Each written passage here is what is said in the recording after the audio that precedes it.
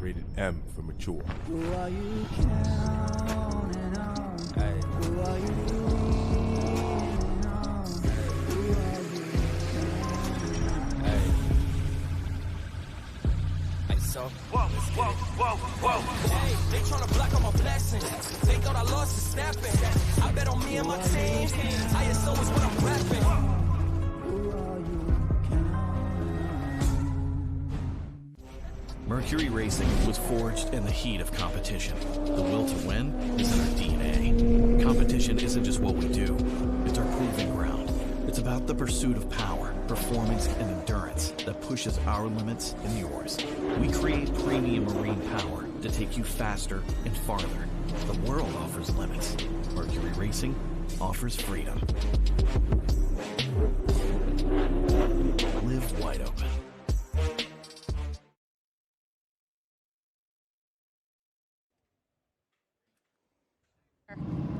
Where after? Good morning. Welcome to the beautiful state of Wisconsin. We are here for Powerboat P1 Offshore Racing for the Sheboygan Midwest Challenge. As you can see behind me, we've got some boats in the water. Our Class 1 boats are taking off for some qualifying in the water. Let's see if I can grab a word. I have Lindsay Miller here. Hi, Lindsay. Tyler Miller, obviously a team owner of MCon, and he's also in the boat right now. They've gone out for practice already. They're heading out for some qualifying. What's the conditions like, and how are they feeling in the boat? They're both really positive. Yesterday testing was great, a little calmer than it is today. It's a lot more windy, but we're really excited. The boat's performing very well, and she's a happy girl, so we'll see how she does.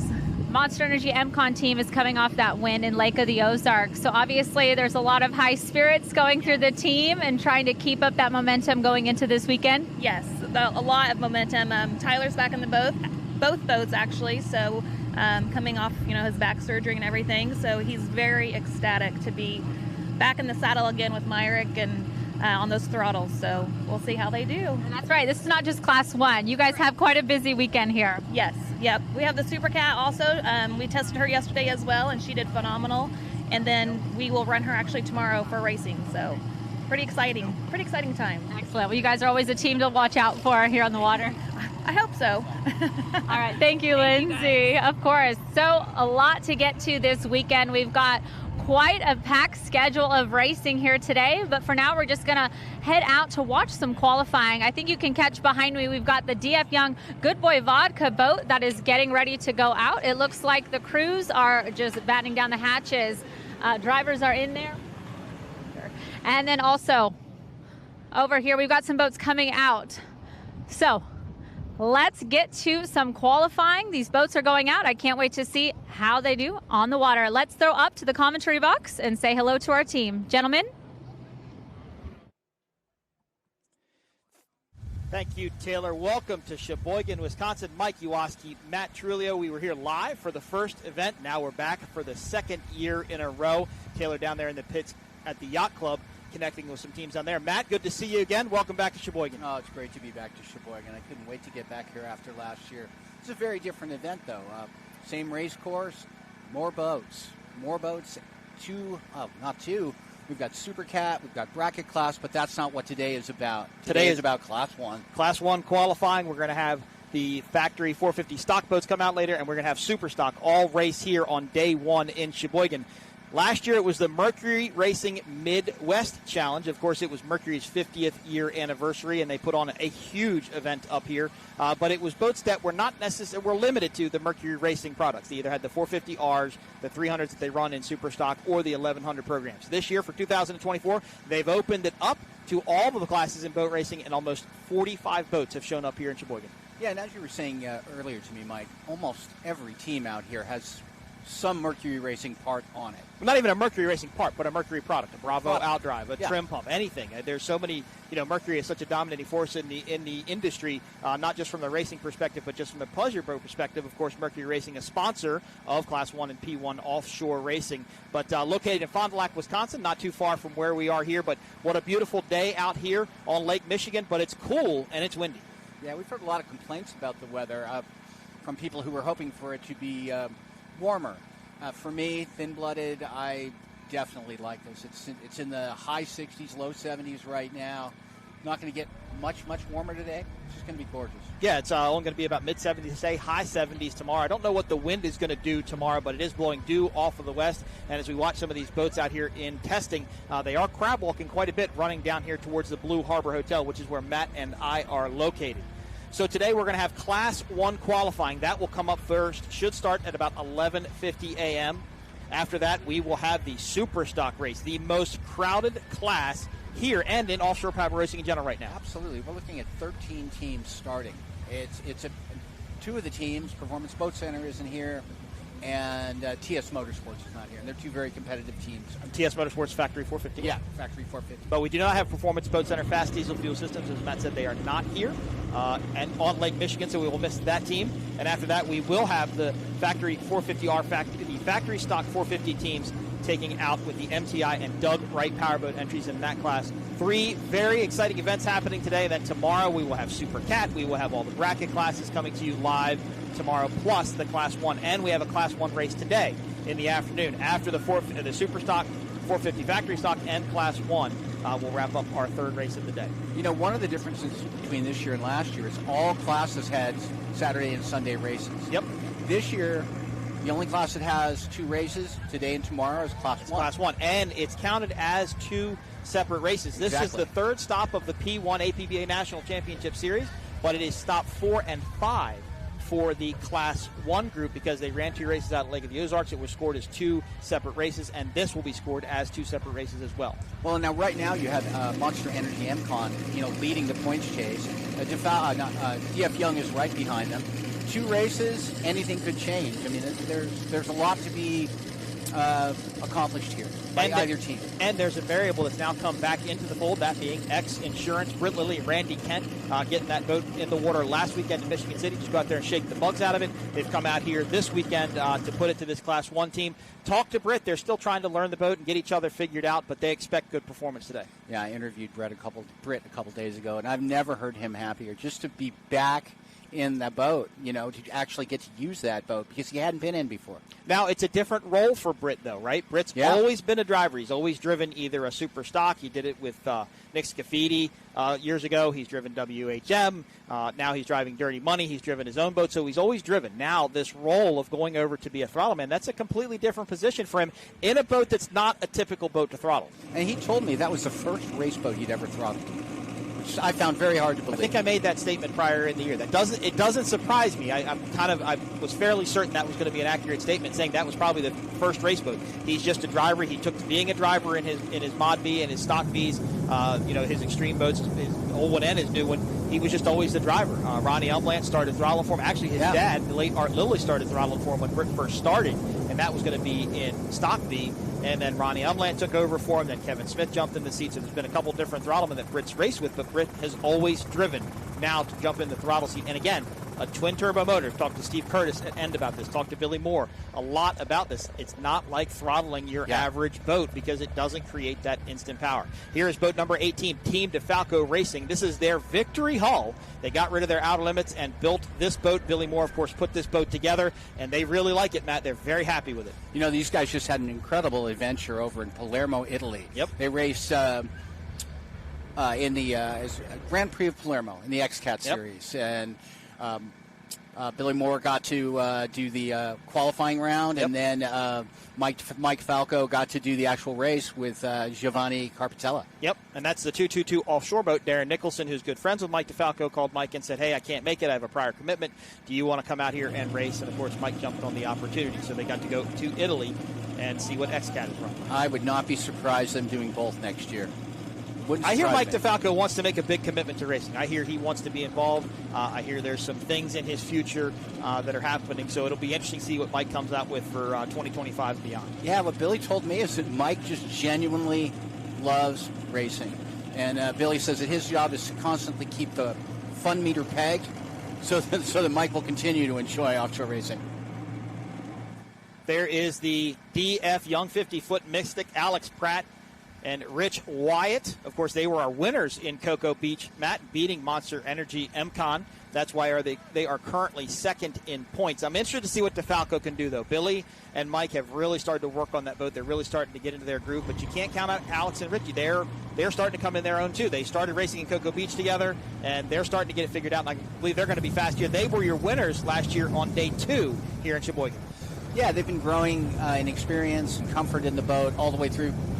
Billy's been improving the setup. I mean, it's been getting better and better as they're going along. Now, that boat actually went through a pretty dramatic accident some years ago in Key West. I believe that was 2018 when it ran over the back of CMS and flipped over. And that boat actually got put back together but sat for a while, and then Billy convinced Mike to buy it, and here it is.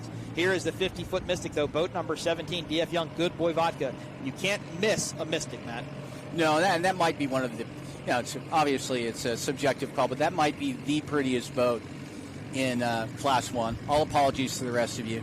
And maybe the prettiest boat in all of offshore racing. It's just the lines of the Mystic hull, just how it flows and how it just rounds off the back. Just a beautiful package. Of course, that's the bigger of the boats here in Class 1, so they obviously want it to be a little bit rougher. Now, we did talk about the weather conditions here. It is windy, and it is some sort of windy away from our broadcast booth. There is a power plant down to our south. They're going to run a counterclockwise course here. And when they run, Matt, up towards the Blue Harbor Resort, it is very windy. We could actually see rooster tails kind of being blown way to the inside of the course from the breeze here in Sheboygan. Yeah, we saw some of that earlier during practice, didn't we, Mike? Yes, we did. Got a couple of boats out right now as we wrap up practicing. So Class 1 is going to have some practice lap times from 11:30 till 11:50. At 11:50, qualifying will start. Monster Energy MCon will start qualifying. They'll be boat number 1. Number 2 will be Defalco Racing. Number 3 will be DF Young, Goodboy Vodka. And the 4th boat in qualifying will be XINSURANCE. How qualifying is going to work, they get 2 laps. The fastest lap wins you the pole. They're going to start on the south end of the course. In the middle of the course, the pace boat will release them. They'll go around turns 6, 7, and 8. They will come up, go across the start-finish line. The clock starts at the start-finish line, and they will run their 2 laps to determine the pole position for tomorrow. This is the only group that does qualifying. All of our other classes drew numbers this morning. Super Cat did, Super Stock did, Factory 450 Stock did. So that's how they determine their starting positions, their pole positions. But Class 1 is the only one that does qualifying. And I believe we will have two boats on course at a time, right? They're staggered? Yes, they're going to stagger them up. They're going to let one of them go when that boat completes its first lap. So in this case, Monster Energy MCon. This is not qualifying you're watching right now. This is still just practice. Monster Energy MCon will go. They will go around. When they come around to complete their first lap, then they will release the second boat, which will be Team Defalco. Then they will get up on a plane and run behind, not right behind, but they will be behind Team Monster Energy MCon to determine the pole. And then these boats will come back and race the final race of the day. That will be the first race of Class 1, 35 minutes plus 1 lap. And after the drivers' meeting, Matt, I went over and talked to the Monster Energy MCon team, talked to Jake, their crew chief, and I said, Jake, tell me how hard it is to plan for fuel when you're racing laps versus time. Laps, my boat is 11, they're going to run 11 laps and I get 1 mile to the gallon. They know they'll use 11 gallons of fuel. It's just a calculation. But I'll explain that in just a few minutes. I understand Taylor is down in the pits. Where am I going after? I'm down here. We have another Class 1 boat getting ready to take off. Britt Lilly, no stranger to this class, but little hold up. Mercury Racing doing some. Yep, they're doing last final inspections on the boat, getting ready to go out there. We're going to qualify. We got 20 minutes of practice before qualifying and just checking over everything, make sure everything's good to go. Everything is good, right? Yep, you hear them start it up. We're getting ready to go now. Excellent. We'll have a good qualifying session. Thank you. Appreciate it. All right, let's watch these guys get ready to go. Boats are starting up, and we'll head back up to the booth for qualifying, guys.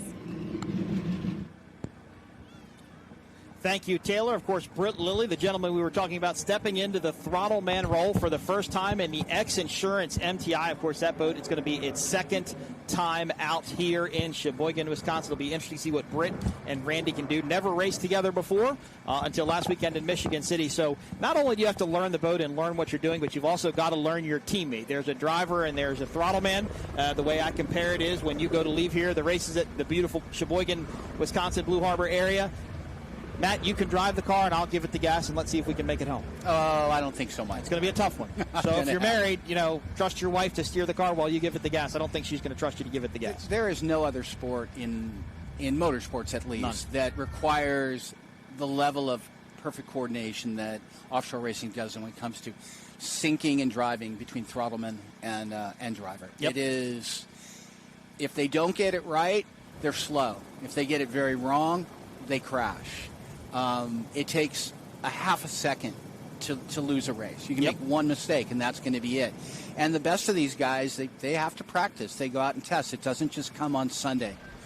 They work at it hard. I can tell you, teams like MCon, Monster Energy, MCon, they go out as often as they can. They have a routine. They have a practice, and they get at it, and it's really showed, in their results so far. And I was talking to Mike Powell this morning, one of the crew members of that Monster Energy MCon team, and I always thought their shop was located in Wathena, Kansas, where the MCon construction facility is. Mike said, no, we're at Lotto, and they, in fact, just built a brand-new facility that's next to FJ Propellers out there. There's FJ Propellers, there's MCon, and I guess Randy Sissom from MTI bought some property as well. So they are right there at Lake of the Ozarks, and if you watch, there's a doc series, Lake of the Ozark doc series, put on a guy named Will Holtz, and he's actually been to their dock, and there is a lift slip there for that boat, the Class 1 boat, a lift slip for the Super Cat boat, right there at his dock. So they can pretty much test really anytime they want. Plus, they've got Performance Boat Center, Myra Coyle, the service manager over there at Performance Boat Center. They have the access to the ramps there to be able to put the boats in and out of the water. So they have the leverage to be able to test when they need to. Yeah, most of their crew lives in the area. Exactly. Yep. The people who have to commute the furthest would be Tyler and Lindsay Miller.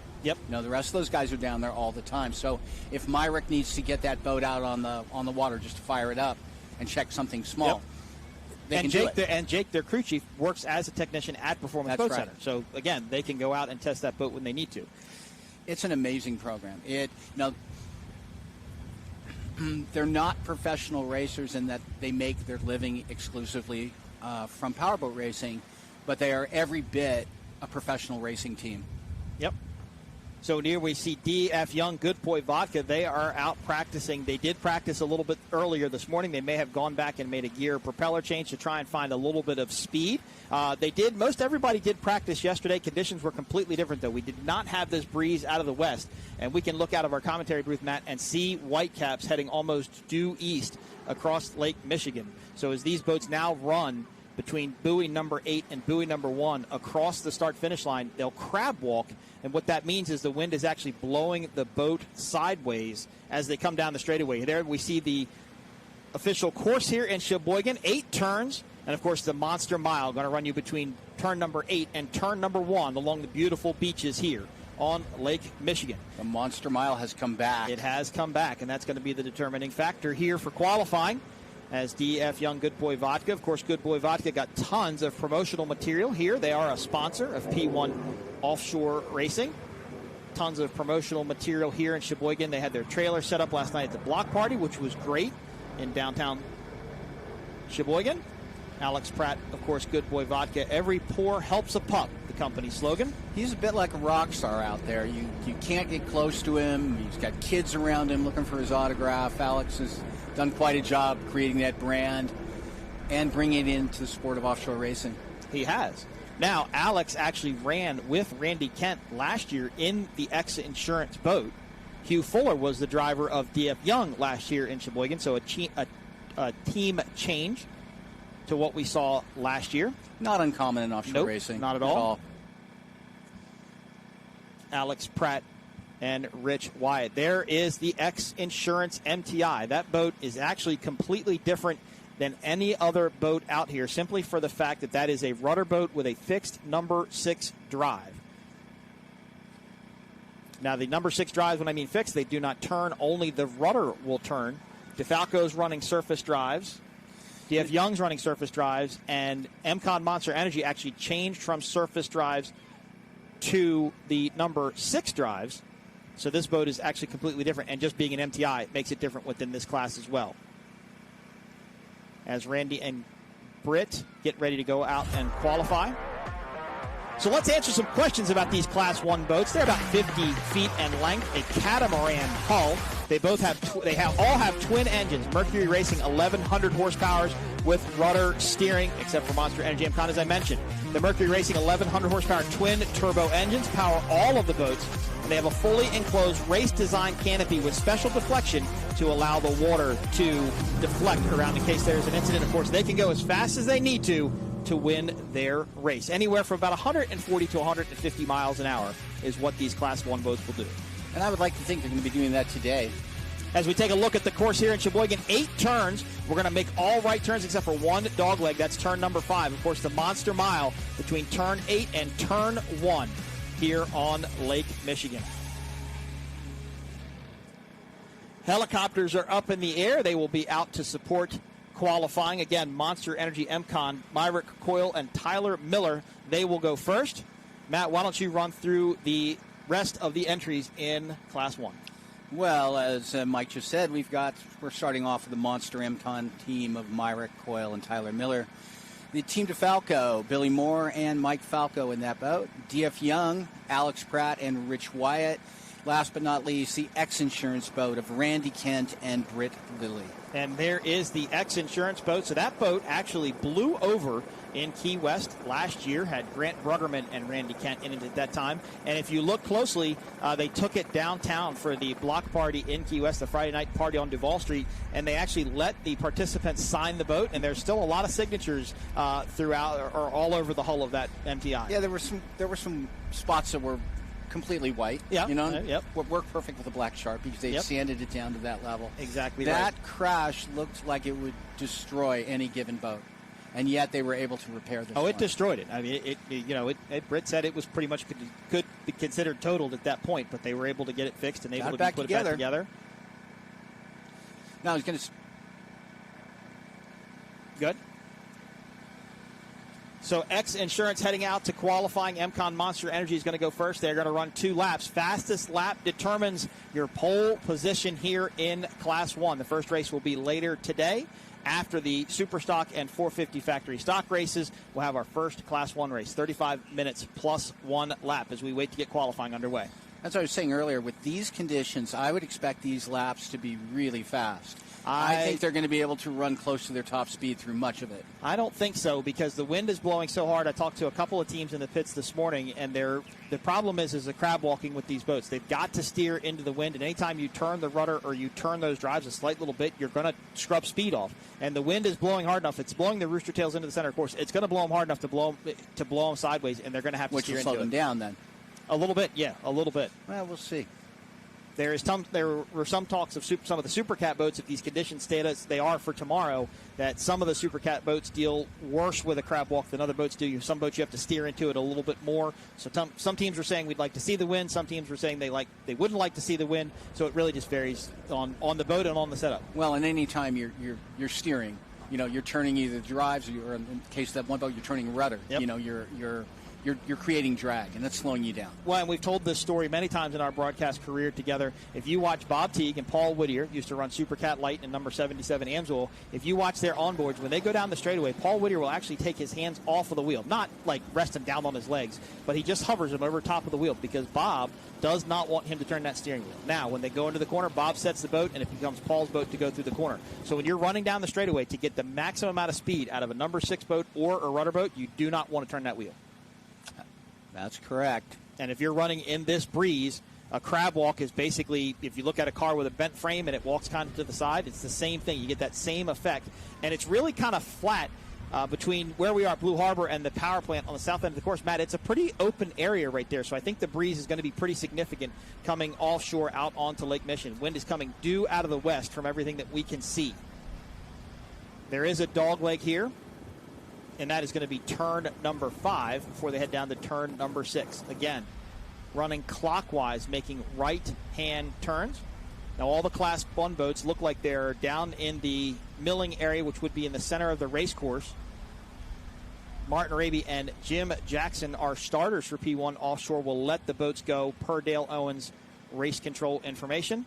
Should be Monster Energy MCon going first. They will go around turns 6, 7, and 8, and then they will charge up that straightaway. They want to be wide open by the time they get to that start buoy because that's when the clock starts. No third lap here, no optional lap. 2 laps is all you get to run as fast as you possibly can. There is the Class 1 fleet. That's Defalco on the right. There is DF Young just to the inside of them. Of course, Monster Energy MCon not hard to miss, being the only black boat out there. And, of course, X Insurance with that beautiful green, red, black livery. Of course, thanks to X Insurance, they are also a sponsor of P1 Offshore. Rick Lindsay provides the helicopter footage, the X Insurance helicopter cam, going to be chasing these boats around the course today and tomorrow. Thank you to Rick Lindsay for all he does with the sport and the support he brings as he hovers over top of his beautiful MTI. This boat came from Team Abu Dhabi overseas, once raced by Johnny Tomlinson and Gary Ballou, I believe. And I believe it won a Class 1 World Championship. I think it did. I think with Gary and Johnny in it. It did, actually. Yep. I know it did. And again, this is a completely different boat because it is a rudder boat with number 6s. The number 6s are fixed. They cannot turn, so they have a rudder to steer it. The only boat that is running the number 6s, and Matt, that changed from last time we were in Sheboygan, is Monster Energy MCon, boat number 1 to qualify. It went from a rudder BPM boat, it went back to skater in Michigan and got changed to a full number 6 boat. So within the UIM class rules, the drives can turn or the rudder can turn. Yep. Both cannot be used both. to turn the boat. Yep. And there's different rules now between props and gear ratios. And I don't remember exactly what they were, but the number 6 boats can have more props, but they have less option for Fewer gears options because for gear the gears are in the drives. Correct. The surface drive boats can have more options for gears, but less options for props because the drop box located on the inside or the outside of the boat allows for a quicker gear change. Here is Monster Energy MCon. Looks like they're getting started. Yep, they're getting up to speed now. These are twin-turbo Mercury Racing 1,100 horsepower engines. These are not supercharged engines. They're turbo motors. They do not make power at the bottom similar to a turbocharged or a supercharged motor does. So they wind these boats up. They get these boats up in the upper RPMs, and that's where they want to keep them. Beautiful skater hull, boat number 06, Myrick Coyle and Tyler Miller will start their qualifying lap when they go by the start-finish buoy.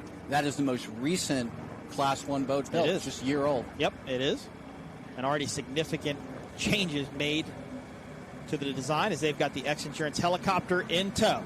Significant progress, too. Yep. For performance. They dive into turn number 1. This is a 4-pin turn here at the north end of this course. 1, 2, 3, and 4.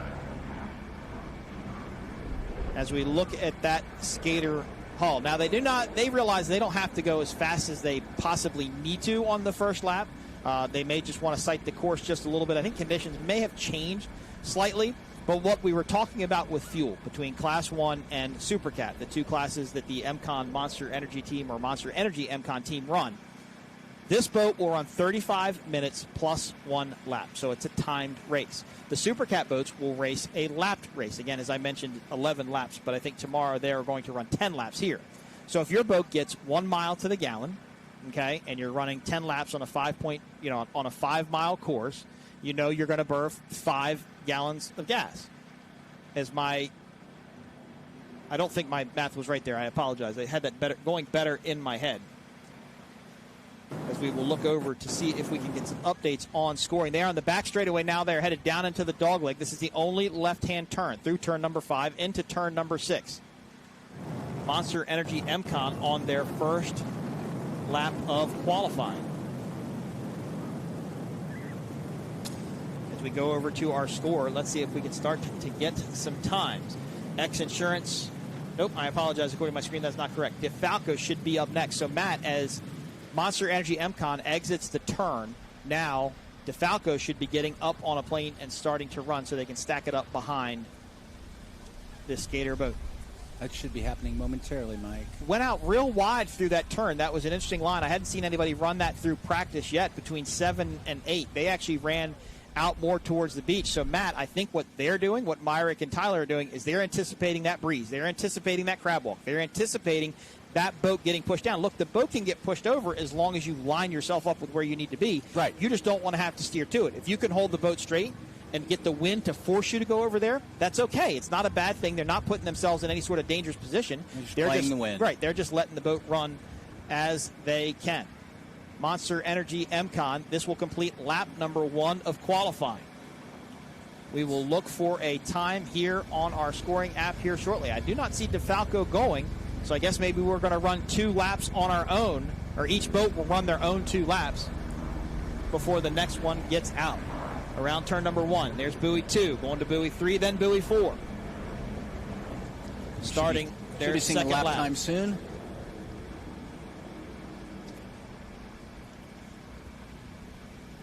Black Skater Hull, of course, Monster Energy, now the official energy drink of P1 Offshore Racing.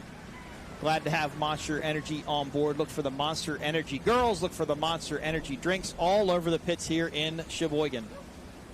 And take in one of those beautiful beverages here today. Matt, that boat looks good on the back straightaway. Yeah, he definitely used that first lap to feel it out. He did. His line is completely different this time.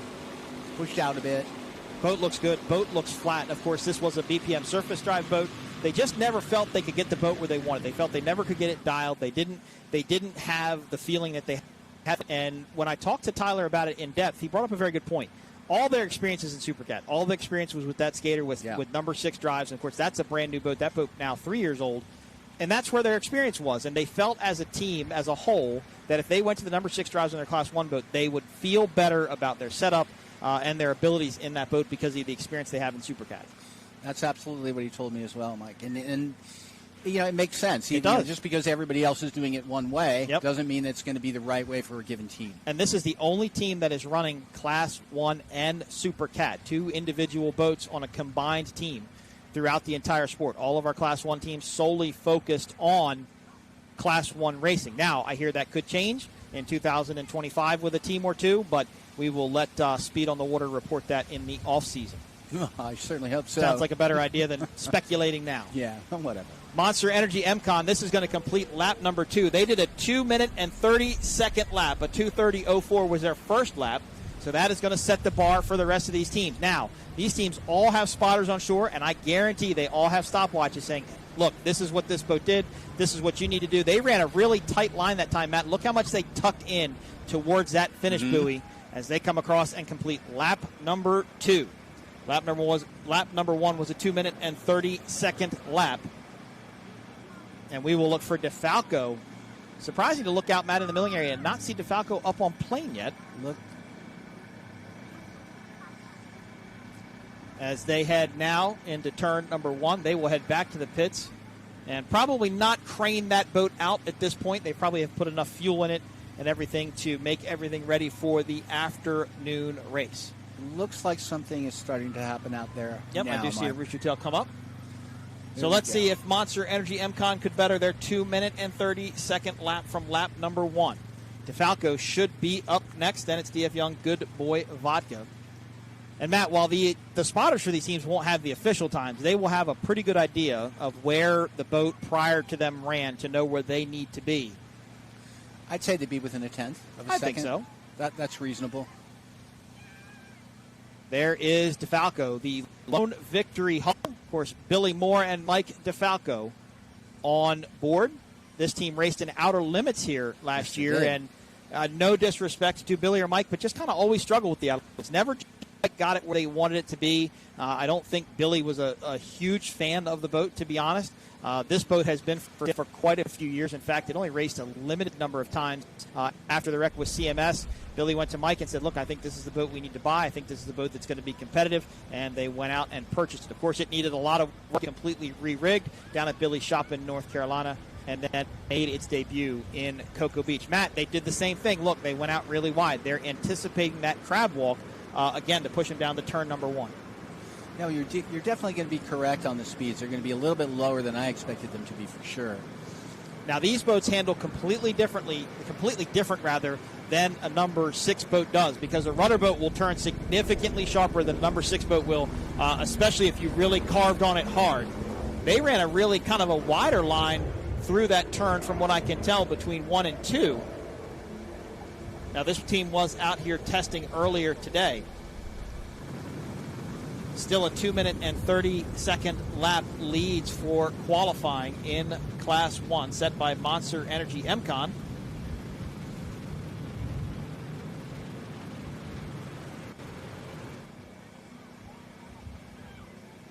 As Defalco, of course, Defalco, a New York-based construction company, works a lot in New York City. If you get to look at the livery on the side of this victory hall, very cool with the New York City background, the Statue of Liberty, the construction cranes.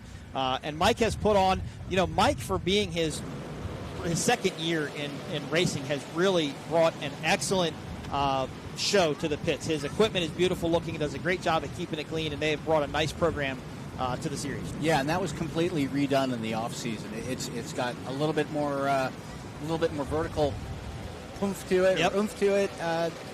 Mike is a very quiet guy. He is, but he is as excited about this as anybody in the sport, and it shows in the effort he's putting into it, the resources he's putting behind it. Monster Energy MCon on their second lap ran a 2:27.89, so a 2-minute and 27-second lap. They shaved off 3/100ths of a second from their first lap. I'm sorry, 3 seconds, not 100ths of a second. 3 seconds off of their first lap. That is quite a bit. And that makes me think they were doing a sight lap on that first time by to see what the course looked like. Here come Mike and Billy. This is going to complete their first lap. Again, they've run out wide to let that boat kind of crab in and factor in that breeze. And you can get just a shot there of that rudder right down the middle. You can see that little, looks to be a wedge there at the bottom of the boat. That's actually the stainless steel rudder. These drives are fixed. They can only go up and down. They cannot steer side to side. They can only trim up and down the BPM surface drives. Of course, Billy Moore, the son of Bobby Moore. Bobby Moore created the Throttleman position in offshore boat racing. And look at that wind, Matt. Look at what that wind did to that boat. You can really right see there. it crabbing in that image right there. Yeah, that was a big puff of wind. Unfortunately, that was probably a little bit of scrub of speed there because it looked like Mike had to steer back into it just a tiny bit. Holy cow. Matt, Defalco on their first lap looks like they ran a 2:25. A 2:25. 2-minute and 25-second lap on their first lap. Fastest lap put in by Monster Energy was a 2:27. So if things finished as they were right now, Defalco would have the pole, which is absolutely incredible. But it's they're figuring it out. Let's see what they do on the second lap. Sure. And if they did a 2:25 with that little jog, I think that little jog happened after the start-finish buoy. So if it did, that would affect their second lap, not necessarily their first lap, as they are between 4, 5, and 6 down on the dog leg, the one left-hand turn here. It's going to be interesting to see. It's going to be interesting to see DF Young Goodboy Vodka run today, though. That is a very big boat and a very long boat, and when you get a broad wind like we have here, that's pushing these boats around, that's a pretty big boat that you're going to have to kind of factor that into. This is the biggest boat in the fleet, correct? 50 feet, yep. So DF Young goes into turn buoy number 6, the south end of this course. If you were going to fly as a bird, you'd be flying towards Milwaukee, which is where we flew into, conveniently. They come through the turn 6, 7, and 8. This will complete lap number 2 of their qualifying. They will enter the Monster Mile, a 2:25 for their first lap versus Monster Energy MCon's 2:27. Right now, Defalco has the pole. And it's the faster of the 2 laps, so unless they run something faster than a 2:25 here, they're going to have the pole until DF Young and XINSURANCE run next. DF Young, Goodboy Vodka, Alex Pratt, Rich Wyatt will be up next in the 50-foot Mystic. Now, I will say this about the MTI. That's a pretty tall boat. That's not necessarily a long boat, but it is a tall boat. That boat has a lot of freeboard to it. Again, something you're really going to have to factor into these conditions here with the wind. So it becomes more of a sail. A little bit, yep, like exactly. More of a surface, yep. And the thing that I said about that beach pretty much being flat, if you're running between buildings, if you're running between taller structures, you actually get puffs of wind, stronger puffs of wind between the structures. So it'll be flat and then it'll get puffy, and you got to kind of steer into that and know what you're doing. Boat number 18, Defalco, finishes qualifying lap number 2 in the books. And let's see what they did. Holy cow. They did a 2:24. Wow, they shaved a second off their last time. 2-minute-24-second lap in lap number 2. And they did that little jog, which was a big push. It wasn't good. I thought that definitely would have slowed it down just a little bit. Well, now these guys have to. They've got a pretty heavy mark to hit. That's 3 seconds faster than Monster Energy MCon. That is an impressive number. As you see, boat number 06, Monster Energy MCon, pull back into the pits. Maybe I don't think they'll fuel it or anything. I think they'll pretty much leave it in the water unless they want to make an adjustment. They ran a 2:27, so they are in spot number 2 as Defalco is in the pole position right now with a 2-minute and 25-second lap. DF Young, Goodboy Vodka, goes to get up on plane, and they will come around the bottom south end of this course, run towards the start line, and begin qualifying. Qualifying is going to happen first today. Then we are going to race super stock. Then we're going to race factory 450 stock. And then come back with the first Class 1 race of the day. And Matt, in 450 factory stock, there's a team making a return here. Team making a return? Well, Pepper's Racing.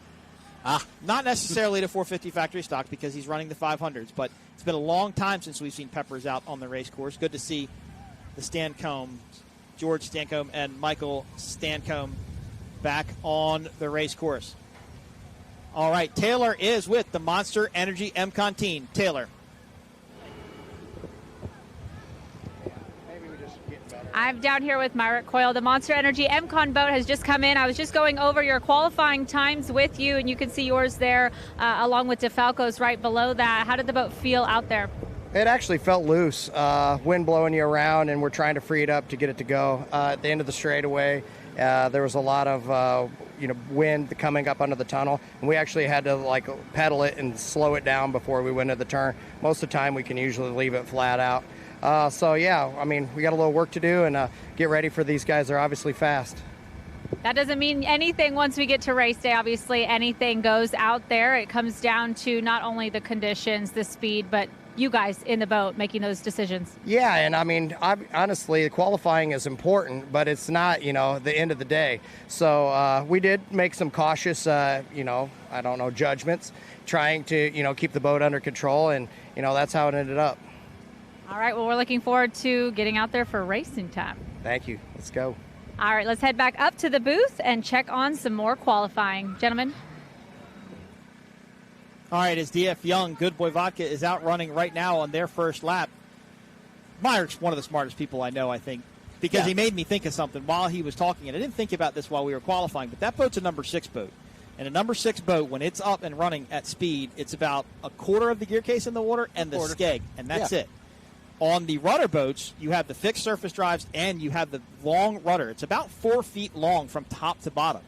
That is going to make, to me, and I'll talk to the teams about this later, but I think that's going to make a huge difference in the handling with this breeze because the rudder boats have a lot more surface in the water, a lot more surface to keep them from sliding over. And what Myrick was talking about, they had to run it conservative, so they had to keep it trimmed in. They couldn't get their drives to come up as high because they were getting wetted surface out of the water, and that was going to cause the boat to blow around more. He still said it felt loose. Yeah, he said it felt loose, and they had to go conservative. But I think that boat was just moving around quite a bit on them. A big difference, I think, between a rudder boat and a number 6 boat. It'll be interesting to talk to these teams after qualifying and after their first race to see what happens. Here comes DF Young, Goodboy Vodka. This will complete lap number 1 of qualifying. Looking to beat a 2-2-4 set by Defalco. They are currently on the pole. Matt, an interesting run here. Hard to see on the screen, but they didn't go out nearly as wide, even as Defalco did on their first lap. No, they didn't. But look how that boat's angled now. See, that boat's really getting pushed by the wind. They're having to steer back into it quite a bit. And that's what I was talking about. Look to that rooster tail blowing to the left-hand side of your screen. That's an example of how windy it is out there. Now, this view can be deceiving, but, Matt, it does look like Alex is having to steer into it just a little bit, and that will scrub speed off. Absolutely will. It's a bit like, flying an aircraft when you are getting pushed and you're crabbing. All right, DF Young Goodboy Vodka ran a 2:28 on their first lap, 2-minute and 28-second lap. That's not bad. It's about 1 second off of MCon's fastest lap. And I think if Richie and Alex get it figured out, they may be able to pick it up on their second lap. Watching that first lap, it appeared to me that they were feeling out the course, that they weren't going that hard, being, 100%. Or even 95%. I thought they were feeling it. I'd look for a better lap time on this go-round. And it's hard to judge the wind. It's hard to judge what that boat's going to do in coming on this Monster Mile straightaway here in Sheboygan because you just don't know how it's going to handle. You just don't know how it's going to react. So hopefully Alex and Richie can get it figured out. There, At this point, there is your number 1 qualifier, Defalco Construction. Look at the livery on the side of that boat. Just a beautiful, beautiful job by Mike and team. They really jazzed it up quite a bit. And you know that Billy Moore is in there just delighted at this point, starting out with, the strongest pole effort so far. Great showing for that team is DF Young Goodboy Vodka. They were your first-time winners here on the second day of racing, Sunday's race here in Sheboygan, Wisconsin. Beautiful 50-foot Mystic. Now, I will say, Matt, while I commented about how I thought that boat was longer, it is a very low-profile boat. It's a very low cut-down deck, and that's going to kind of affect how it blows around with the wind. I do feel X-Insurance probably has some of the tallest freeboard here. Of course, X-Insurance will qualify next with Randy Kent and Britt Lilly. Let's see what they do. This is a great shot. And see, they turned right back to that inside. They didn't want to run it out nearly as much. And when I say that, I can look at our shot, and then we can look up from our commentary booth, and I can look at right where the boat is coming out towards us. Yeah. And they're not swinging out nearly as wide. We had a tunnel shot as they were coming up before. And there it is. See, Matt, it still looks like to me they're steering into it just a little bit, steering into that wind just a little bit. That rooster tail not blown around nearly as much. But what we see could be deceiving. Very much so. But it's still, see, that boat is still, it's walking. It's moving side to side. It's getting blown around by that wind quite a bit as they come across and finish their second lap of qualifying. They ran a 2:28.95, so a 2:28.76 and a 2:28.95. They're currently going to sit in third for qualifying. Defalco is going to be your number 1 qualifier, and Taylor is with them right now. Down here with our second Class 1 team to come in from qualifying, Billy Moore. We're just going over the times, and you can see a 2:25 and a 2:24. That means as of now, you guys are the fastest out there on the water. Did it feel like that in the boat? Actually, I knew we were going pretty fast, but we hooked it in the first lap down here at this top turn and hooked it pretty hard, and I was like, oh, this is not good. So I was like, all right, we got to change our strategy going into the turn. I think the wind just caught it. The offshore breeze is just blowing the boat around, so I know everybody's struggling with it. We'll see what happens in the race, but later this afternoon if the wind picks up or dies down. But glad to be the fastest so far, but there's still another boat to go, so you never know. Absolutely. And then changes. I mean, it seems like it's a long time out there, but 2 laps. Is that enough for you guys to feel absolutely ready for a race? Yeah, we did a little bit of testing this morning. I think we went 3 laps and 2 laps in the pole, so I think we have a pretty good setup for if it stays the same. When we ran the boat yesterday, it was very similar in the afternoon as what we saw just now. And we felt pretty good and comfortable yesterday, minus the hook in the first turn, but that's part of it. I mean, you're pushing flat out, so every once in a while, if you don't have a moment, you're not going hard enough. Excellent. Well, thank you, Billy. We've got one more boat ready to see what times they lay down for qualifying. Guys, let's head back up to you in the booth. Thank you. Well, Matt, great minds think alike. Yes, Told you they did. hooked it through that turn, but Billy said it actually happened on the first lap, not the second lap, so it may have been a little bit further away from us than what he anticipated. That means Billy's got some speed in that boat. He knows what that boat is capable of doing if he was able to make that correction after that slight little hiccup. Here is XINSURANCE, the 48-foot MTI. Britt Lilly, Randy Kent. I think this has to be the most intriguing of all the boats doing qualifying right now. It is It's been completely rebuilt. It's got a new crew in the cockpit. Yep. A relatively new throttleman, extremely experienced offshore racer. Well, it's funny. I was talking to Britt last night when I got into town, and I said, so tell me, what was Michigan City like? What were you thinking? And he goes, he said, I told myself I was going to take it easy. I told myself I wasn't going to push it. I told myself I was going to take it easy. He said, Mike, by the time I was done that straight away on the start, I was trying to break the throttles off because I was just trying to push it to get more speed out of it. So obviously didn't listen to his own advice there. They begin their qualifying lap. Defalco is going to sit on the pole with a 2:24. Monster Energy MCon is going to be in second with a 2:27. A 2:27. And Defalco is going to be, DF Young is going to be in third with a 2:28. So let's see what XINSURANCE can do. The MTI hull. Beautiful livery on the side of that boat.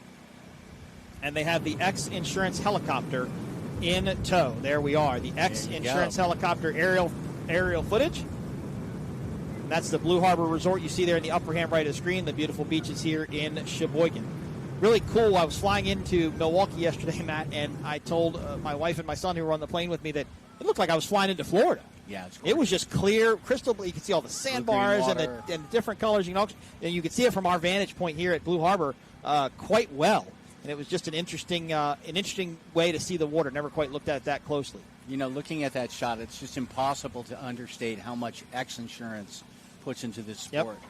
There's the helicopter. There's the boat. That's just one team they sponsor, by the way. That is, yeah. That's a team they own and sponsor. You're going to see a lot more. Bunch more. Yeah, you're going to see a lot more X-Insurance boats come out tomorrow. Not later today, but tomorrow between Mod V and Class 7 and Class 5. Yeah. All have X-Insurance sponsored boats. 6, 7, and 8. They're coming through those turns right now. Randy Kent on the wheel. Britt Lilly on the throttles. Went in real tight there to that buoy. Interesting to see that. But now from the vantage point of when I look up, now they start to go out just a little bit. Matt, it looked like Britt lifted there just a little bit and then got back into the throttles. Maybe didn't like that turn as much as they thought. Could have hit a puff of wind, pushed it in just a little bit harder as they enter that monster mile. X-Insurance, get on board. XInsurance.com for more information. I love that boat, though. It's such a great boat, beautiful lines. And I love that shot. The camera angle is fantastic. It shows how that boat's running good. That boat's running flat. But they are. It looks like to me they are struggling with the wind quite a bit, a little bit more than DF Young was. So I'm interested to see if we're going to similar time to what we saw with DF Young, Goodboy Vodka in qualifying for this X-Insurance boat. You know, and you've got to learn these boats just a little bit too. You know, if you've never run these boats in these conditions or anything, you're going to get used to have to steering it into that breeze. Randy Kent has tons of experience driving a boat, been around for a very long time. So X-Insurance runs a 2-minute and 32-second lap, a 2:32 for their first lap. Let's see if they can improve on it. I think that might, Matt, I think that was definitely a sight lap. Let's get this thing figured out. Yeah. Let's see what it can do as the DF Young Goodboy Vodka team pulls back into the pit. That is their driver, Alex Pratt, as he is up on the deck getting ready to land that boat on the piers. There is the S7 Superstock entry, getting ready to go out. They will be the next race coming up. It's currently about 12:20. That race should go off somewhere around 12:45 after qualifying. That will be Superstock. Running 9 laps here in Sheboygan. Beautiful shot of the MTI X-Insurance Hall, boat number 11. A little bit of a chine walk too, Matt. That tells me that it's a little bit choppier out there than maybe what they thought it was going to be. But the boat looks great. They enter that dogleg, turn number 5, and then they will jog back out to the left towards turn number 6 and complete lap number 2. 2-minute and 32-second lap for X-Insurance on their first time by. Matt, you've been in many of boats and poker runs like I have been. There's nothing quite as exhilarating when that helicopter gets down in tow off your rear corner there. Yeah, it makes you feel very James Bond. You know, it does. It makes you jump drive up and faster. grab a skid and lift up and go. Makes you want to try and blow your boat up even more because you just want to go as fast as you can. X-Insurance comes around turn number 8. And let's see what Randy and Kent do. They went to that turn a lot hotter that time, Matt. They really drove into that corner Cut that fast. one hard. They did for sure.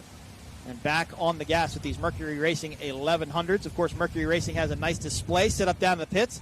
They've got their Mercury product trailer and the Mercury Racing product trucks out front. Go down to the pits and check those out. Lots of other vendors going on down there. We've got the VIP hospitality tents. Probably not too late to buy your tickets for VIP hospitality experiences here in Sheboygan, Wisconsin. Yeah, and I'm not trying to sell you anything, but it's a nice setup. It's worth doing. All right, this is going to wrap up lap number 2 for this X-Insurance MTI. Let's see what Randy and Britt can do. They ran a 2:32 last time by. Let's see if they can improve on it. They went way to the inside again. Oh, that might have been a mistake there, Matt. I think they missed a buoy. Yep, look at that. I think they didn't line up quite with this buoy. And it looks like they ran a 2:37, so they actually lost about 5 seconds on their last lap. So they will be qualifying all the way on the outside. And when I talked to Britt this morning, he said, you know, they've never done qualifying. This is their first ever time doing it. So Britt said, look, if we're in number 4 on the way to the outside, that's probably where we're going to end up. So he kind of knew that's where they were going to be. But, hey, you can't lose it from the outside. Always got the chance to possibly win it. And Taylor is with the DF Young Goodboy Vodka team. Taylor, you're with Rich Wyatt. Rich Wyatt coming back in from Class 1 qualifying. How do you guys feel that you did out there on the water? We think we did okay. I mean, it's obviously a little flatter than we'd like. A little short on the gear for that one, so we're going to change that for the race. So just waiting to hear what our times are. I do have your times. You guys ran a 2:28 for both laps. That puts you in third right now for qualifying, with Defalco taking that top spot. Yeah, I mean, that would have been our guess. So we think we can improve a little bit on that, but that was probably where we figured we'd end up. Improvements happening where heading into the race? Just a little gear change and a couple minor adjustments, and we should be all set. I like the confidence. All right, let's head back up to the booth. We have our final times for XINSURANCE. See you guys out there on the race time. Sounds good. Thank you. So, Matt, I don't think DF Young Goodboy Vodka has a lot of room to make up. They ran a 2:28 to MCON's Monster Energy MCON's 2:27. So they've only got about a second they have to find to run with what I believe one of the faster boats in the class. But right now, everybody is going to want to run down Defalco. They ran a 2 minute and 24-second lap. They were a full 3 seconds faster than the second place boat. Well, and they've got till the end of the day to think about it. They've got till the end of the day to make changes if they decide to make any changes at all. If the weather changes, too, that might affect them. If the wind lays down or if it picks up. Beautiful. They've got time. Beautiful shot here of the beach in Sheboygan, Wisconsin. A lot of kids in the water that I would feel not to be so warm. More kids than adults, so that probably make me think it's pretty chilly here on Lake Michigan. As we wrap up Class 1 qualifying, Superstock will be our next race of the day. 13 boats, 13 outboard-powered catamarans. And the wind, I think, is definitely going to get to these boys a little bit. They'll be moving. And after that, we will have the factory 450 stock entries coming out. Look very similar to what you see in Super Stock, but they are all a bit bigger boats running the Mercury Racing 450 horsepower outboard engines, and that will wrap up racing for the. Oh no, I'm sorry. Then we will have our Class 1 race, our first of 2 Class 1 races, coming to you later this afternoon. That will be 35 minutes plus 1 lap. Oh, that's going to be another great one. And then tomorrow we will have another Class 1 race. We'll have Class 5, Class 7, Super Cat, Mod V, and Class 4 all running tomorrow here in Sheboygan. A lot of racing for the fans here. And all but the Class 1s racing for the first time tomorrow. Yep. On Lake Michigan in Wisconsin. Now, the one thing we don't have this year that we had last year were the F1 boats. Remember, they ran in the harbor over by Sheboygan Yacht Club. And they're going to run reverse qualifying order tomorrow for their start in Class 1 is what we are being told. So we will confirm that from the Class 1 officials.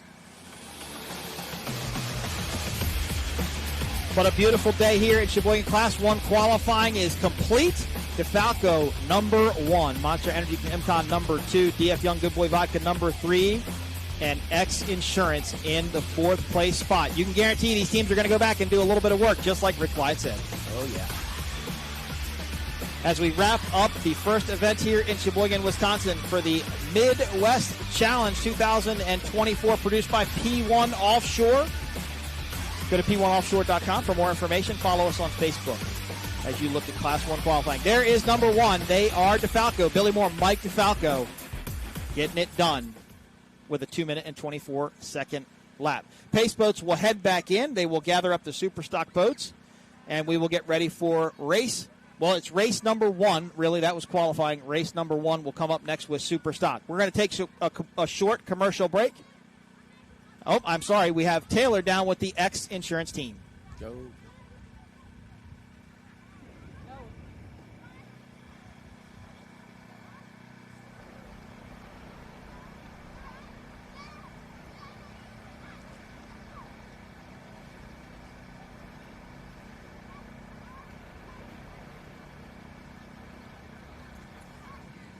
Yep, a little bit of a delay getting down to Taylor in the pits as she tries to track down Britt Lilly and Randy Kent. There is the MTI boat. I apologize, not quite back to the docks yet after their qualifying run. But just a beautiful MTI boat, boat number 11. So we have a skater, we have an MTI, we have a Victory hull, and we have a Mystic hull. 4 different manufacturers in Class 1. Yeah, and I don't know that we've had the fleets have been a little lighter this year. We had one team leave. And two teams actually gone with Husky Ice Brits. They were here last year. They are gone. And then 222 Offshore, no longer racing yep. in the States, but should be back for Key West from what I understand. Yes, that's correct. They're coming back for Key West. So we've had some smaller fleets, Yep. and that's okay. A 4-boat fleet in Class 1 right now at this place in time is good. And it'll be good to see 4 boats out there dicing it up. Well, and this class is evolving, right? This class is continuing to grow. I was talking to Gru, who is with Class 1 this morning. There's actually one boat right now in Orlando ready to go. It's race ready. The Husky Ice Spritz boat is race ready if they can get it together. And the 222 Offshore boat is still here. It's still in Florida. So there are 3 boats right now that could come out and race at any given moment. And Morpheus 8 is just out for this race. Exactly. They're going to be back in Sarasota. And they have a new boat being built. Well, it's not a new boat, but a new boat to the team. They have a new victory that boat Gary coming Stray in. and team is putting down together in Florida as well. So there are boats to run in Class 1. I think it just needs to get not organized, but just you got to get everybody together a little bit and get things figured out. And I think the class will grow for sure. The timing has to work. And it does. There's not a lot of control over it. Definitely. All right, we are going to take a quick commercial break here from Sheboygan, Wisconsin. We will come back with an X Insurance team interview right after this.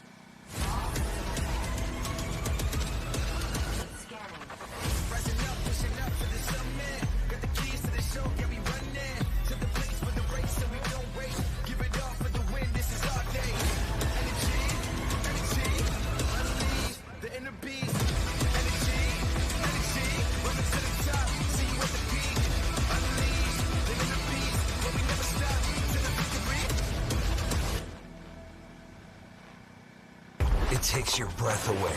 That's how you can tell you found the perfect vacation. It doesn't get any bigger. A place that opens your eyes and your spirits. It's a Kissimmee thing. This is your getaway, your escape. Recharging, rediscovering, reconnecting. Welcome to Kissimmee. However you spin it, never forget what's at the heart. It's big and it's bold, day after day. Welcome to Kissimmee, the big, bold heart of Florida. The big, bold heart of Florida.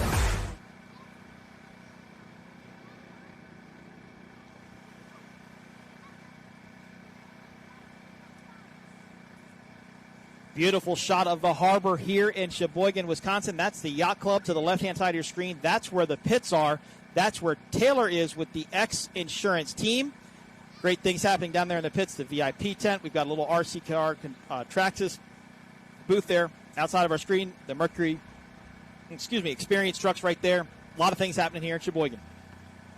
And, of course, that big, long concrete pier there was packed with people last year, but as I mentioned to you earlier, Matt, I think a lot of people have shifted over this way up and down the beach because this is where the racing is. Last year they were racing tunnel boats in that harbor there, so fans would turn that direction to watch that, and then they would turn out to the lake to watch the offshore boats. Yeah, it was nonstop, but I have a feeling Sunday and maybe even later today they'll start to fill up. Yep.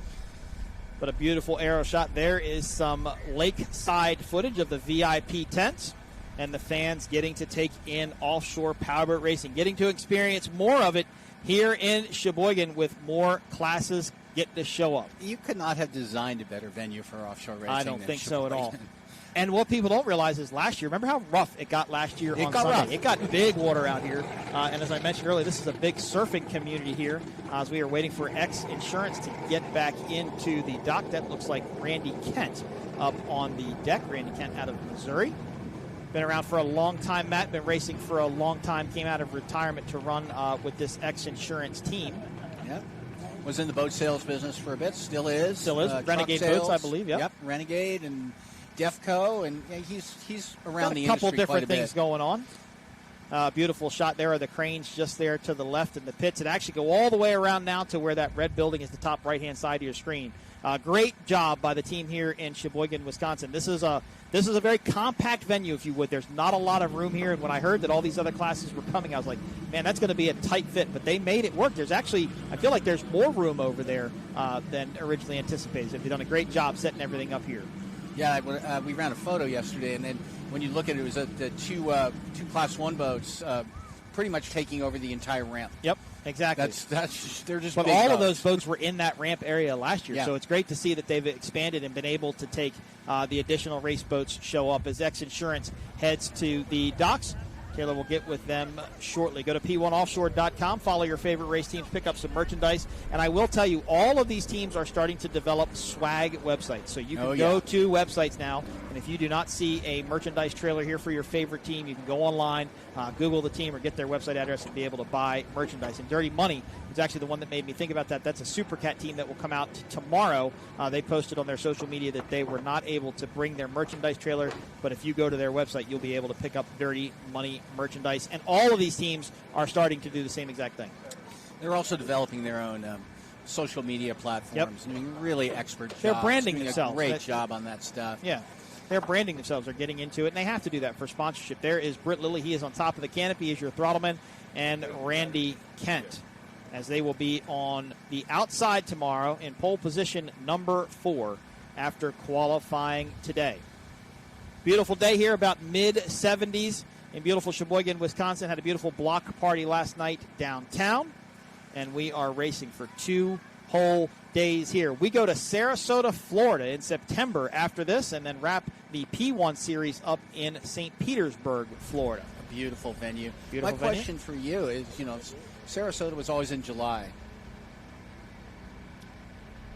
Yep, they did move it to September, and we'll touch that with just a minute. But Taylor is down with the X-Insurance team. Taylor?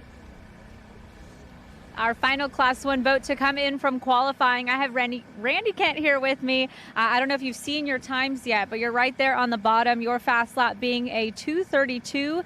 I believe that puts you in the back of the pack, unfortunately. So not the strongest qualifying, but as we know, qualifying doesn't mean everything when it comes time to get to racing. Yeah, we've, last weekend we broke our main drives, and we're running a set of drives. It's the only backup set we have, and they're not geared for what we have here today. And so we know the setup's off. We're doing, it's just not performing the way it should. So Changes going to be made later today to the boat, to strategy. we're going to pull all the numbers out of the boat, kind of look at and see if we need to do a prop change. That's about all we're able to do right now. But we do have a setup, for Sunday. It's going to be a little smoother, and we have a better setup planned for that one. So Absolutely. We can't wait to see you out there on the water when it comes time to race. yeah, everybody's doing their best, and thank you guys for being here. All right, let's head back up to the booth. We've got some racing to get to now that Class 1 qualifying has completed. Gentlemen, back to you. Well, Matt, Randy sounded not defeated, but he definitely sounded like they're going to have some homework to go back and do and get it figured out. He sounded like a guy working with a new boat. Yep, working with a really new boat. working with a new teammate, and it'll come to him. He's an experienced racer. All right, as we wrapped up qualifying, of course, Defalco going to be qualifying in the number 1 position. Monster Energy MCon in number 2. Number 3 is going to belong to DF Young, Goodboy Vodka, and XINSURANCE all the way on the outside. That wraps up qualifying. Up next is going to be Super Stock. We will bring you that action live from Sheboygan, Wisconsin. I am Mike Uwasti, Matt Trulio. We're going to take a quick commercial break. We'll be back right after this.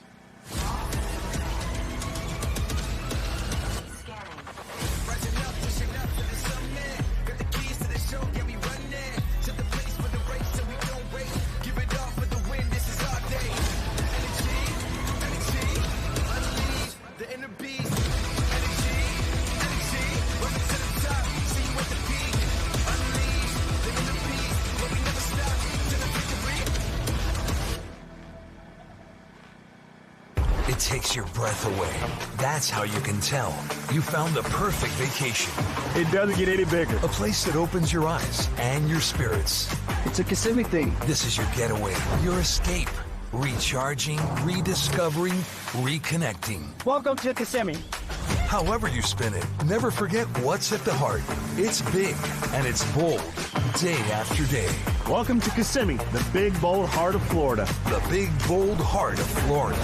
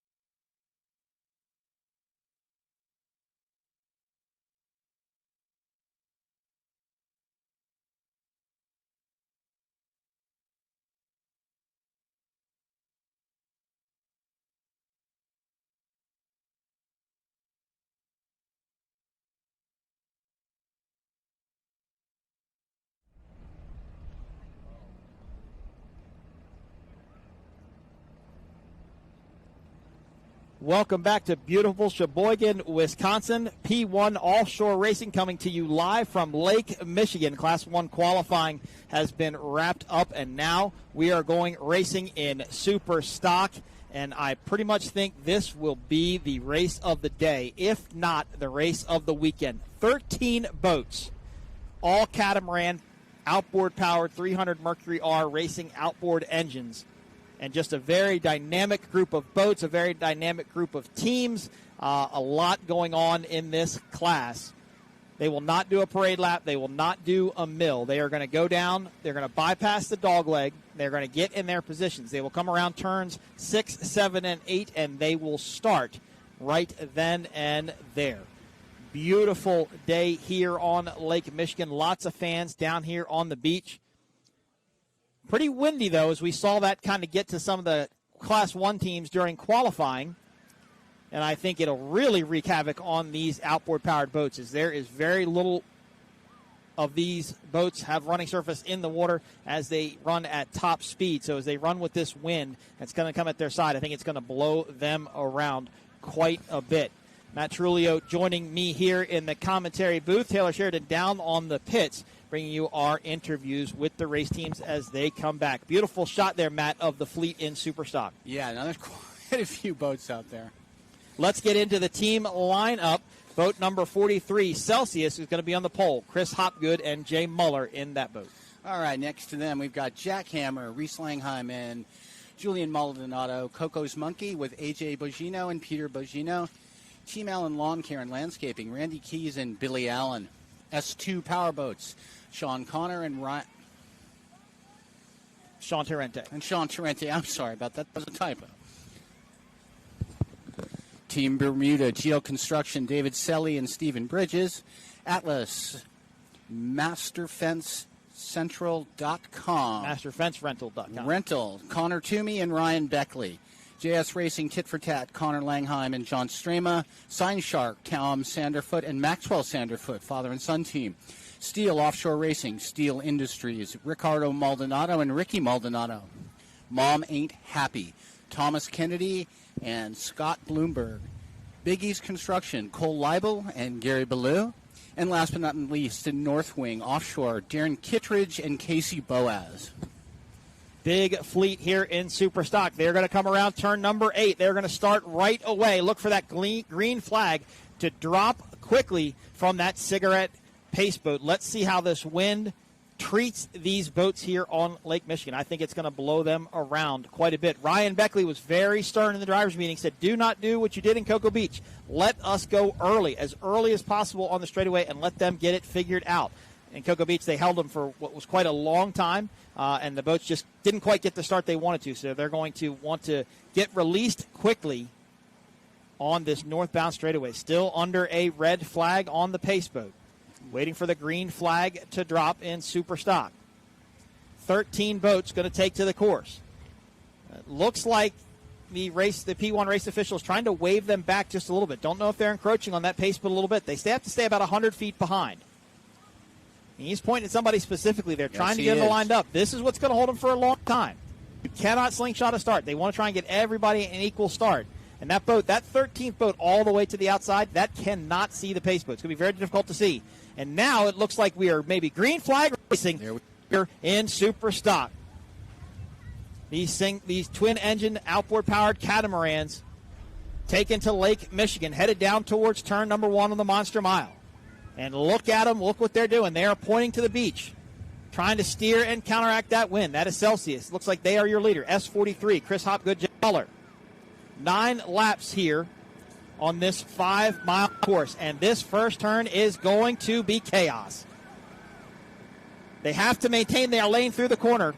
And let's see what they do. Celsius is going to be in the lead. Oh, we almost blew Real over. tight in there between Steele. Whoa, Steele, big wheelie there. Oh, and I'm not sure who that was. That might have been Mom Ain't Happy. Big wheelies there as it looked like Celsius steered down on them. That's caused a chain reaction behind the whole rest of that group. That's JS Racing Tit for Tat. They dove to the inside.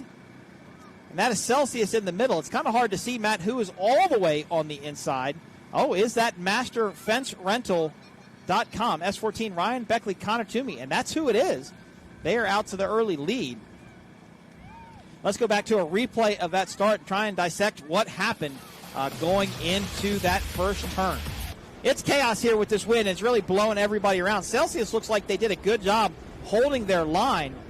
Oh, it was. MasterFenceRental.com went right in front of those two other boats, and they both wheelied up. So that's going to be on MasterFenceRental.com, and there could be a penalty on that team. Coco's Monkey now getting past and should be moving into second place. It should be Celsius out in the lead. Although, Matt, there's no water, no wake in front of them.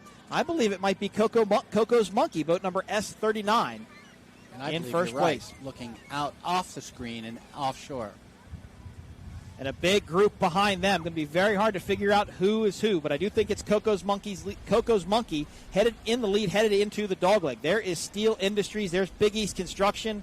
There is S2. Of course, Big East Construction, your winners in Michigan City, Indiana, and Celsius, your winners at Lake of the Ozarks, Missouri. That's Mom Ain't Happy. There is Steel.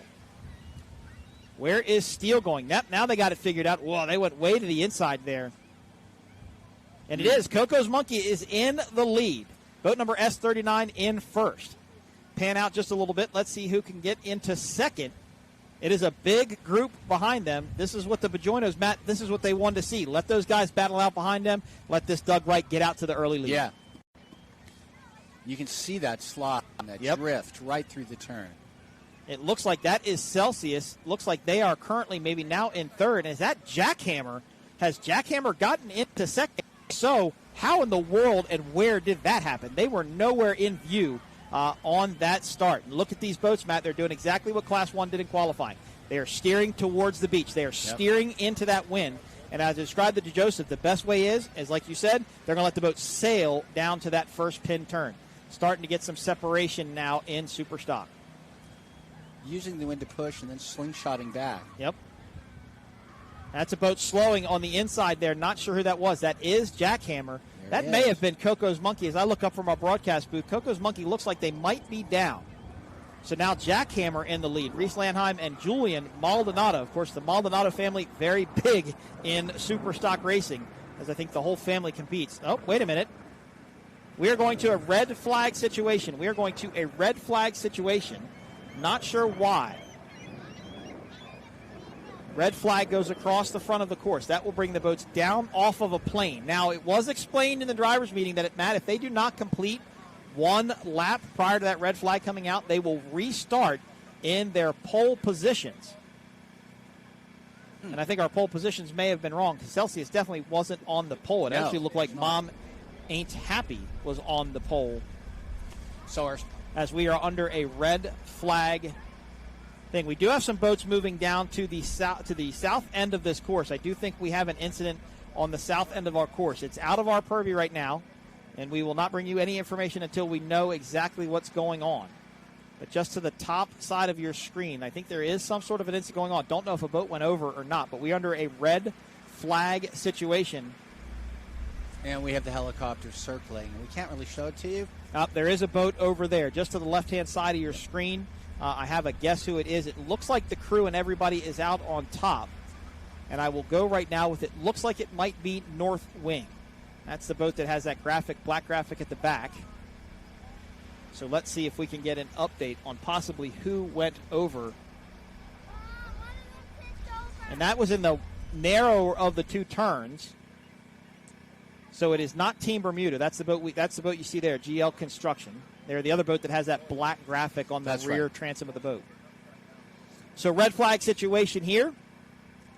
More than likely what will happen is they will get the boat under tow. Of course, fast response doing the towing here. And since the first lap wasn't complete, Matt, I believe they're going to restart in the pole positions, not their finishing positions. Yeah, I think they would have to. Isn't that the rule? Of course, that means we have to relive that chaos of the first turn all over again. That incident happened, beyond, not just beyond our view, but it was not on camera. No, it wasn't on camera. It was way far south. It's actually entering turn at buoy number 6. So that's out of the dogleg as they come back in. And, Matt, we saw on a shot that showed running from the dogleg down to that turn, that whole group was really tight. Yeah. And that wind will wreak some havoc on these boats going around turns. So that may have caused the incident. So let's see how this is going to pan out. And this will really help some of these teams that may have been affected by that start. That could really help them kind of gain an advantage now, because if you're going to restart, you don't have that incident happen, maybe you're going to be up towards the front. And, you know, for some of our viewers who might not know, these boats aren't just light. They're air entrapment hulls. Yep. They use wind pressure coming in through the tunnel to provide lift. So they're susceptible. They're sensitive to wind. They're sensitive to direct wind in particular. Exactly. Well, and you saw that on the start when it looked like what to be MasterFenceRunner.com went to the inside. You saw Mom Ain't Happy and Steel wheelie up. Yeah. Well, that's because as it compresses air down to the tunnel, well, now it's compressing water down the tunnel, and that causes those boats. And boats will flip over from getting caught up in a rooster tail, You can not ride just up a the breeze. other boat's rooster tail or wake. Now, if they get out of the throttle soon enough, the gravity will get them down. It will allow them to come down, and both of those boats were able to do so. But definitely a hairy moment on the start in super stock. But I would think that in this turn with these conditions, I don't think it was an air issue. I think it was probably maybe they slid a little bit, hooked the rear corner of it, and just high-sided and went over. They could have ridden over a rooster tail as tight as all that was going through these turns. It could have been something similar to that as well. It was so tight we couldn't see what was going on in there. All we could see was both noses of the boats come up. I thought Steel was going over. Didn't. But, we get to restart. We get to relive the start again. Yep, and we have the P1 offshore medical staff. Of course, they are on scene.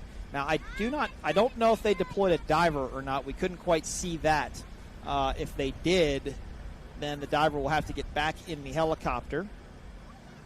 Of course, Fast Response Towing is our towing company for the weekend, so they will get that boat hooked up and probably just drugged to the center of the course.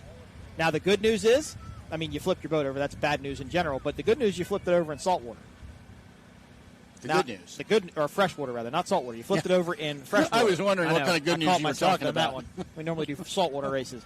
But as long as there's no structural damage to the boat, in theory, this boat could come back tomorrow. It could. Oh, well, no, they're not racing tomorrow, so it's out for the weekend. But as long as the boat is structurally okay, none of the electronics get damaged in freshwater the way they do with saltwater. The moment a boat goes over in saltwater and an energized wire gets saltwater on it, the wire's destroyed and all needs the to be wiring's replaced. gone. At this point, But they use freshwater to rinse that saltwater off. That's right. That's true. So that could make a bit of a difference as we look along the beautiful pier here in Sheboygan, Wisconsin. The XINSURANCE helicopter camera. It's a nice overfly. It's a beautiful, beautiful place to watch a race. And they'll get a great view of the boats coming down and racing down looking down the tunnel of the boats as they head north here. And then it turns over to the Blue Harbor Resort. The VIP hospitality tent's a great experience. If you're looking for the best way to watch a powerboat race, aside from being in a race boat, check out the VIP hospitality areas. Go to p1offshore.com and reserve your tickets now. Food, beverage, tons of Goodboy vodka flowing down there now, I'm sure. Oh, quite a bit. And can we get down there? No, as long as we have this moment, it's worth talking about the rescue, the safety crews. Sean Steinert, the rest of the guys you couldn't do the sport without them. Nope. Not in nearshore offshore racing and far shore stuff. They don't have crews like this. But you just absolutely could not put on a race without those crews. They're professionals. They're trained. Yep. They practice. Yep. They're unreal. Well, they're all paramedics or firefighters or EMTs away from the sport of powerboat racing. It's not the first time, they're not untrained professionals, so to speak. These guys are the best of the best. And if you go to YouTube and you search P1 Offshore on YouTube, you'll see a video that was just done by P1 that talks about the dunk test, talks about what the drivers have to go through in order to be certified to race inside of these boats. Inside the cockpit, they are strapped into a 5-point safety harness. Nobody's really running Hans devices at this point, but they're running helmets and air and safety belts. So there's a procedure they have to do in order to be able to get out. While we're under this red flag situation, we will take a short commercial break. There you can see the boat upside down just to the right-hand side of your screen, rather. Fast Response will get that boat under tow, and we will get Super Stock restarted. We'll be back right after this. Rated M for mature. Who are you counting on? Who are you leaning on? Who are you counting on?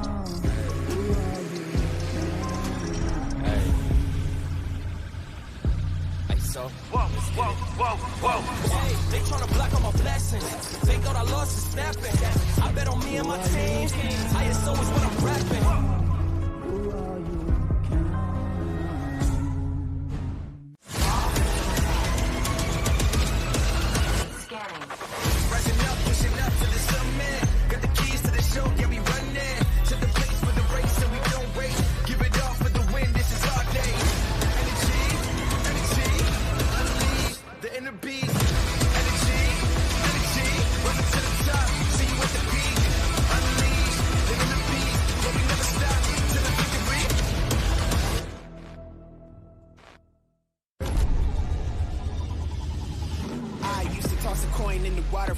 than to wish him well.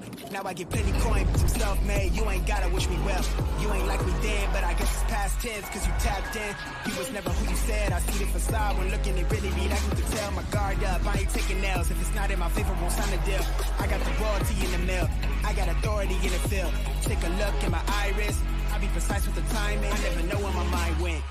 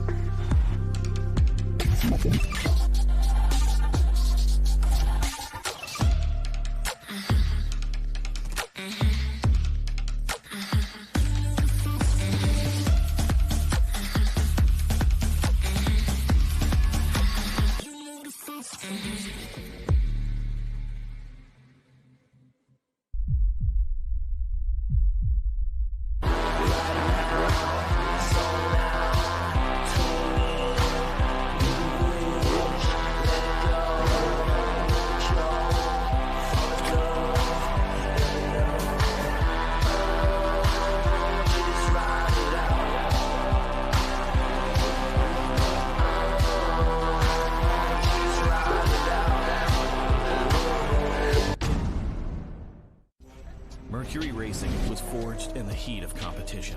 The will to win is in our DNA. Competition isn't just what we do, it's our proving ground. It's about the pursuit of power, performance, and endurance that pushes our limits and yours. We create premium marine power to take you faster and farther. The world offers limits. Mercury Racing offers freedom. Live wide open. It takes your breath away. That's how you can tell you found the perfect vacation. It doesn't get any bigger. A place that opens your eyes and your spirits. It's a Kissimmee thing. This is your getaway, your escape.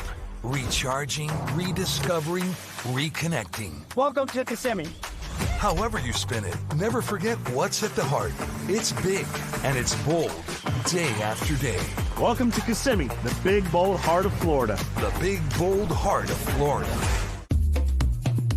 Let's make every day a beach day.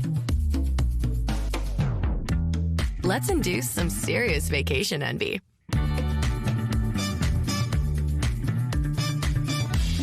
Let's make it look like we've done this before. Let's reconnect. Let's get it fresh from the Gulf. Let's shine in St. Pete Clearwater.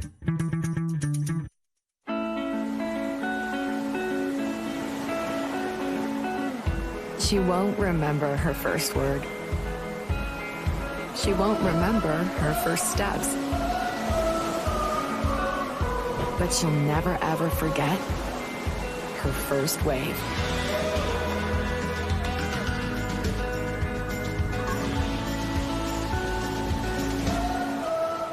Plan your trip at DaytonaBeach.com. For over 60 years, ICOM has been your trusted companion, keeping you connected on the water, in the air, and on the ground. Whether you need a two-way radio for your cruiser, center console, personal watercraft, or anything in between, ICOM has you covered with the most innovative marine, amateur, aviation, land mobile, LTE, and satellite network products.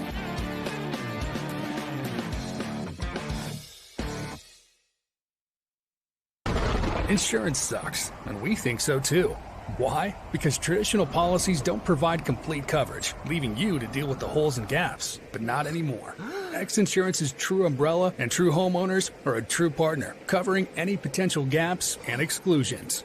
With XINSURANCE's true umbrella and true homeowners policy, you will experience true insurance when compared to traditional policies. Contact us today or ask your agent about XINSURANCE.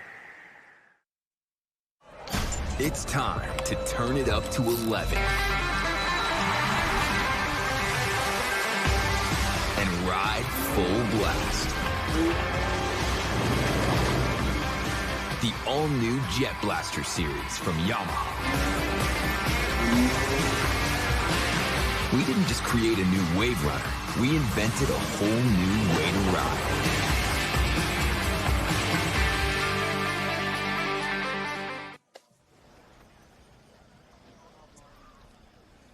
Welcome back to the Midwest Challenge, coming to you from Sheboygan, Wisconsin. Mike Yawoski for Matt Trulio.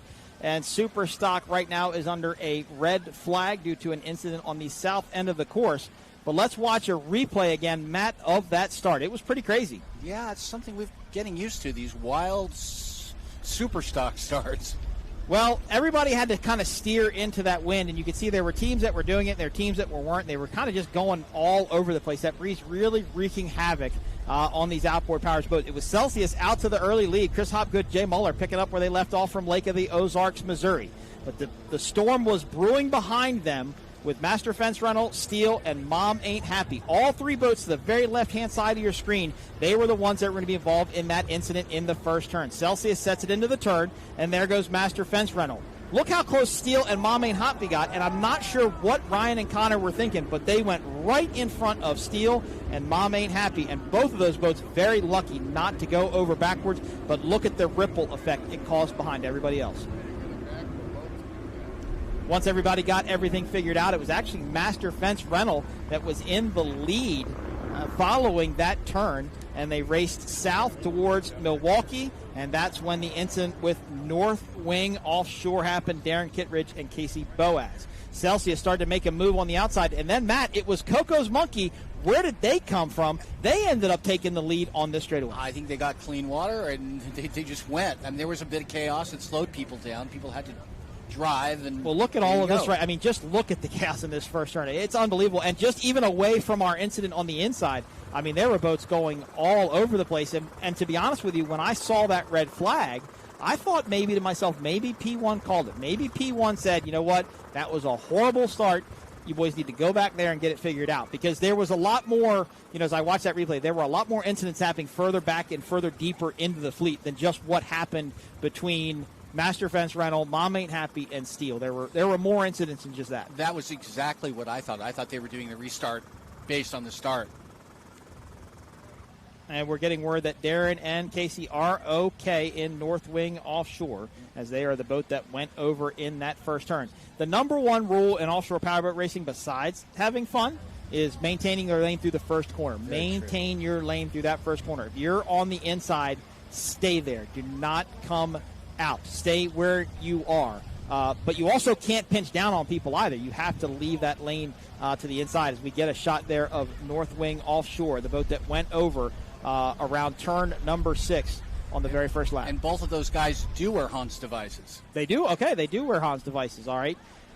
So fast response towing will get that boat under tow, get it back into the center of the course, and we will restart this race, and I believe it's going to be in the original starting order. So that'll put Mom Ain't Happy on the pole, Steel in second, and I believe it was Master Fence Rental in third, as they all mill and idle around. So, Matt, this is something that can tend to wreak havoc on offshore powerboat racing for a couple of different reasons. First off, not today, but normally it's pretty hot in a cockpit that doesn't have air conditioning. But two, these boats have to meet a minimum weight requirement when they come out of the water. And they put just enough fuel in to run their 8 laps. Okay, so they'll put enough fuel in maybe to run 9 laps or something like that.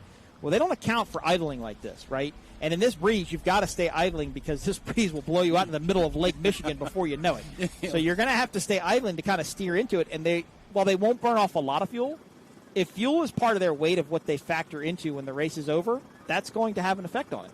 And there's no official accommodation for that. Nope, there isn't. At the start, you can burn off fuel, you can get real light, but as these boats idle around, they're definitely going to have to be starting to think about that. And it doesn't, I can't see any movement that's getting them started really any time soon.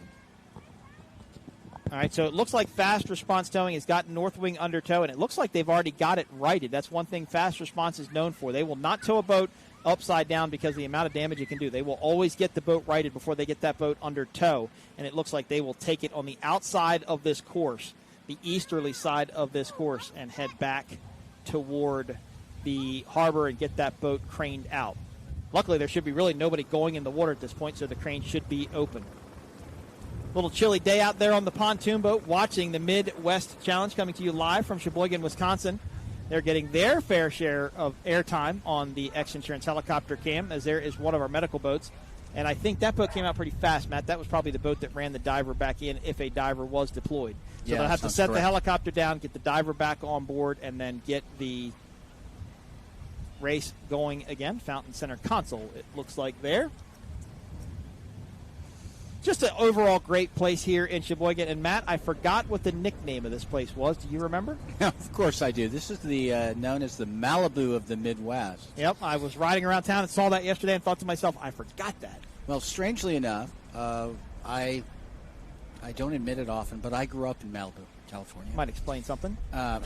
That's why I don't admit it much. Okay.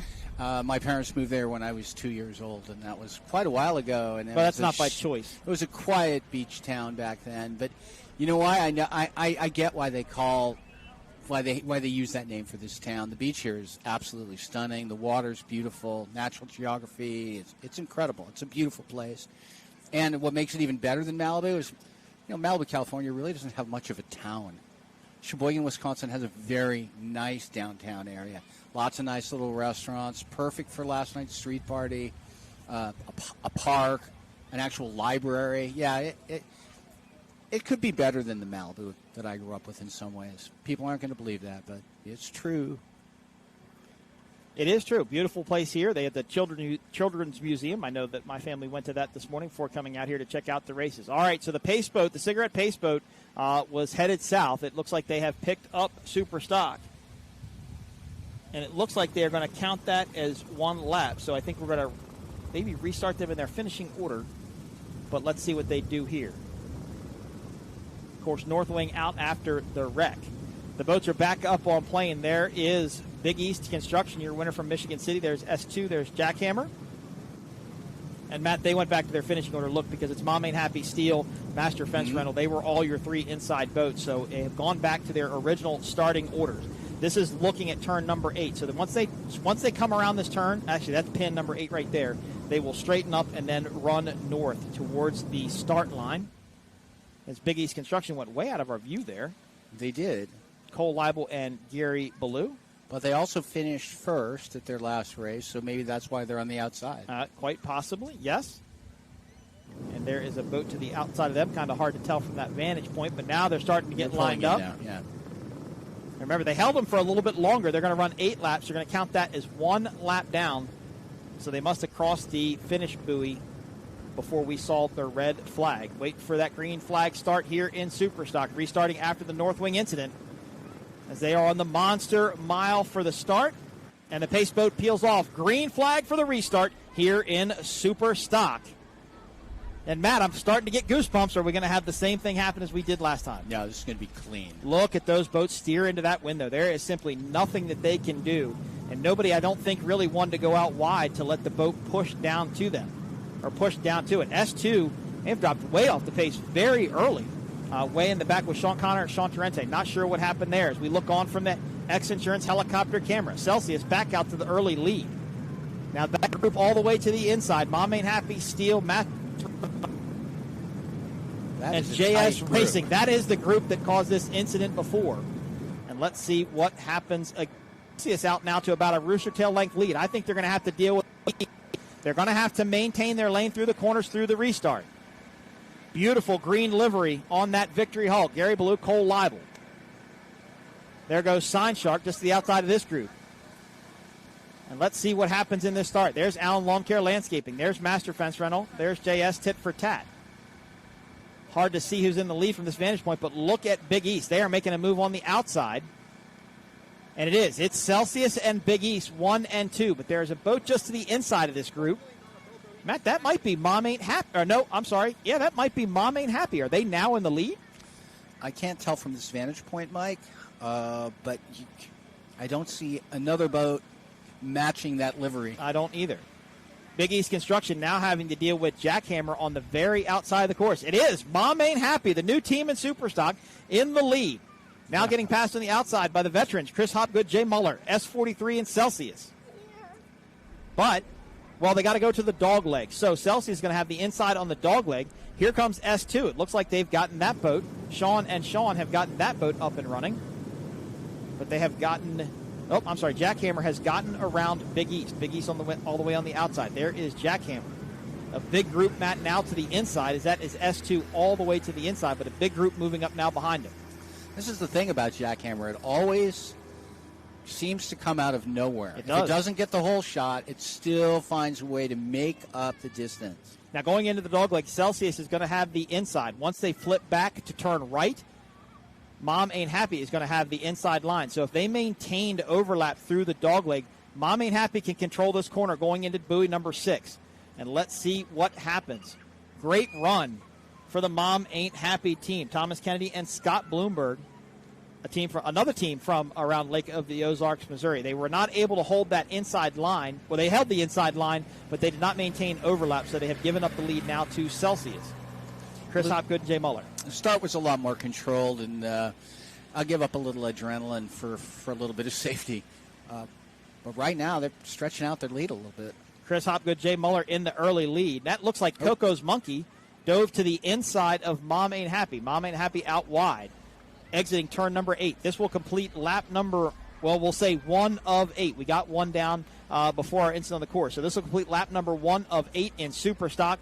And, man, what a great shot of what these boats are having to do in the wind. Yeah, that's crazy. And, Matt, these boats are significantly smaller, significantly lighter, a lot less running surface. They're not going to be able to sail these boats down to that corner the way some of the bigger boats do. There is Team Bermuda GL Construction. They are battling with Master Fence Rental. And there's Allen Lawn Care Landscaping, Billy Allen and Randy Keys. And there is Big East Construction. Matt, not sure what happened to them. They were all up there with this front group, but now we appear to have some pretty good separation between all these super stock boats. There's S43 Celsius. So that is the old Talbot excavating boat. That's right. Run by Kyler Talbot. And I had forgotten about that until Jay Muller told me that this morning. Ooh, big move there by Coco's Monkey. They went to jump to the outside. Now they jump back to the inside. I don't think Chris and Jay left them any room. Look at Mom Ain't Happy. They are pushing Jackhammer out wide. Coco's Monkey on the inside. Celsius continues to lead. Coco's Monkey really trying to run the shorter course here, as now Mom Ain't Happy and Jackhammer battling. This is for third. So first and second is between Celsius and Coco's Monkey. That's the wake just to the right-hand side of your screen. And third is between Mom Ain't Happy and Jackhammer. Matt, what a run from Mom Ain't Happy. Yeah, for first year team, amazing. And a very stacked fleet. Oh, it's ridiculous. And Chris Hopgood over there in Celsius, he's kind of on a roll right now. He's pretty confident, coming in with a win. He's extremely strong. He is, and he's got probably one of the best throttle men in the business with Jay Muller. This group hooked up in Key West, Florida last year for the Key West World Championships. They raced there, decided to carry on into the 2024 season. Matt, it looks like it's paying dividends for that Celsius team. Well, and as you mentioned earlier, Jay has a significant amount of experience in that boat itself. Well, in any boat. I mean, any boat. That's true. Really anything. We'll see his boys out later. Well, one boy will be out later, or tomorrow rather, in the Super Cat class in Wicked. Coco's Monkey now in second. Jackhammer now in third. Mom Ain't Happy in fourth. But, Matt, here comes Jackhammer. As you said, they always kind of come out of nowhere, and they're going to try and put a move on for second. As Coco's Monkey is going to move down to the inside. They might close that door on him a little bit. I think they're trying to close that door, Mike. That will slow them up and give Celsius a little bit more of a lead. It's a great shot heading into the corner. And see, that is what happens. You know, the two boats behind you start racing, you have open water, and off you go. go. Yep, they slow down just a little bit. And you can pick your line and race this course. Beautiful day here in Sheboygan, the Midwest Challenge. Celsius is leading in super stock. Coco's Monkey was in second. Let's see what happens for that battle in third. Now that looked like Allen Lawn Care Landscaping and Big East Construction. Very distinct boat with that orange canopy on top. They're not walking around too bad, Matt. It looks like they've got the pretty good setup for these conditions. Yeah, and I don't know if the wind has changed, let up at all. You really can't tell from here. We're not looking at a wind meter, but they've got the boat nailed down. They're not skipping. They're not hopping. They're not over-trimmed. So this is Jackhammer, and I believe that's Mom Ain't Happy. No, I think that's Coco's Monkey on the inside. Nope, that's Mom Ain't Happy. Mom It's got Ain't the Happy. green canopy. You know, they used to paint the bows different colors to tell what boats they were. Now we make them paint the canopies different colors. It would probably help. From up here, it certainly would. There is Celsius in the lead. There is Coco's Monkey in second. Mom Ain't Happy and Jackhammer still battling it out for third. 3 Doug Wrights and 1 Victory Hull, your top 4. There goes Jackhammer, though. Ooh, they're not going to leave. Oh, are Reese and Julian going to leave any room for Mom Ain't Happy? Yeah, if they did, nope, they did not. They went down to the buoy. Completely legitimate move, though. As Mom Ain't Happy continues to run. Matt, here comes Team Bermuda GL Construction on the outside. Out of nowhere. Just flying. And this is a very sensitive group to set up between props and weight in fuel. One group where I said earlier in the broadcast that your setup can go to you or run away from you. Get away from you, boat could get too light. You could have to start trimming it down a little bit more. That looked like a big move there by Bermuda GL Construction. They tried to dive to the inside of, I believe, Mom Ain't Happy. Hard to the inside. They Very dug in hard. there. I don't know that it. I don't know if haven't it been paid shot off. right Yeah. now, but yeah, I don't know if it did anything for them. Celsius continues to just look perfect. Of course, this class, Matt, went from the 280 horsepower Mercury Racing 2-stroke outboard engine to the Mercury 300R 4-stroke outboard engine. Of course, a much different sound than what we were used to, but evolving with time, like everything else. 2-stroke motorcycles went to 4-stroke motorcycles, and it's only a matter of time before. Jet skis used to be 2-stroke; they went to 4-stroke, so it was only a matter of time, I think, before these teams made the transition. And all of it was once said to be impossible. Impossible. You'll never put a 4-stroke engine exactly right. in a personal watercraft. I had an industry executive tell me that. No, not exactly. And I own a jet ski with a 4-stroke motor, and I love it. It's so nice. It just they're starts. great. It's quiet. It runs. Here is S2.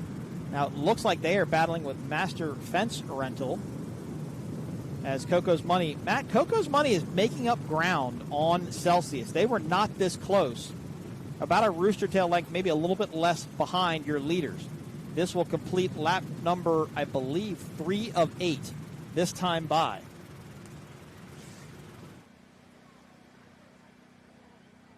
Coco's Monkey, isn't that a clothing store in Key West? Yes, I believe it is. Does it have other outlets? I do not know the answer to that question. Well, that's why I asked you. You were the fact checker of the broadcast. We apologize. Behind on my fashion. We apologize to the Coco's Monkey team. We will know more information about you next time. Celsius continues to lead. Coco Monkeys give chase. These two boats are starting to separate themselves from the rest of the super stock pack. And I believe Celsius and Coco's Monkey just did a poker run recently up north. Lake Winnipesaukee, maybe? It was Celsius, for sure. Yes, and Coco's Monkey. I think Coco's Monkey and went as well. Darren Kittredge of North Wing used his MTI pleasure boat. They all have homes up on the shores Coco's of Lake Monkey is a Winnipesaukee. northeastern-based team as well. Yep. Yeah, they raised, I think, $160,000 that day for Easter seals. That's awesome. It wasn't bad. S43 Celsius continues to lead. Coco's Monkey gives chase. Now I'm trying to figure out who's that third place boat because they've got a lot of separation from the rest of the group. Coco's Monkey doing everything they can to catch Celsius. That is Jackhammer. That's who it is. That's what I thought. So Jackhammer is done messing around with Mom Ain't Happy. And we are on starting lap number 4 of 8. So the halfway point for this super stock race. Up next will be factory stock 450R. And then we will have one Class 1 race. That will wrap up the racing action here in Sheboygan on day 1. I'm pretty sure that Reese and Sarah Langheim's daughter, Callie, told Reese that if he didn't finish first, he didn't need to bother coming home. So I can see the urgency. She scares me. She's an intimidating little person. She's a force of nature. Yeah. Celsius continues to lead. Look at Coco's Monkey. Matt, Coco's Monkey is making up ground somewhere on this course. Yeah. And I somehow believe it's through the first set of buoys here in this turn. I don't know if they're able to just go outside and carry more speed, but they are definitely catching Celsius, and they're going to be on the inside of the dogleg. If they can get just a little bit closer, they'll be able to push out Celsius and maybe get the lead here in Superstock. Now, the Baginos in Coco's Monkey came from another class. Isn't that correct? I don't know the answer to that. Okay. Because I don't know that they've been in stock for super stock forever. They've been around for a couple of years. Now they're getting sprayed down by Celsius. So Celsius went back to the inside of the dog leg and cut them off. Pushed Coco's Monkey back to the outside. But Coco's Monkey's proven to me that they like the outside. They like the speed they can carry. And nobody wants to get washed down, but luckily it's freshwater, so it won't do a whole bunch of damage to these Mercury Racing outboard engines. Halfway through the restart of the Super Stock race, North Wing offshore out early after an incident in the first turn. Celsius picking right up where they let off after the first lap. In the lead, Coco's Monkey giving chase. Now look at that separation, Matt, about a rooster tail length and a half between 1 and 2 in Superstock. It is. I mean, it's a good bit of separation, but as you and I both know, I mean, it's seconds. If somebody makes a mistake, it's no distance at all to cover. Great battle here. As it kind of deceiving there from our vantage point, but it looked like Coco's Monkey made up some ground on Celsius, but I don't think they did. This boat looks super duper flat. It looks like Matt Coco's Monkey to me is carrying the bow just a little bit more, as where Celsius is able to run flat. Maybe a little bit weight further forward for the center of gravity. And that is Jackhammer just to the right of this group. Now, Reese and Julian will want to see these two get into a battle because that may allow Jackhammer to catch up and get into the mix. And don't ever count out Jackhammer until the race is over by any means, because they can come out of nowhere. They run strong towards the end of the race, and they can definitely put some moves on our 1 and 2 boats. They look strong. And another fine shot from the family Lindsay. Beautiful. The X-Insurance helicopter camera footage brought to you by X-Insurance. As Coco's Monkey continues to run in second, Jackhammer in third. Matt, it looks like Jackhammer may have closed that gap up just a little bit as we get on lap number 5 of 8. Yeah, it does. We don't have splits, but it does look like they made up a good bit of time there, Mike. Yep, I think they did. And there goes North Wing offshore. They are under tow just to the left-hand side of your screen. As this is, Matt, to me, this is where Coco's Monkey was making up all their ground. Of course, they didn't seem to get as much this time. I wonder why that would be. Of course, you'll see the bigger version of this class come up next. That will be 450 factory stock 450R. That'll be Hank Saloon, Montlick Insurance Attorneys, Mead Family Racing, GC Racing Team, and 151 Express. Of course, we're going to have 2 Doug Wrights versus 3 MTIs today in 450 factory stock. Beautiful shot there of Celsius. As they are not giving up easily in super stock. Jay Muller, Chris Hopgood. But see, Matt, there is Coco's Monkey right there. And Celsius does look good from the very start. Both very starts, I should say. And that's probably one of the older boats, I think, in the fleet. Yeah, I would think so. You know, because it doesn't, some of the newer Doug Wrights, I think, have more of that bubble on the back deck. This one was more flat. And, of course, you said Jay Muller has experience in this boat, ran this boat with Kyler Talbot for quite a few years before Kyler Talbot passed away. Run a world championship in it as well. Kyler Talbot was always a character, fun to hang out with. West Coast guy from Washington State. That's right. That gives you a shot of exactly how far ahead Celsius is of Coco's Monkey, a rooster tail length. It looks like Coco's Monkey is trying to make up some speed. And Jackhammer watching this happen in third. But who is that behind Jackhammer? It looks like in fourth. It looks like they may be making up some ground as well. These are the boats back in the fleet. That was Team Bermuda GL Construction. There's Alan Lunkhair Landscaping. I believe that's Mom Ain't Happy. And then Big East Construction. Yeah, Big East seemed to come out strong from the outside, but it's sort of faded away. Yeah, and that team tested this morning, and they put the boat back up on the trailer after testing. So I'm not sure if they made a setup change or something happened to the boat, or they're just not quite on the move. The breeze, to me, from what I can see, is still blowing pretty good. It looks like it may have picked up just a little bit here on Lake Michigan. This is race number 1 of the weekend. We did qualifying for Class 1 already. Next up, we'll have factory stock 450R, and then the first Class 1 race of the weekend. This is a two race event for Class 1. They get points on both days. It's not a point schedule. I love that Big East Construction boat. Such a beautiful looking Victory Hull. Of course, Cole Leibel comes from a big racing heritage. Lauren Leibel. His father, uncle, yeah. Uncle Lauren. And Cole won his first race, right? Yep, Michigan City, Indiana last weekend. Of course, Gary Ballou, a multi-time national and world champion. Racing in XCAT overseas as well. There is S25. Now, I believe that's the old, if I'm correct, that's the old CR Racing boat. I think you're right. And Mom Ain't Happy is the old LPC boat. Lauren Peters, who is in town this weekend. I did see him last night. Didn't get the chance to catch up with him. Same. Randy Keys and Billy Allen in Allen Lawn Care Landscaping. Of course, Randy Keys running Super Cat last year until an unfortunate accident took the boat and destroyed it. But Randy and Billy Allen raced last year. They started racing together last year in Super Stock. Of course, Randy Keys raced 450 factory stock the year prior. And I believe that might be the newest Doug Wright in the fleet is Allen Lawn Care Landscaping. I think that boat was new at the beginning of this season. That's correct.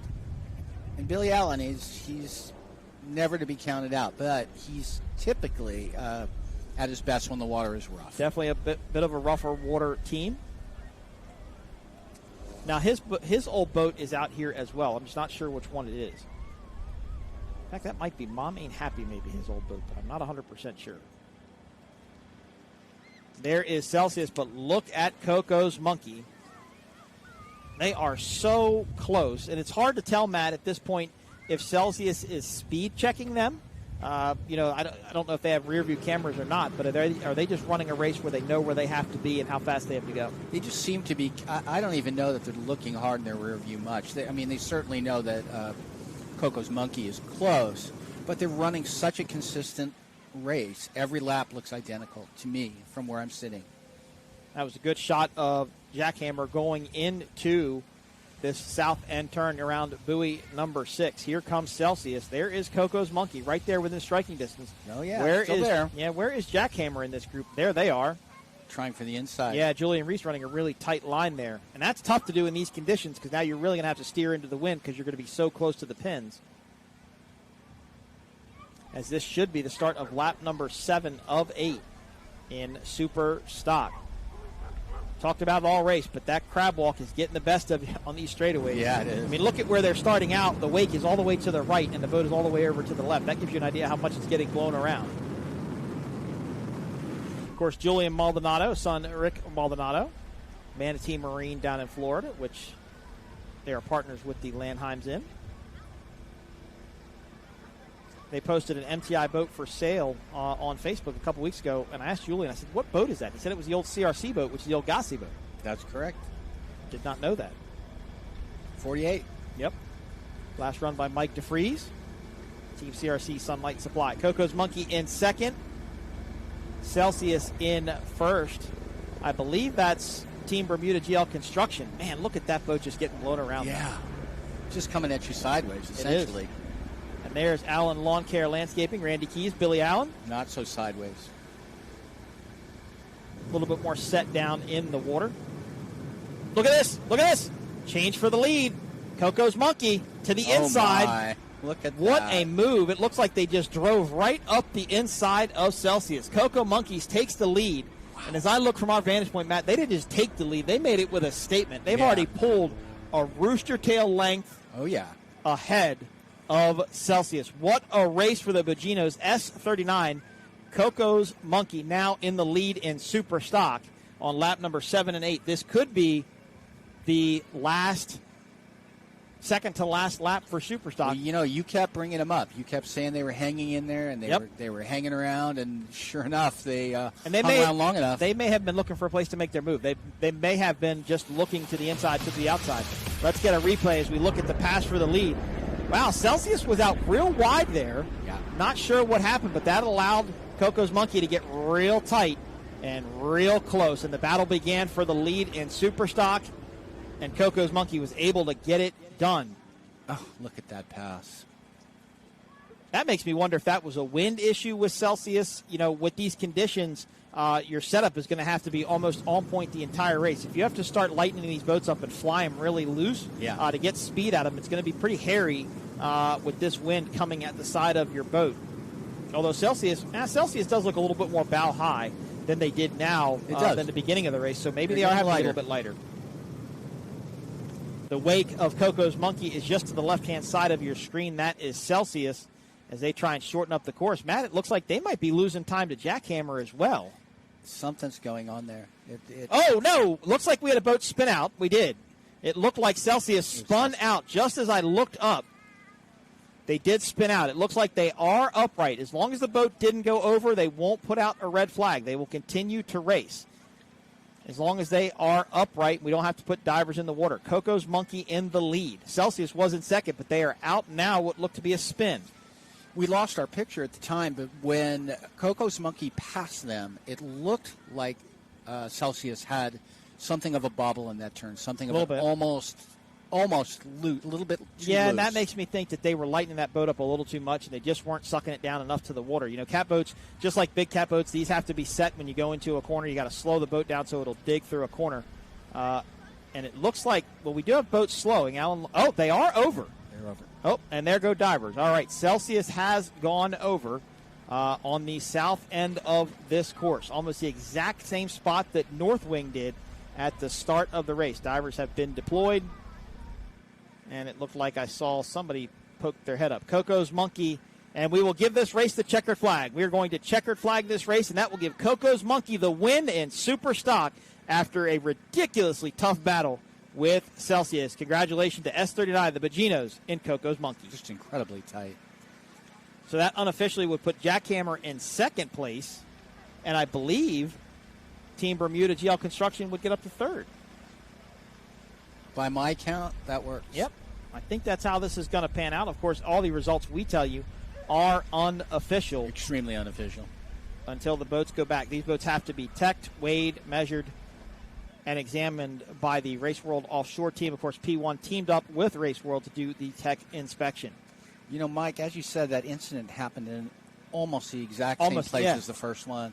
I wonder if there is that part of the course. It's just something really tricky to navigate out there. Well, look in that shot there. It shows you exactly how rough it is on the outside of this course, and it could be just really bumpy and choppy through that corner. Confused, perhaps. Yep. Coco's Monkey, your winner in super stock. Jackhammer in second, and I believe Team Bermuda GL Construction in third. As Celsius on the not the very last lap. They were going to get ready to start their last lap, went over in that turn. And I told you I thought it was looking a little looser. The bow was up. That boat was real flat, real bow down the entire race. And I just wonder if it just got away from them a little bit. So it looks like Chris and Jay are out of the boat. And that is what matters. That is what matters. Safety. Right there. As the P1 medical staff got wet for the second time today, and that has concluded our super stock race. Up next, it's going to be Factory 450, and then we will have the first race of Class 1, and that will wrap up racing for day one here of the Midwest Challenge. Produced by P1 Offshore. Go to p1offshore.com for more information. Follow on Facebook, follow on Instagram. Our sponsors, Monster Energy, the official energy drink of P1 Offshore Racing. Mercury Racing, located a short distance here from Sheboygan. Myco Trailers. ICOM Radios. As the safety team tends to Celsius. One thing I wanted to add before we go, if you are watching this live stream and you are paying for it for some reason, you are on a copycat site. This live stream is not for pay. It's free. Yep. So check it out. Get off. Don't put your credit card down on anything. Get to P1 the P1 Offshore Facebook page. Go to the Powerboat P1 or P1 Offshore website. Start there. Clear your cash. Don't give these crooks any of your hard-earned money. Good point. We always kind of run into that incident during our live streams as Coco's Monkey. Now, I believe that they were going to get a checkered flag from the finish boat and get to wave the checkered flag for the fans here in Sheboygan. Might be a little windy for those conditions out there, but what a great run for this Doug Wright. Yeah, this is a couple-year-old team, just kind of getting their rhythm about them, running what I'm now probably calling the toughest class in offshore powerboat racing. I mean, these guys are on the edge. I mean, they are on the edge and not out of control, but they're pretty dang close. Well, it shows you on a windy day. We had 2 rollovers and 2 wheelies. Yep. And that's what we saw. Yep, the diver's getting back on the medical boat, so they'll probably get run back into shore so they can get back in the helicopter and get ready for factory stock 450. And let's watch some highlights of this super stock race here in Sheboygan. It was an exciting one from the beginning. Our first start saw some chaos in the first turn. Then we had a boat go over, and then the restart. Oh, that was an incident there we never saw happen, I don't think. Celsius and Mom Ain't Happy did a battle for the lead for the first lap or two, and it was Coco's Monkey, the one that was consistent. They applied the pressure to Celsius. Celsius cracked under the pressure. Coco's Monkey took the lead and the win here in Superstock. There is the pass right there. Celsius went out way wide in that corner. And, Moment of truth. Yep, and that handed it over to Coco's Monkey. And there is Jackhammer. So these boats will now head back all to the crane area. And we will go to a commercial break. You are watching the Midwest Challenge coming to you live from Sheboygan, Wisconsin. We have wrapped up qualifying for Class 1. Super Stock is in the books. Up next, Factory 450 Stock. I am Mike Uwoski for Matt Trulio. We'll be back right after this. Rated M for mature. Who are you counting on? Hey. Who are you leaning on? Who are you counting on? Hey. Hey, so. Whoa. Hey, they tryna block all my blessings. They thought I lost is snapping. I bet on me and my team. ISO is when I'm rapping. Who are you counting on?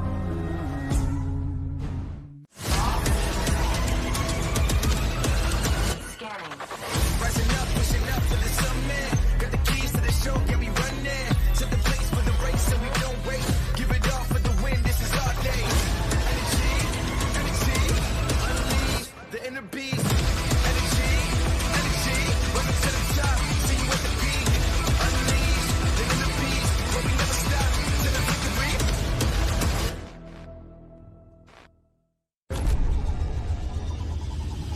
I used to toss a coin in the waterfalls in the wishing well. Now I get plenty coin, some self-made. You ain't gotta wish me well. You ain't like me then, but I guess it's past tense, cause you tapped in. You was never who you said. I see the facade when looking at really need. I can tell my guard up. I ain't taking nails. If it's not in my favor, won't sign a deal. I got the royalty in the mail. I got authority in the field. Take a look at my iris. I'll be precise with the timing. I never know where my mind went.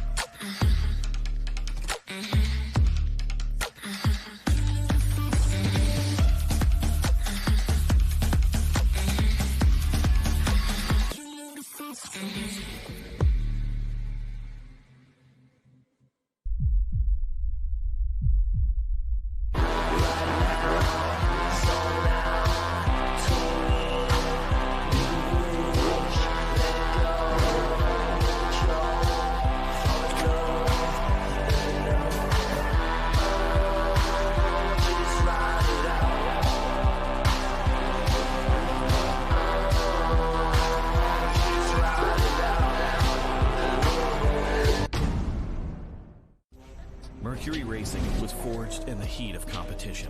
The will to win is in our DNA. Competition isn't just what we do, it's our proving ground. It's about the pursuit of power, performance, and endurance that pushes our limits and yours. We create premium marine power to take you faster and farther. The world offers limits.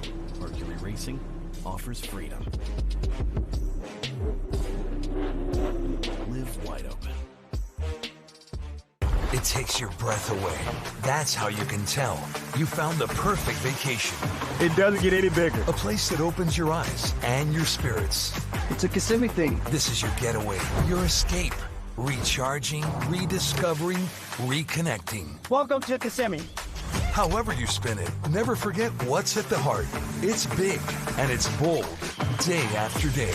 Welcome to Kissimmee, the big, bold heart of Florida. The big, bold heart of Florida.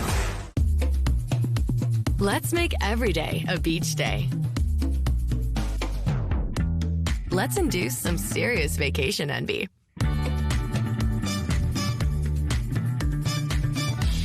Let's make it look like we've done this before.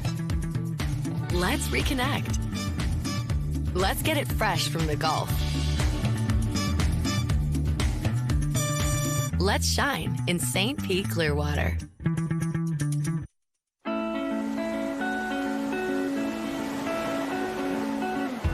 She won't remember her first word. She won't remember her first steps.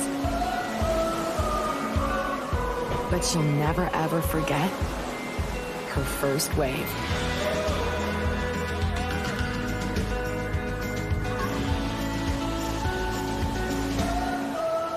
Plan your trip at DaytonaBeach.com.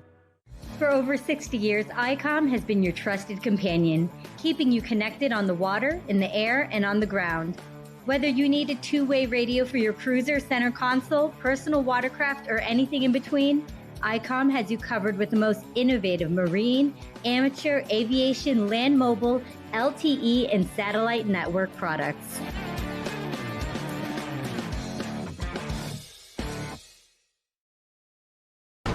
Insurance sucks, and we think so too. Why? Because traditional policies don't provide complete coverage, leaving you to deal with the holes and gaps. But not anymore. XINSURANCE's true umbrella and true homeowners are a true partner, covering any potential gaps and exclusions. With XINSURANCE's true umbrella and true homeowners policy, you will experience true insurance when compared to traditional policies. Contact us today or ask your agent about XINSURANCE. It's time to turn it up to 11 and ride full blast. The all-new Jet Blaster series from Yamaha. We didn't just create a new wave runner, we invented a whole new way to ride.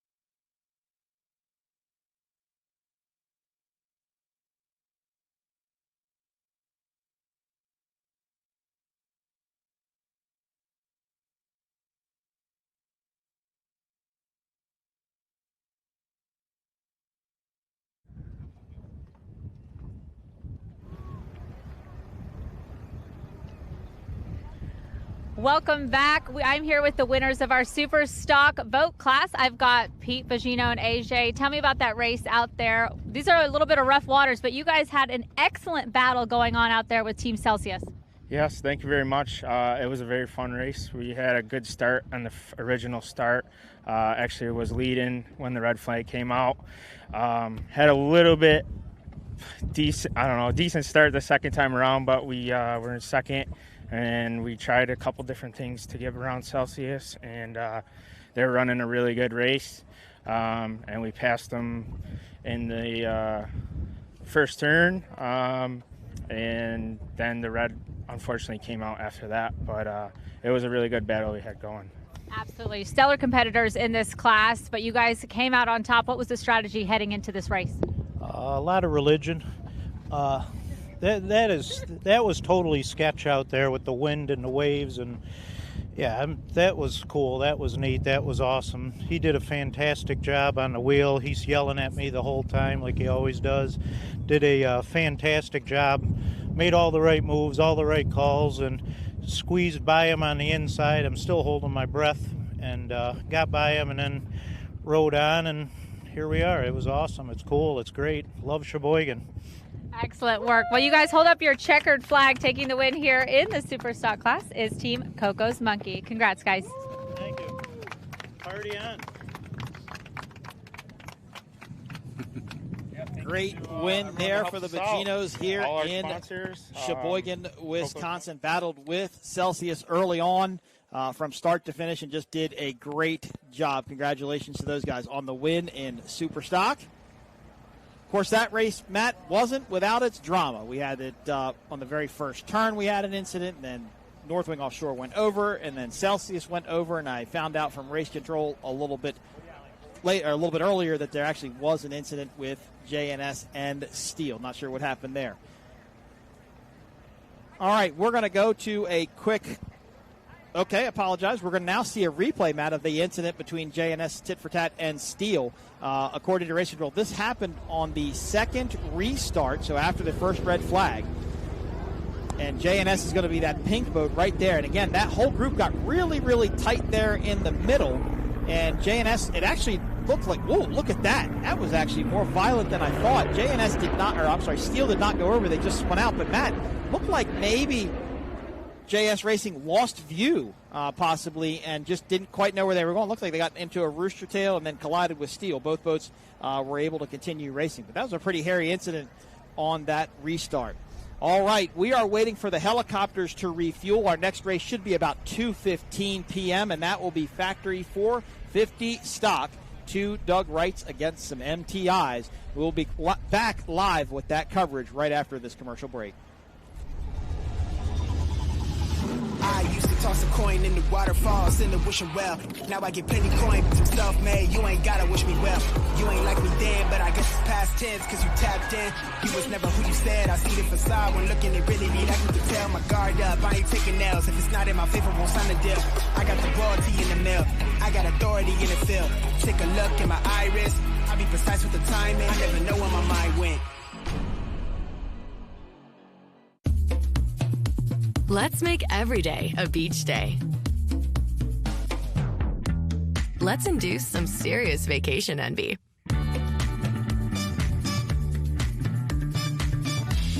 Let's make it look like we've done this before. Let's reconnect. Let's get it fresh from the Gulf. Let's shine in St. Pete Clearwater.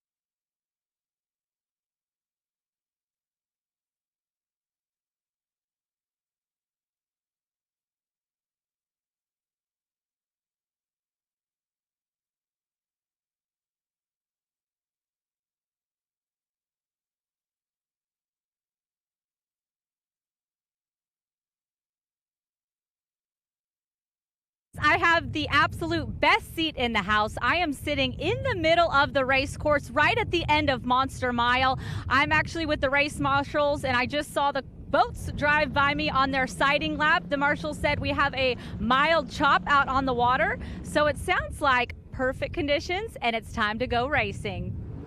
Thanks a lot, Taylor. Great job at the top of the show, by the way, as well. And as you can see, we'll find out how things sort out here as they turn them loose. So right now, as the drivers and the throttle men are all getting synced up, there's a lot of pressure inside the cockpit. Your heart rate is up. It's hot. You're trying to get position. Where is situational awareness? What boat is around me? So as you can see, everybody is starting to position. We got a green flag. All right, all right, all right. Let's go racing. Woo! It's a little bit of flyer. Wow. Billy has a mission right now. He is checking out. He's got good speed. The boat ran tremendous in qualifying yesterday. He gave it a lot. You can see just eased out. Oh. He's trying to find his thing. Remember what I said about that little swell out there? Yeah, it launched that 12,000-pound boat right up in the air. Right, but that plays well for the DF Young boat. DF Young boat is a 50-foot Mystic. It runs extremely well and spans those swells very, very easily. I've run this boat many times, won championships in it. It is a true beast. This is the first lap. You don't win on the first lap.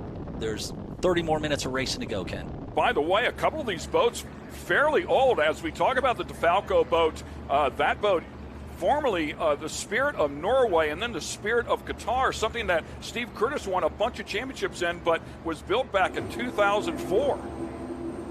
Oh, look, we got a good onboard there. Johnny T, calm, cool as a cucumber. Britt Lilly. I like to see Britt on the wheel there. He's not doing a lot of movements. He's just making small adjustments, keeping the boat where it needs to be. Johnny's checking over. You can just see his style is very, very, very cool. Taking a look at the Defalco boat right there, our number one qualifier, as we mentioned before, Mike Falco, on the owner and on the throttles here in this boat. Billy Moore, son of legendary boat rigger and throttle man Bobby Moore. He is doing a great job there as well as the driver. So these guys digging hard here in lap number one. Yeah, so as they came into to turn one, you got to hold your position through turn one. And that means you can't cross over and make lane changes there. That's just to keep everybody out of each other. From here on out, it is an open run. You can see it looks like there's a lot of space here. For these guys, this is about 8 boat lengths he's got on there. But you can make that up. One mistake on one of these turns, and you're going to see Morpheus come in here. He's looking for the inside line on the dogleg turn here. He's going to hit that dogleg turn at probably 140, 142 miles an hour. So right-handers, until they get to the dogleg, that's a left-hander. We talked about that a little bit earlier. I had a chance speaking, as I said, with Steve Curtis last night. He said they hit the dogleg in qualifying at 136 miles per hour. Big air right there. So he's coming in here. Now you've got to deal with wakes and you've got to deal with rooster tails. So that's something that you have to consider as you're coming through here.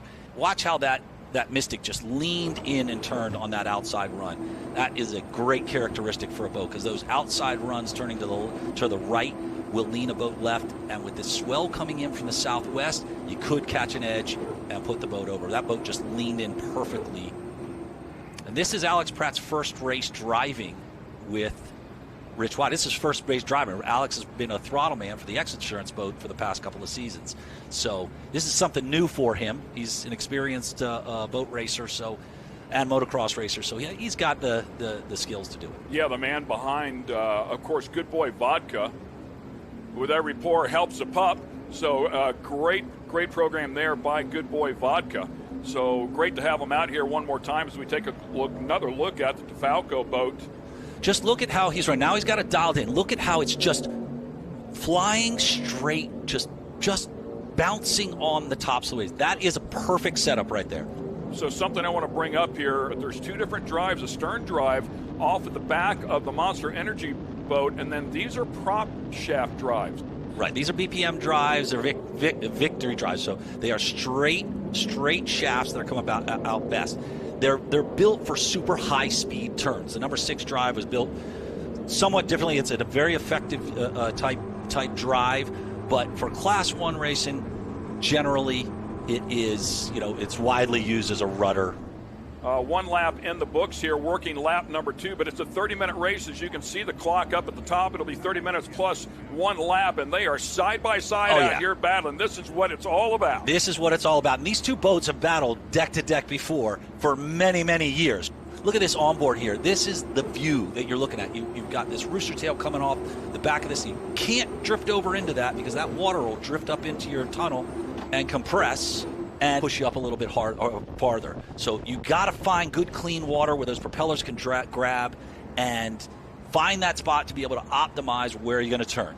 Obviously, the chop here getting a little more aggressive as well. You could see the Defalco boat way up there in the lead. So, and the Monster Energy boat trying to pick up the pace here and get caught up. But you mentioned it before, caught up in that roost, man. It's just so difficult. It's super duper difficult. What you just saw here, DF Young just made a move here.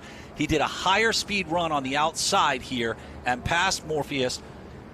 He just put 4 boat lengths on Morpheus on that turn, just holding it down through that turn. It really, really made the difference here. He can come over now. Nice little fly there. But what he can do now, as he's taken this thing, he can begin to, he has some space in there, he can begin to take over that inside lane, which will force Morpheus to take an outside lane. He's got to make a good run up here to Defalco, and as you can see, he's starting to make ground on him. I know Richie, when he's running like this, he's on a mission. He smells it. He's licking at his tail here. This is where this Mystic comes alive here. He's going to stay consistent, and he's going to push and push and push. 22 minutes yet to go inside of this one. Watching throttle man Johnny Tomlinson, 35-plus years, has amassed over 50 national and world titles, knows how to get it done. And as we watch these throttle men and these drivers, I think something we need to talk about for the fans at home that are watching, as these things come up out of the water, you'll see the throttle men pull back on those things. They don't want to bump those limiters. I don't know if I mentioned this at the top of the show when we were talking about the engines, but these are twin turbocharged V8, so if you get up into that limiter for any amount of time, you're going to lose all the boost in this thing, and then you've got to rebuild it again. I know you said it comes up quick, but that's still a moment in time when you don't have full power. A look at the 4 boats that are competing out here today. There's a good look at the Monster Energy supported MCON boat. Brand new 2023 Skater. That is a gorgeous piece. I had a chance to look down in the engine compartment one night ago in that one and in the cockpit inside of that one. As we talked about, it's certainly regarded as one of the best. Myrick Coyle, certainly a very impressive resume for him as well, out of Osage Beach, Missouri. So he is doing the driving duties inside of this one. We talked about it being the smallest boat in the field, about 40 foot long here in comparison to a 50-footer there in some of the other cases, but feels like it would be good in this style of water. But unfortunately, he got behind, was stuck in that roost, and he's got a lot of ground to make up. I just saw Defalco swing a little bit wide out here. Rich is diving in a little bit early now. He's just going to make, I bet he comes up, and he's 2-3 boat lengths that he just made up, diving in a little bit early on that turn and shaving off 1. You just start to calculate how many laps that I can do that with. If he keeps swinging wide, I can shave off 1. I can shave 1. Then I'm licking at him. Then I'm right on the transom. Now you have time to pressure. When you're pressuring tight, generally people he clearly closed the gap. Oh, he closed the gap there. By the way, checkered flag buoy right there. That is where the finish line is located here at the end of the race. But man, this is a drag race. This up, baby. It is on right now. This is a drag race right now, and I got to tell you, Rich has got the inside line. Wow, he had wicked terminal speed on it. Rich has got the inside line. I'm telling you, Defalco's not catching that boat right now. if Rich can hold it together, Defalco's not going to be able to catch that boat. It's this Mystic is running so good right now. It's running so easy. Defalco boat is going to have to work to hold it together. Richie can put it on cruise control with that 50-foot running surface and literally skip over this thing. So I think what you're going to start to see here, Rich is going to have they've got good clean water on this turn, so he's going to be able to make the turn he wants. And then as he hits that back straightaway, he's going to stretch it out another 2-3 positions. And why does Mark know this so well? Because he raced with this guy. Rich Wyatt, you were teammates. Yeah. Of course, Rich racing for 26 years, Class 1 debut 2022, and joined the DF Young team. I've just seen the boat start to lose that bit of speed that he was running at the beginning of the race. They may have scared themselves. They may have took a flyer out there. They may have an issue in the boat. And we're hearing that Defalco just stopped on the course as well. Taylor, you've been in the middle of all of this, gathering information. You have a little bit more. I was able to get a word from the MCon Monster Energy team. They are not having engine trouble. However, this is a new build. They changed the line. So they did have a small problem with the engine line. They were out this morning at 7:30 a.m. testing that boat. Unfortunately, it just wasn't enough to get it out in the front of that test. It's also a new throttleman, a new partnership working together with Myrick and Steve Curtis. So they're running this for points right now. However, Defalco just pulled off the course. So that is a really good place for MCon to get them a little bit further up in the points. And we'll see, we've still got some race left to go. Back to you, gentlemen. Yeah, that's a shame, obviously, for Mike Falco and Billy Moore in that Defalco boat. And there's a look at them right there with the hatch open there, left side engine compartment, taking a look inside of that one. DF Young team looking to pick up round one win here for 2024. Yeah, this is a big thing for these guys. Number one, it's a new team. I talk to Richie every day. He's excited. He was super excited to get out here and run the boat. They had made some changes, so he wasn't sure what was going to happen. Alex was running in the former XINSURANCE boat. You know, as with racing, there's a lot of switching and moving of chess pieces around, but at this point, the boat is on cruise control. You can see he's just taking it easy, super easy turns. He's not really flying it. You see that turn. You know, usually if he was really pushing it there, you would see a lot of side action. I think this is coming up here. Coming up on the last lap. Clock is down to zeros. It looks like he just rounded buoy number 9, finishing up that lap. He'll come back by start finish here and start this final lap. He's got such a comfortable lead right now. He can back off and do this. I think pretty much everybody is settled into, they know where they're going to be when the checkered flag comes around. It was a good event. I think we saw some tremendous racing. Morpheus and DF Young running, DF Young and Defalco running, pressuring constantly. And then, you know, Monster getting up in the mix for the first several laps, really pushing hard. I think they just started to, I think must have had a mechanical issue at some point because they just saw him begin to fall off the pace there, which is unlike Steve. Steve is a, you know, experienced guy. He does not let off. 2,200 horsepower, twin turbocharged V8s inside of these things. Nothing short of astonishing what they are capable of. But, boy, this DF Young boat has been the class of the field here. Yeah, and to be able to be ahead in flat water, knowing he's got an advantage in rough water as well, really makes this boat the boat to beat. Now, 222, Gio and Darren aren't going to make the first two races here. That changes the whole dynamic again because the 222 boat, which was a former FASA boat, which was a victory boat, was arguably one of the most winningest boats out there as well. That boat was fast, and that took the championship the past couple of years. He has been extremely fast. He's really not happy about not being out here. I talked to Gio the other day. They're hoping by the second race or the third race to be back over with a new sponsorship. So Darren, Gio, look forward to having you back out on the course.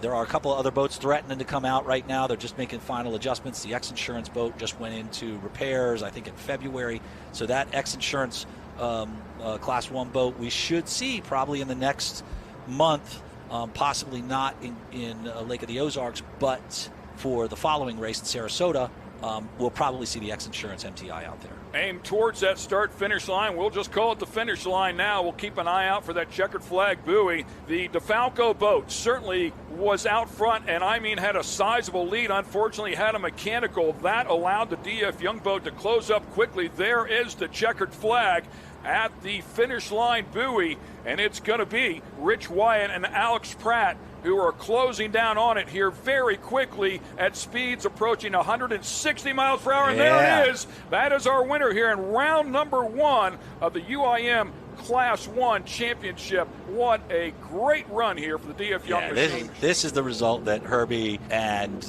Rich and Alex, this is the result that they wanted. They know they've got the boat right now. And they're just getting faster because there are things that they know that they can do to the boat that's just going to get the speed, get even more speed. They got to be so happy. Yeah, great stuff here, no question. They did pick up one win at Sheboygan a year ago, but to kick the season off here with a win, it has to feel wonderful. The UIM Class 1 World Championship was brought to you by Monster Energy, Unleash the Beast, and Mercury Racing. Live life wide open. These are our winners right here. Alex Pratt, Rich Wyatt waving that checkered flag. Let's talk about that race. I spoke to you yesterday. I'm going to start with you, Rich, about qualifying. You guys were starting towards the back. You said that's no problem. We'll make it up, and you did just that today. Yeah, we won't worry about it. We don't go too hard in qualifying. We don't want to, do anything stupid the day before. So, we hit it like it owed us money today, and it ran great. Alex drove awesome. Crew did an awesome job giving us a boat that was perfect. So, can't be happier. I love it. And Alex, what was it like being out there? New team, everything is new, just getting out on the water. Well, Rich and I have got a lot of things in common, and it was just an incredible race. He was yelling outside, I was yelling inside. I was like, listen, we're going where we're going. We got to beat these guys. And so I think it was a tremendous race, and everything ran great. Shout out to Herbie for putting the boat together and getting all dialed in. We picked the right gear set today for sure. Feeling, huh? Oh, it is the best. Morpheus 8, Allegra Motorsports with Britt Lilly and Johnny Tomlinson there, finishing up in second. Monster Energy MCON and Team Defalco. Tough ending for the Defalco team that got off to such a great start.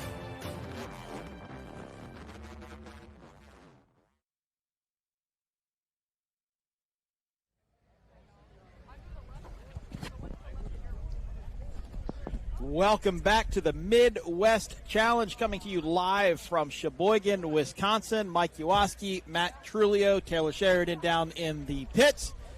We've got one race belts. Matt, it was an exciting one. Super Stock did not disappoint. No, not at all. Fortunately, no one got hurt. We banged up some equipment, and it was a great result for the Viginos in Coco's Monkey. Those guys came from dirt track racing, I found out. But they were friends with a former offshore racer, Carlton Myers. And Coco's Monkey is a leisure store located down in Key West with 2 locations down there. So congratulations to that team. Next up is going to be Factory 450 Stock. These are very similar to Super Stock, Matt, except a little bit bigger, a little bit wider. And more powerful. Yep, and they run the Mercury 450 horsepower racing outboard engine. A stock engine, a engine that can be bought off of the floor, and in fact, these boats have to be built off of a production mold. And what that means is in the case of the 39 Doug Wright, that is a boat that you can go buy tomorrow, maybe just with an open cockpit configuration if you wanted to go out and use it as a pleasure boat. But in this case, they put a canopy on it, they put a lid on it, and they bring it racing in for factory stock 450. And, of course, the other boats in the fleet are MTI. Yeah, and right now they're the only 2 manufacturers in this game. But if another manufacturer with a boat that fits the class and wants to come in and they sell it as is, regular, they could join. Yep, you're exactly right. Now there is one very familiar face that is not here this weekend in Sheboygan, and that would be the MTI team, TS Motorsports, Taylor Sissom. She is in Africa on her honeymoon. I did see Randy walking around at the drivers' meeting earlier, so we want to wish Taylor the best. Hope she's getting to enjoy her time with her new husband over in Africa. Well, Taylor is the pioneer of this class. She was the first person in it. She was running alone when people were asking her, what the heck are you doing? Why are you running around in circles by yourself? She kept her eyes on what her purpose was, and now we have an offshore racing class that's one of the best. Yep, and it honestly, it would be the class that if you wanted to come go boat racing in, this would probably be the one that I would recommend, because while it's still expensive to do, it is probably one of the most minimal investment classes out there at this point, just because these boats are so equally matched and the setups are just right there. And, of course, hats off to Doug Wright, right? I mean, Doug Wright has come into this class full bore. I mean, we're missing 2 here this weekend, or 1, with Gladiator Canados not here this weekend after their incident in Ocean City, but we've got the Hanks Saloon Racing, we've got the Mottlick Injury Attorneys boat, and, Doug Wright's really come on to the 450 factory stock class as well. Yeah, and right now Mottlick Injury Attorneys is leading the class. They have a new throttleman, but he's no stranger to offshore racing fans. Giovanni Carpatella of Class 1 and XCAT fame. Yep. He raced with Mike Defalco, as you mentioned earlier, just a couple of weeks ago over in Italy. So he brings a lot of experience to this team. He brings a lot of knowledge to this team. Not that they needed it. Like you said, they're in the lead for the APBA points in this class. But always a good guy to have on your team. It'll be interesting to see how Logan does with it. Logan, obviously a dirt track racer as well, comes from go-karts and dirt track. Very experienced young man on the steering wheel behind some things, and he's proven his worth to this point. Yeah, they're a strong team. It's a strong boat. They're fast.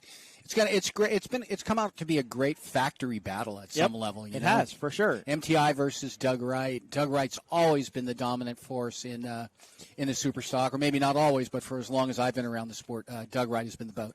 Yep, for sure. Now, coming back into the fold and not racing in the factory 450 stock class per se, of course, will be the Stancombs. George Stancomb, Michael Stancomb making their return in the Peppers Racing Yardar Marine Products boat. Now, this was a skater that was a Super Cat light boat, used to run the Mercury Racing 525 horsepower engine package, and the boat has been out of commission for quite a few years. And then last year, Michael went to Peter Ledden over at Skater.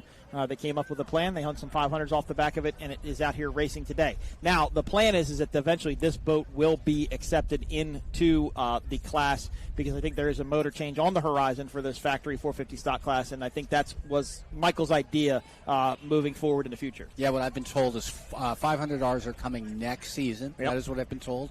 I just want them to get mad at you if you tell them the wrong information. Well, they can. I'll tell them something else that might be dangerous. See, the last time I saw the Peppers racing boat, the Stancombs boat, it raced as a Super Cat Light, was at the 2015 Qatar Cup. In Qatar, and the nation of Qatar brought all the racers over there on their own nickel, on their own dime, and they had a race, and it was supposed to be a 5-year race, and it didn't happen. Didn't manage to last long enough, but it was an incredible experience for those of us who went over there and experienced that country. Well, and to show you how the sport has evolved, to show you how the sport has changed, this is what I talked about to Michael Stancomb this morning. So, they put the 500s on the back of it, the 500R racing outboard, Mercury Racing outboards, and you kind of look at it and you go, well, that seems kind of like small for that boat. And then there's a guy out west somewhere that took an MTI old race boat and hung some 450s or 500s off the back of that. But then you have to think, the Peppers Yard-On Products boat was built as a 525 horsepower Mercury Racing inboard-outboard powered boat with the number 6 drives and the 525. Well, they only put a 500 on the back of it. And Michael Stancomb told me they lost 2,000 pounds. Yeah. In doing the conversion. So if you did a power-to-weight ratio idea, did they really lose that much? Well, and it's an interesting boat in that does it as a manufacturer completely fit into the category if you can buy one right away? Because the deck of that boat was obviously hand fabricated. Well, all the decks of a skater are hand fabricated. Other than the small ones, yeah. Yeah, the mold, the bottom of the boat, the hull is a mold that Peter Ledden has there in his Michigan factory. So it's a good question, right? And I think it's going to have to be examined and probably looked into. But I don't think, knowing the Stancombs as well as I do and been around them for as long as I have, I don't think they would have made this investment if there wasn't a place for them to go. Oh yeah, and they're offshore race, two of offshore racing's most colorful characters. I would agree. They are tenacious. They are outspoken. They're not afraid to say anything. And you know what? There's something to that. It is some days. You're exactly right. And this is an interesting class, and he will ruffle some feathers in this class, knowing him as well as we do, as he used to do in the Super Cat Light days. But it's good to see him back. It's good to see his dad back. I shook his hand this morning. Watched those guys for many, many years in Super Cat Light. So good to see him back out here. And I think it will bode well for the other boats in 450 to embrace him into the future, because it just grows the class, right? Anytime you alienate somebody and push somebody out, you don't help grow anything. You limit your expansion to what you basically want it to be. So hopefully it continues to move forward. Yeah, fun fact, as they're still idling out, I blew by them on my way to Sheboygan in my rental car. I just absolutely, like they were tied to a tree. But they were towing a boat. Flat. That was wide, mind you. All right, so the boats are idling now. We do not have helicopters in the air, so we are refueling or getting done refueling, and we're supposed to start around 2:30, so obviously we're still under the delay. Matt, you were right. They did lose the dogleg buoy. They had to replace that, so that has been taken care of. All of the boats that had the incidents in the Super Stock race have been removed. Now we're going to go racing in Factory 450 stock. Matt, let's do a lineup for this boat, for this class with 5 boats. All right, we're going to start out with Hank Saloon Racing, Kobe Harrison and Edwin Shear. Muntlick Injury Attorneys, it's Doug Wright. And the current first-place leaders in the points, Logan Aiden and, for the first time, Giovanni Carpatella. Meade Family Racing, MF Racing, Caleb Meade, he's 16 years old. He actually won a race here last year. And, of course, the veteran throttleman, Sean Torrente. GC Racing, Willie Cabeza and Grant Brueggemann. They're there together for the season, first season together. And last but not least, the 151 Express of Ian Morgan and Nick Imprescia. The young bloods of the class with 151 Express. And that's a really good point about boat number 5, Meade Family Racing. Caleb taking his win on Sunday here with Sean Torrente. Beautiful looking boat. That was actually the first MTI built.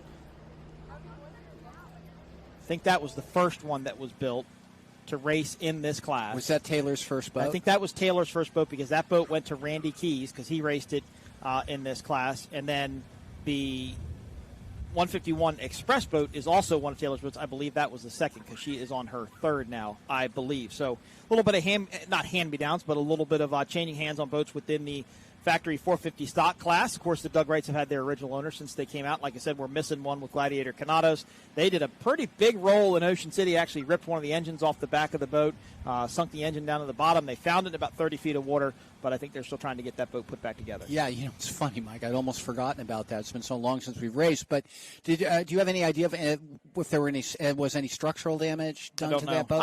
If it ripped the motor off, there's got to be some structural damage, right? For sure. Because it's flexed hard enough to be able to get that motor off of there. I don't know how, but when I watched the videos of Ocean City that was put on by Race World, of course, Eric Colby did the broadcast over there. Great job, they did a very good job. Yep. So shout out to those guys and Todd Swalford, who does the broadcast with him. But Ocean City water was typical Ocean City water.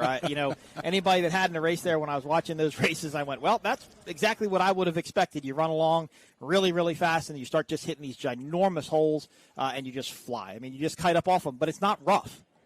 It's just rolly. It's just very, very rolly. And a lot of the videos there showed that exact conditions. And Gladiator Canados just came down that start line. I think it just got away from and over they went. And they did a pretty good amount of damage. I mean, ripped the motor off if nothing else and, salvaged the motor out of 20 or 30 feet of water. So didn't you put on a race there, Mike? I put on a few races in Ocean City back in, probably 7, 8, 9, and 10. Back when we used to pit down at Sunset Marina. Yep. Yeah. Got some memories in Ocean City. It's a great place to go racing. Beautiful town. Beautiful town. But Beautiful part of the world. But right now we are in Sheboygan, and we are going factory 450 factory stock racing. There is, I believe that's the green flag, and we are going racing. That was quick, but this is a pretty small fleet, so pretty easy to get them lined up. Peppers Racing is going to be all the way to the outside right-hand side of your screen. And let's see who had the pole on the inside. Great shot down the beach here in Sheboygan. That really shows the difference in watercolor, Matt, that we were talking about as I flew into Milwaukee just the other day. There is 151 Express there on the outside. And that looks like GC Racing there in the middle, and then maybe Meade, Mottlick, and Hank's Saloon. So I think Hank's Saloon had the pole. Mottlick was going to be in second, and then Meade in the third lane. And these boats are crab walking as well as they have to steer into the wind. Now it looks like a couple of boats are kind of stick with each other. They want to pinch down into this group. Could that be Nick Imprescia and Ian Morgan in 151 Express, boat number 66? Whoa, they're pinching down tight. It didn't look like anybody. Well, there goes Mottlick. They had to jump back to the outside, so not sure what happened with Meade Family Racing. Had to maintain their lane through the corner. Yeah. 151 Express is going to be on the outside of this group. GC Racing just to the inside of them. It looked like Meade was in the early lead, so maybe picking up right where they left off. There go the Stancombs in Peppers Racing, Yard Arm Marine Products. So there is Meade. There is Hank's Saloon. GC and 151 Express. Meade in the lead, GC in second. Hank Saloon's battling with 151 Express for third. Now, I'm not sure what happened in that turn, but the Mottlick team may have something to say about what Meade Family Racing did there if they possibly did cut them off. May go to a replay of that shortly. But Caleb and Sean, Matt, picking up right where they left off from the 2024 Midwest Challenge. Yeah, and in the distance, that is the Mottlick team, isn't it? Is it?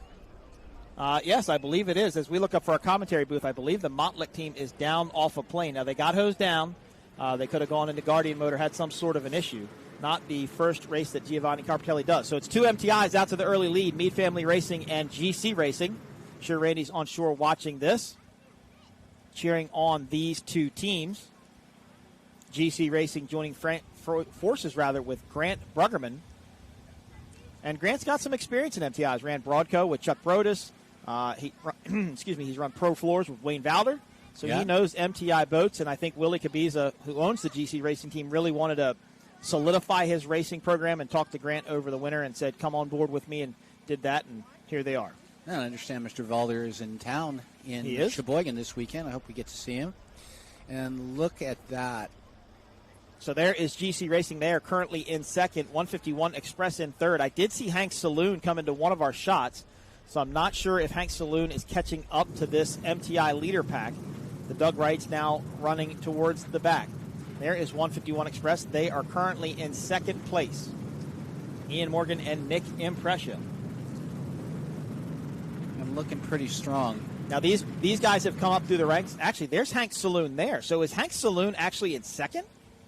We're going to have to watch, Matt, as they come by, because that was a very odd view as these boats enter the Monster Mile. They will complete lap number 1 of 8 here in factory stock. Yeah, you 450. lose depth perception, but we will get clear on this very shortly. Well, and the MTIs and the Doug Wrights have a very distinct deck design between the canopies. The Doug Wrights have more of a rounded cockpit design as to where the MTIs have that more squared off design. Wow, look at that. Look at what GC – wow, what is – this is just kind of not chaos, but a little bit of chaos going on here. That is Hank Saloon. So they're going to be in second. Meade continues to lead. Now GC Racing is pushing 151 Express around. Willie Cabiza and Grant Bruggerman not giving the Youngbloods any room whatsoever as they steered pretty much right to them, and I would think maybe slowed each other down just a little bit, but maybe some strategy. But Hank Saloon in second, GC Racing in third, battling with 151 Express. Meade Family Racing continues to lead. And, you know, though not officially in the class, look at Peppers Racing. They're starting to catch up to it. Kind of caught up from the back, yeah. Well, GC and 151, they started battling pretty heavily with each other, so that may have slowed them down. Not saying that Peppers isn't going faster, because they could. No, I understand. Hank's Saloon now chasing down Meade Family Racing, so it's Doug Wright versus MTI, 1 and 2. Montlick now just coming past our view, Matt. They've made up a pretty significant amount of ground considering they were stopped by the time these boats got down to the south end of the course. Sean Torrente just ran our super stock race a short while ago in S2 powerboats with Sean Connor. As you look at 151 Express. Again, these guys, Ian and Nick, got their start in Stock V in a Phantom-built hull, and they went to Mod V. Mod V. And then they moved up, and they actually had the Mod V. I believe the Mod V was in Cocoa Beach, but they did not end up running it. And they both work for Sean Torrente Racing. They do. They moved down here and worked for Sean. Well, moved down here. We're in Michigan. They moved down to Florida and worked for Sean Torrente, who would be, I imagine, a pretty good mentor to work underneath of it, all the experience he has. You know, when I spoke to Sean yesterday, I asked him what he thought about the conditions here, and all he could just say is shake his head and say, windy. Windy. Now, it doesn't seem to be bothering this MTI at all. No, not a bit. Caleb Meade taking his first win here last year. Hank's Saloon Racing should be giving chase to the number 1 boat. They're currently in second. Of course, Hank's Saloon, a very famous, well-known bar in Key West. I've enjoyed many libations there, as I'm sure my broadcast partner Matt Trulio has. I know enough to know that Hank's Saloon is named for the owner's dog. You know, and if you've been there more than once, you should know that. 151 Express pushes way out wide. That's GC Racing, and that is Hank's Saloon to the inside of this group. 151 Express way out wide, trying to find clean water. And as I looked up from the broadcast booth, Matt, and now it looks like some of these teams are figuring out they want to run out towards the beach and sail the boat down to the corners, turn number 1. I don't see as many white caps now. If you look out, you know, on the course, edge. I don't see as many white caps as I did. I still think there's a breeze, but even the trees are laying down just a little bit. But there's a rooster tail. See, that's Hank's Racing Saloon right there. They keep diving to that inside, and they make up a lot of ground through the turn, but then I think they start to lose it on the straightaway as they cross the finish line. This will complete lap number 2 of this factory stock 450 race. Looks can be deceiving, but there is Meade Family Racing. There is Hank's Saloon. And kind of look at the difference, Matt, there of a boat that went out wide to run to the buoy and then a team that's trying to run pin to pin in these conditions. And you can get to see how much ground they lose. But look at 151. They're trying to put a move on the outside on GC. See if they have enough space to get there. They may not. Hank's Saloon seems to be the only team taking that pin-to-pin approach right now. And it's not hurting them. I mean, No, they're they're solidly second. in second place, and it didn't look like GC and 151 are catching up to them. But I imagine for 8 laps, they're not going to be able to continue to do it because they will just eventually continue to lose ground. But the battle right now is for third. 151 Express goes back to the inside of GC. GC will control the inside corner going through the left-hand dogleg turn. And these two MTIs, Matt, are scrapping back and forth. Yeah, they are. It's very tight. Ian and Nick trying to look for any way around GC Racing, but Caleb Mead picking up right where they left off. Now, of course, last year when it was a Mercury Racing Midwest Challenge, we actually raced the classes on 2 days. So everybody raced on Saturday and That's everybody right. raced on Sunday. So Caleb actually won on Sunday, but now he'll win on Saturday if everything he wins. finishes as it would. And I believe he finished second the first day. I could be wrong. I do not remember that. I just remember because I like announcing first-time winners. There is Peppers Racing Yard Arm Marine Products, the lone skater out there on the course right now. As Mottlick did come by, I mean, they're still running. It's hard to tell from our vantage point if they're able to make up any ground, but these boats are so equally matched as far as speed and setup concerned, I'd be surprised if they're able to run this group down. It's a lot of ground to make up. They came off plane completely. Maybe they were hosed down, and maybe they went into Guardian. And if that's the case, they could still be experiencing some issues with Guardian, with the wetness still. You never know. Even from our camera shot here, it does look significantly calmer out there than it was during our super stock race, and I can't see whitecaps like I was seeing before. So good to see the father and son team of George and Michael Stancombe out running again. And I believe he said Dad wanted to go racing, so when Dad says that, you listen and you do what you need to do to go racing. So here they are. And Michael told me that the boat really didn't require a whole bunch of different setup work. I said, well, what about the center of gravity? What did you have to move around and really change? He said, really nothing. He said it came out of the gate really good. That was always a very strong competitor. I remember Very strong competitive boat. Amsoil and Peppers were like the arch nemesis in the Super Cat Light days. If BT's listening, he's probably fumigating that I'm mentioning him in a word with Stancombe in the same sentence. What's odd is when you watch that boat, and now we've got, once again, we've got Hank Saloon and I think Hank Saloon might be faster than Mead Family Racing, and maybe Sean and Caleb are running a bit wider of a course. 150 Run Express should still be running in 4th place. They're coming back into our view. This is completing lap number 3 of 8. And we got to watch this battle between Hank Saloon. Hank Saloon might dive back to the inside. They're just outside of your view here on the cameras. We'll see if we can get one of our cameras on them. There goes 151 Express. They are giving chase to GC Racing. And that group, those two Rooster Tails right up there, that's Hank Saloon and Mead Family Racing. And just look at this battle. I do feel that Doug Wright might be faster than the MTI. And the MTI has him through the turn, but Hank Saloon made up ground. That's a precarious move there. Hank Saloon went right down in front of GC Racing, dove back to the inside. Was a smart move, though. Caleb really left that door open. Maybe shouldn't have done that. This is going to be a drag race down to the dogleg. Mead Family Racing is going to be on the inside. Hank Saloon is going to be on the outside. That means Mead can control the line. But if Hank Saloon can stay right with them, again, as I mentioned before, when they go back to turn right around buoy number 6, Hank Saloon will have the inside lane. Good shot. Look at the differences between the MTI and the Doug Wright. All the MTIs in this fleet, by the way, Matt, are actually 4-person boats. There's actually a back seat as they are built, not as a pleasure boat, for pleasure boat purposes if you wanted to do so. Well, I know a couple of people who have they call it the 390XR, used as pleasure boats, and they're great. So Hank's Saloon losing a little bit of ground, maybe about a half a rooster tail length behind Mead Family Racing. As they go into the dogleg, they'll turn left. Hank Saloon is making up time somewhere on this course. It'll be interesting to see where he's doing it, because Mead Family Racing, they just can't get away from him. Sean and Caleb just cannot get away from that Doug Wright. Yeah, and for a while there, they had a pretty good lead. Multiple both lane lead. Now they cut down on Hank Saloon and slowed them there. Hank Saloon had to back out of it so they wouldn't get up in their rooster tail. Again, freshwater's not going to do as much damage. Maybe running, and maybe that's what it is. Maybe Caleb and Sean are running a little bit more of a defensive race. But we critique this pin-to-pin move that Hank Saloon was doing, but to me, it looks like it's working, and I don't think you can count out GC and 151. This whole top 4 group is right there together in this class.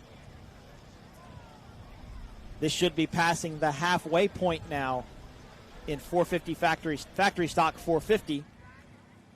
As that is Hank's Saloon way on the inside. Look at the separation there. Now, depending on how this goes, this will be a good proof of what's going to work out better.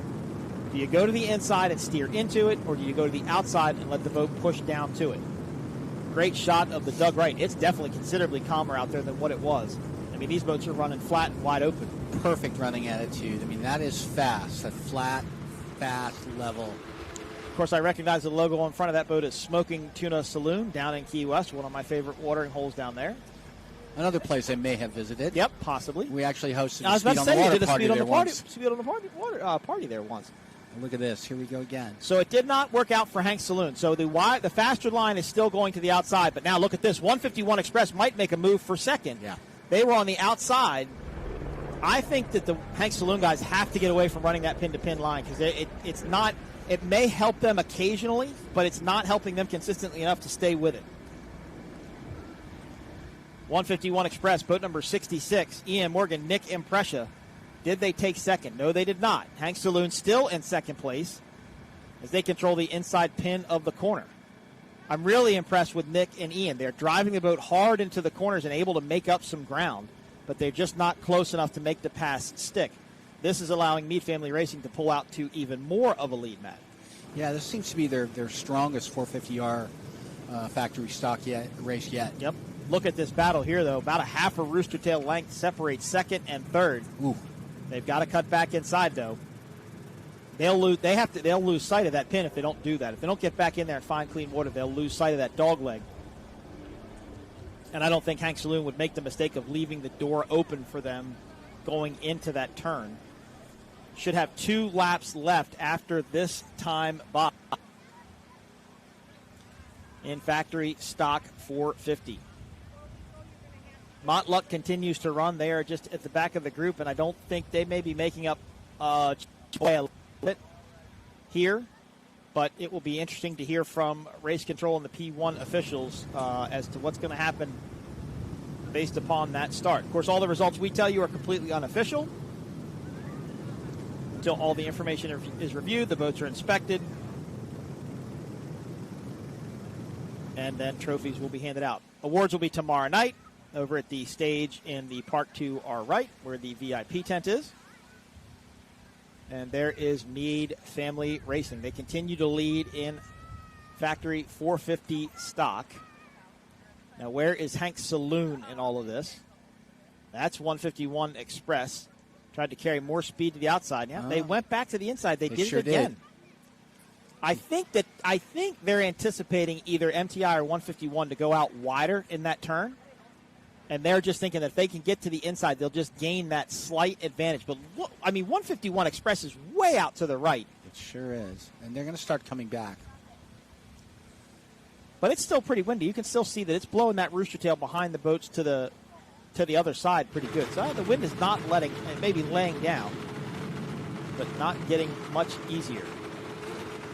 Good-looking livery here on the 151 Express team boat. Of course, another MTI in the fleet. Now you see Hank's Saloon. That's Meade Family Racing just in front of this group. This shot brought to you by XINSURANCE. It's the XINSURANCE helicopter camera bringing all the aerial footage for the race today here in Sheboygan. More racing tomorrow, bracket classes, Super Cat. Everybody coming back out and doing it one more time. Yeah, you know, and I realize it's not a fashion show, but this class, the colors of these boats have far and away the best optics. It's great for fans. You know, if you're a fan of any one of these teams, you should be able to follow it going down the course. Excuse me. Lap number 6 of 8. So 2 to go now in factory 450 stock. Let's see if Caleb and Sean can get it done. Let's see if Hank's Saloon can do exactly what Coco's Monkey did to Celsius. Can they continue to pressure them? But see, now Hank's Saloon's got to start worrying about 151 Express. They're all over the transom of that boat. And let's see if that can pay off. Right now, it would be 151 Express in third, Hank's Saloon in second, and Meade Family Racing unofficially your top 3. And GC Racing currently running in fourth. Haven't gotten the chance to talk to Grant yet this weekend. He was busy talking to people last night, but always good to see him and Kelly. And, of course, Beza, Matt, a huge power boater as well, or a huge pleasure boater as well. Yeah, Willie has a couple of MTIs in addition to his race boat. He's collected a few absolute beauties, and he's just a genuinely nice gentleman. He's fun to hang out with. He's a good guy. Caleb Mead and Sean Torrente continue to lead in boat number 5, Mead Family Racing. Hank Saloon was giving chase, but now I think Hank Saloon has to start looking around for 151 Express. There is Peppers Racing Yard Arm Marine Products, boat number 2. That boat lights those 500s on the back of it. I mean, it's light in the front. You can see it kind of carrying the bow a little bit and hopping around on the back. So I think they've got that boat figured out. It'll be interesting to see as this class transitions to the 500s where that boat ends up and how it does. But don't you think, having you and I having both seen that boat in so many races, there's two things that disconnect me from it. One, outboard on the back. Two, the sound. It doesn't sound like a pair of 525, inboard stern drive engines. Well, I was talking to George this morning, and I said, it's weird. It's much quieter. And he goes, what? And I was like, that's my point exactly. 151 Express should be in third. That should be Hank Saloon, Rooster Tail Wake, just to the side of them. And it looked like Hank Saloon did the same exact move, went back to the inside corner. This will start lap number 7 of 8. It's been working for them. Let's see if it holds on. Well, and it's funny because 151 Express doesn't make any ground up by going way to the outside like that. So it's you're kind of splitting hairs, but maybe Mead Family Racing's got it figured out. See, they're dead in the middle of all of it. And that's actually Motluk coming into the view behind this group. So Motluk is catching up. I didn't think it'll be a little bit late for them to get up onto the podium, but they are making up some ground. But they have nice, clean water, so they can go really as fast as they need to go to get it done. Hank Saloon on the side. Motluk. I probably called it Motluk. Sorry, Motluk Insurance or Lawyers. Of course, a new sponsor for that Doug Wright team. Always good to bring. Oh, look at this move here. Again, 151 Express is trying to get around Hank Saloon, and they're trying to do it on the outside.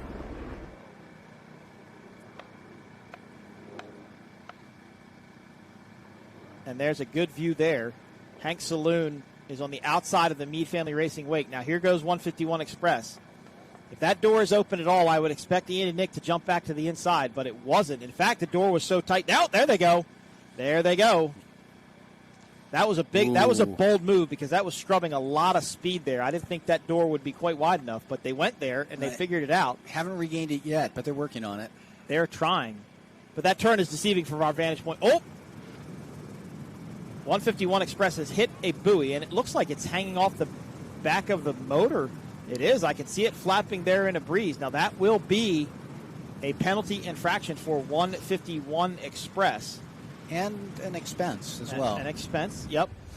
And if it doesn't get off of that motor, it could interrupt the airflow going to that 450R Racing outboard. And these do have Guardian mode on it. If it starts to overheat, it does take air in from the back top of the cowling.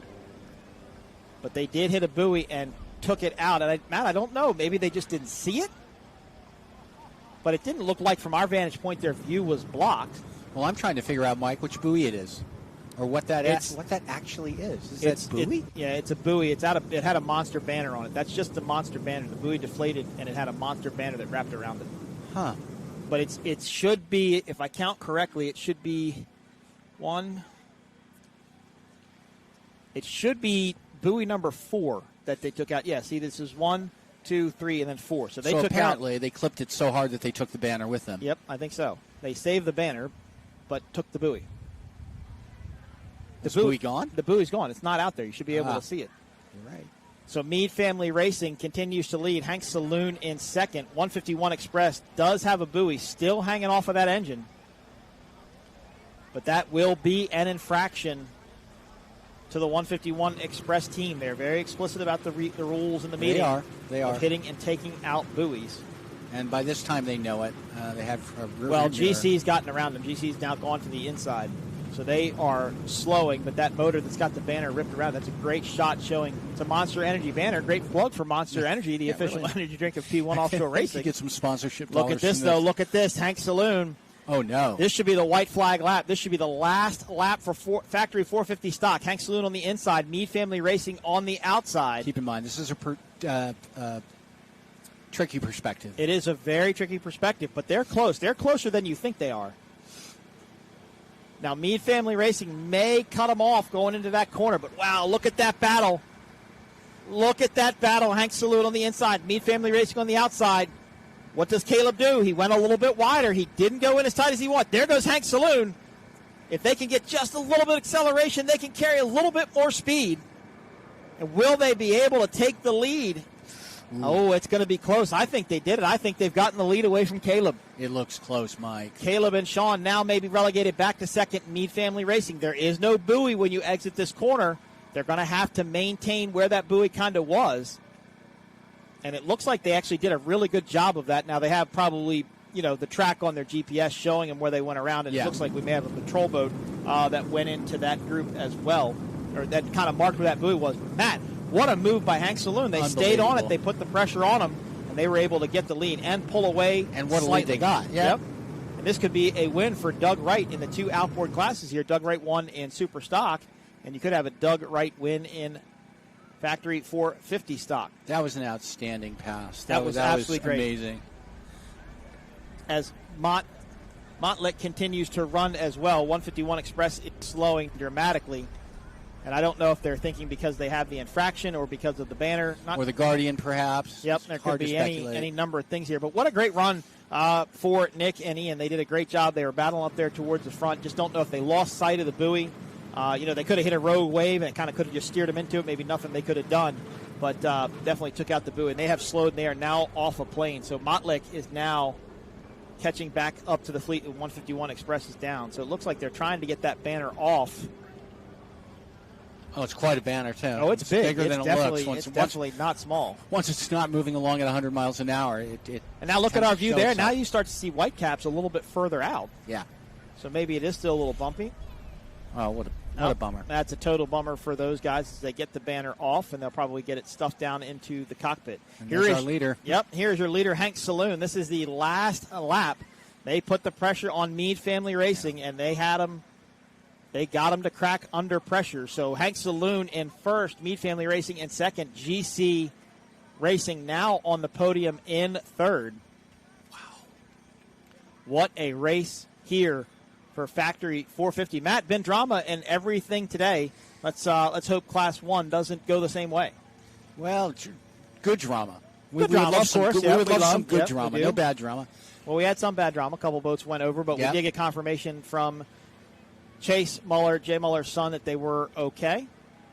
As Hank Saloon is going to take the win in Factory Stock 450 here in Sheboygan. That is just fantastic for Kobe Harrison, Edwin Shear, and the entire Doug Wright group. That's an amazing win. Wow. Caleb Meade and Sean Torrente will take second place after leading for most of the race. But not sure what happened to them, whether they maybe just lost their setup, the boat got away from them just a little bit. GC Racing will come across the line in third. And I don't think there's scoring peppers in this class. No. So I won't say he's in fourth. Montlick now should be in fourth. But I think there's probably going to be some conversations about that start and I think so what too. went on with that, because something was odd there to me. Now it looks like everybody's kind of maybe running a little bit of an extra lap, but we are finished. So we have wrapped up race number 2 today. Our last race will be Class 1. You watched Class 1 qualifying earlier today. Defalco took the pole. Monster Energy MCon in second, DF Young Goodboy Vodka in third, and XINSURANCE in fourth. Those will be the starting positions for the Class 1 race. 35 minutes plus 1 lap coming up after this Factory Stock 450 race. Well, maybe they're just putting on a show for the fans. They're just out there, they're having so much fun battling and stuff. Well, and the thing is if one doesn't finish, right, if the leader doesn't finish, then you second guess yourself. You're like, man, did I not count enough laps? Did I not have enough tape? You don't know what's going on. And it's not, Willie and Grant and GC, they're two super analytical guys. They know exactly what's going on, and they're still chasing them down as well. So lap counts were off by somebody. And these boats have to meet a minimum weight requirement, too, when they come out, so they have to be careful of running this extra lap. Again, burning off more fuel and maybe coming out light. But what a run for boat number 39, Hanks Saloon Racing, Kobe Harrison, Edwin Shear. And there it goes. Now it looks like he may be turning and pulling to the inside. Nope, maybe not. Still going. Well, the information we were given was they were finished. Yep. Of course, this team and boat based out of Key West, Florida. They will be looking forward to the Key West World Championships happening in their town in November. Go to P1offshore.com, follow your favorite race teams, pick up some swag, check out the schedule, and also buy your VIP hospitality tickets. You want to come watch a boat race, there's no better way to do it than to be catered on and have food and drink and everything you could enjoy under a tent and watch the racing as close as you possibly could under the VIP experience tent with P1 Offshore. Monster Energy, Unleash the Beast, the official energy drink of P1 Offshore Racing, Myco Trailers, ICOM Radios, and Mercury Racing. XINSURANCE providing the helicopter footage, that great deck shot of Hanks Saloon Racing. Thanks to Rick Lindsay and his son for doing a great job. Just an amazing job. It adds so much to the broadcast. And that's his personal helicopter. I mean, he flies that helicopter all over the place himself. So thanks to them for their support. And, of course, Goodboy Vodka, Alex Pratt. If you see a Goodboy Vodka beverage, I encourage you to try one. They're excellent. Got the Citrus Circus, the John Daly Sweet Tea, and lemonade. Lots of great products offered by the Goodboy Vodka team. Of course, the Goodboy Vodka, just the vodka itself. The slogan for the company, every pour helps a pump. There's the these flag. 450 factory stock guys are just not stopping. Maybe they're just enjoying. Maybe the Hanks Saloon guys are so excited that they won. They don't want to let the experience go. But this race was done now one full lap ago, and race control will start getting on these guys about this because if that helicopter they can't continue to be running and the helicopter staying in the air. If that helicopter has to refuel, yeah. These boats have to come down off a plane and stop. But now the Zodiac's going to get them. Right, but nobody is stopping. Nobody is trying to slow down. They ran 8 laps. And Montlick maybe sitting back here thinking, what is going on? Why are we continuing to do this? This is a totally confusing situation. Got to love the livery on the GC Racing boat, of course, different from last year. But very pretty. He's actually painted a lot of his pleasure boats to look very similar to his race boats. I know he has an MTI center console, and I think he has an MTI open catamaran now, too, doesn't he? I think he has a 440X. There you go. That is a big boat. It is a very large boat. Hanks Saloon. But a beauty. It is totally a beautiful boat. A boat that was built with the 500s in mind. As Hanks Saloon, the Doug Wright entry continues to run around the course. This race is done. They have taken the checkered flag. We're not quite sure what's going on and why we continue to run at speed. But it was 8 laps. So Hanks Saloon, Mead Family Racing, and GC Racing, your top 3 after 151 Express. That's 151 Express right there. They are back up and going again. So maybe that motor started to overheat, Matt, and they just wanted to get it off. But I do not have my race control radio next to me, so I'm not sure if anybody's trying to scream at these boats. I mean, they'll eventually put a pace boat out in front of them or something to get them to stop. I've never seen anything like this. Well, maybe I have seen something like this, but it's unusual. Unless we're missing something. I don't think we are. I mean, our count on our lap counter here started on lap 3. It went lap 4, lap 5, lap 6. I mean, unless they missed those first 2 laps, but I have a hard time believing that. Great shot there, though. Still pretty breezy. Looks like it may have picked back up just a little bit. Maybe a little lull in the wind there. And you can see even the helicopter's having to steer into it just a little bit. Or he may just be flying over top of them. That Doug Wright is a good-looking boat, though. It really is. Just a nice, smooth finish line all the way back. Really clean. Completely different than the MTI where you see more of the squared-off edge. Doug Wright has the more just rounded, finished edges. As they will come across the finish line. And unfortunately, we can't see the finish line or checkered flag from our perspective. I think that's the start-finish boat way out there, though. No, I think I can see it in tight. It's a checkered. I mean, it's right in front of us. It's hard to say. I'm lost. I think it's over. But we're not getting any sort of communication from anybody. Pepper's yard arm, they are now trying to move up inside of GC Racing.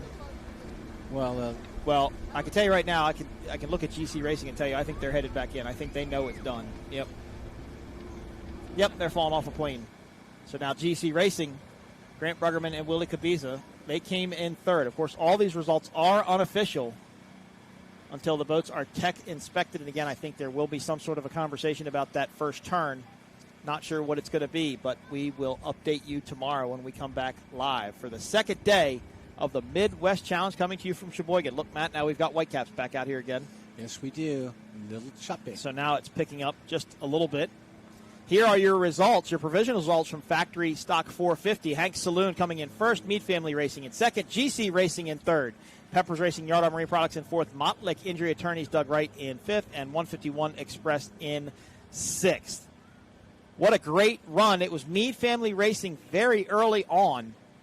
They took the early lead and checked out. Or thought they had.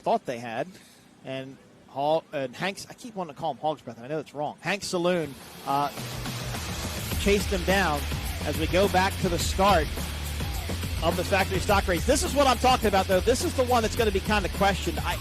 It's very hard to tell from that perspective, Matt, if there was enough room for the Mottlick team in there in that first turn. But it was Mead Family Racing out to the early lead. Hank Saloon giving them chase. But this was the game change of the race right here when Hank Saloon took the lead away from Mead Family Racing. Tough day for the 151 Express boys as they hit a buoy and took them out of the race. But congratulations to Hank's Saloon Racing on the unofficial win here in Sheboygan. Back live now to the beach. Beautiful day here. We've got one more race to go. That is going to be Class 1. 4 boats, 1,100 horsepower, twin Mercury Racing engines battling here on Lake Michigan, and it's going to be a great one. We will be back. We're going to take a quick commercial break. I believe the helicopters have to refuel. I am Mike Iwaski for Matt Trulio. We will be back right after this. Rated M for mature. Who are you counting on? Hey. Who are you leaning on? Who are you counting on? Hey. Hey, so. Whoa. Hey, they tryna block all my blessings. They thought I lost and snapping. I bet on me and my team. ISO is what I'm rapping. Who are you counting on?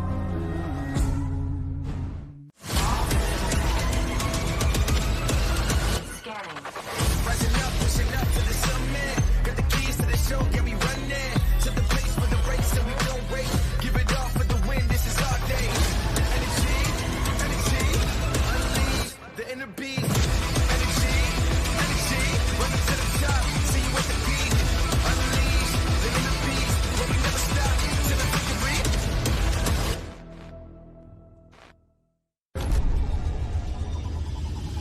I used to toss a coin in the waterfalls in the wishing well. Now I get plenty coin, some self-made. You ain't gotta wish me well.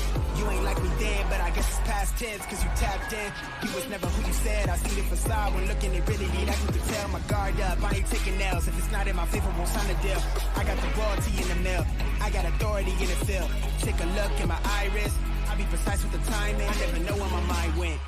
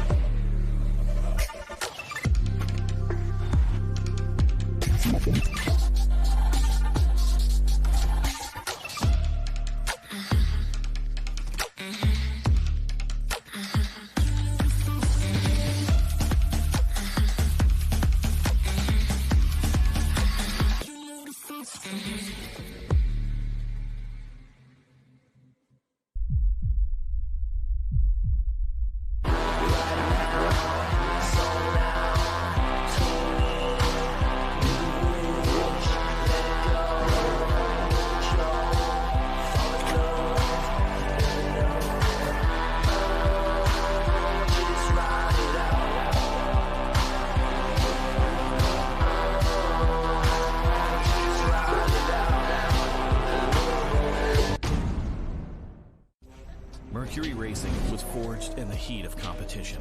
The will to win is in our DNA. Competition isn't just what we do, it's our proving ground. It's about the pursuit of power, performance, and endurance that pushes our limits and yours. We create premium marine power to take you faster and farther. The world offers limits. Mercury Racing offers freedom. Live It takes your breath away. That's how you can tell you found the perfect vacation. It doesn't get any bigger. A place that opens your eyes and your spirits. It's a Kissimmee thing. This is your getaway, your escape. Recharging, rediscovering, reconnecting. Welcome to Kissimmee. However you spin it, never forget what's at the heart. It's big and it's bold, day after day. Welcome to Kissimmee, the big, bold heart of Florida. The big, bold heart of Florida.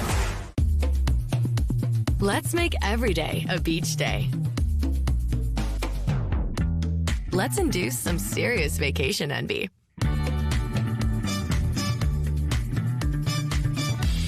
Let's make it look like we've done this before.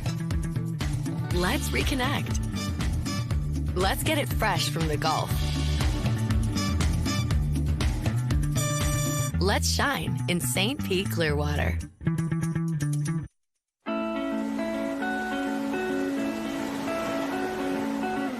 She won't remember her first word.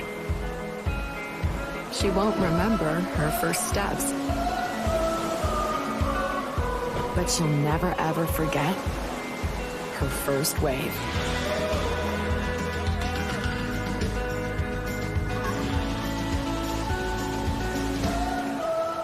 Plan your trip at DaytonaBeach.com. For over 60 years, ICOM has been your trusted companion, keeping you connected on the water, in the air, and on the ground.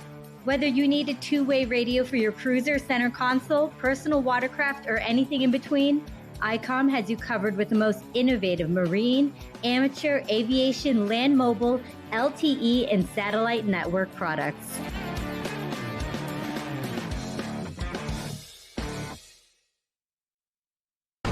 Insurance sucks, and we think so too. Why? Because traditional policies don't provide complete coverage, leaving you to deal with the holes and gaps. But not anymore. XINSURANCE's true umbrella and true homeowners are a true partner, covering any potential gaps and exclusions. With XINSURANCE's true umbrella and true homeowners policy, you will experience true insurance when compared to traditional policies. Contact us today or ask your agent about XINSURANCE. It's time to turn it up to 11 and ride full blast. The all-new Jet Blaster series from Yamaha. We didn't just create a new wave runner, we invented a whole new way to ride.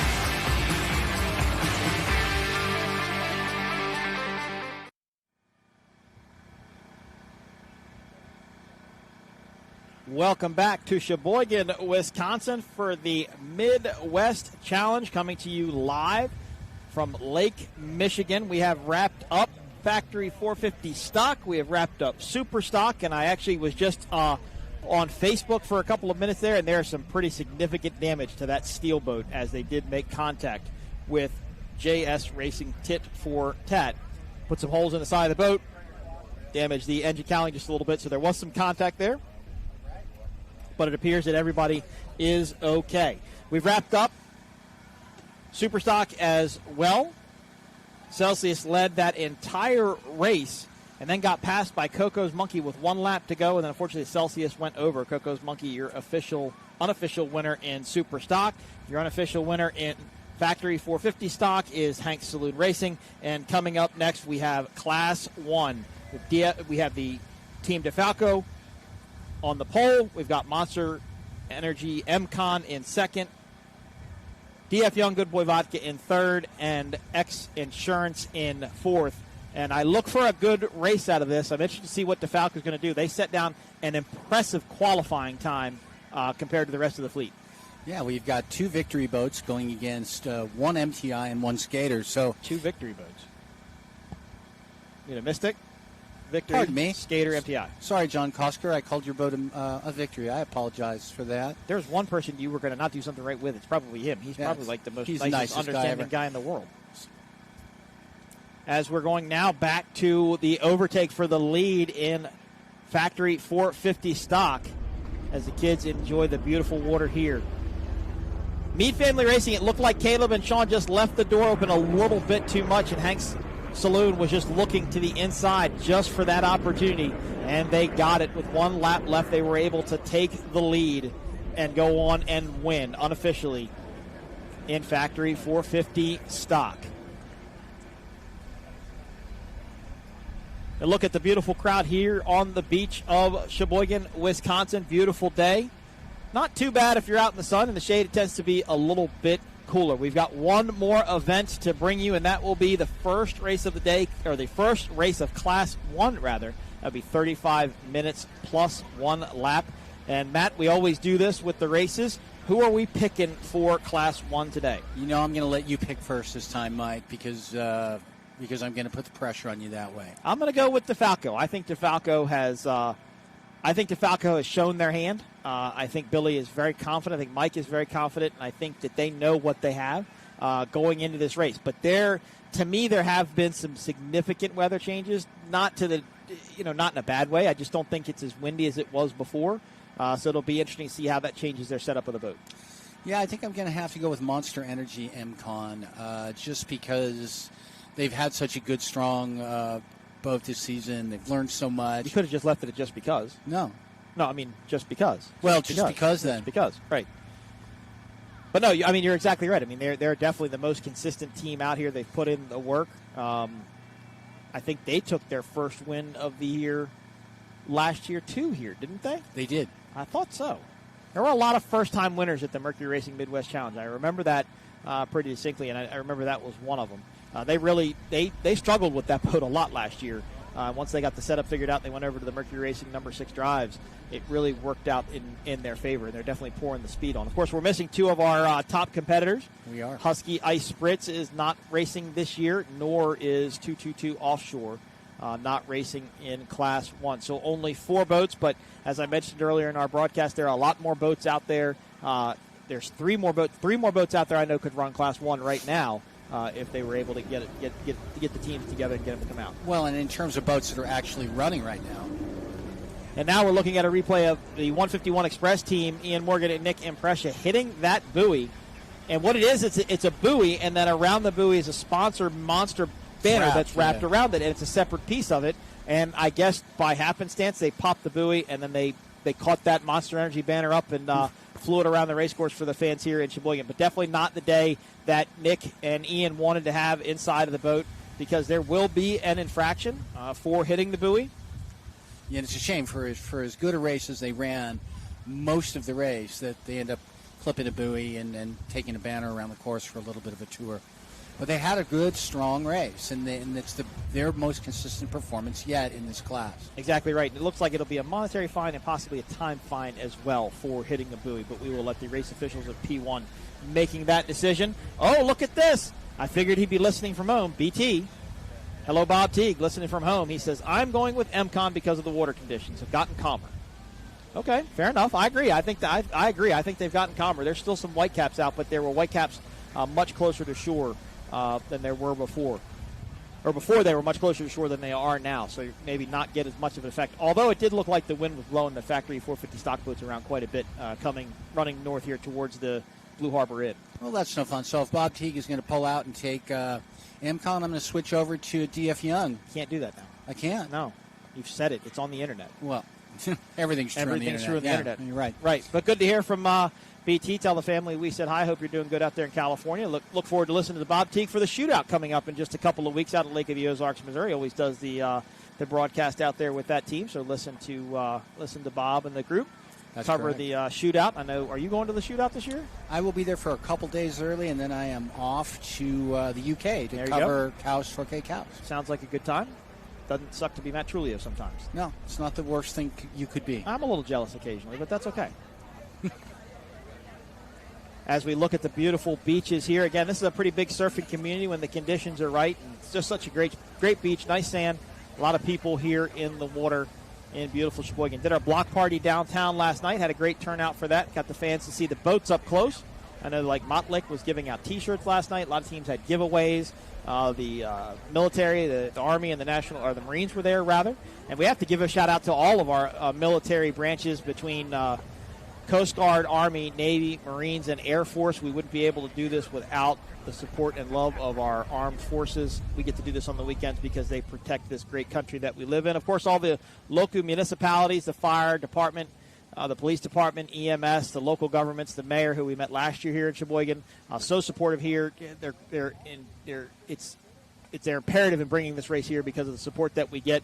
So glad they allowed us to come back, and we hope to come back for many more years. Of course, P1 and the entire staff over here putting the race on, between scoring, between the crane crew, between safety, green light with the broadcast. There are so many people behind the scenes that make this event come together that you really could never mention all of them in one fell swoop.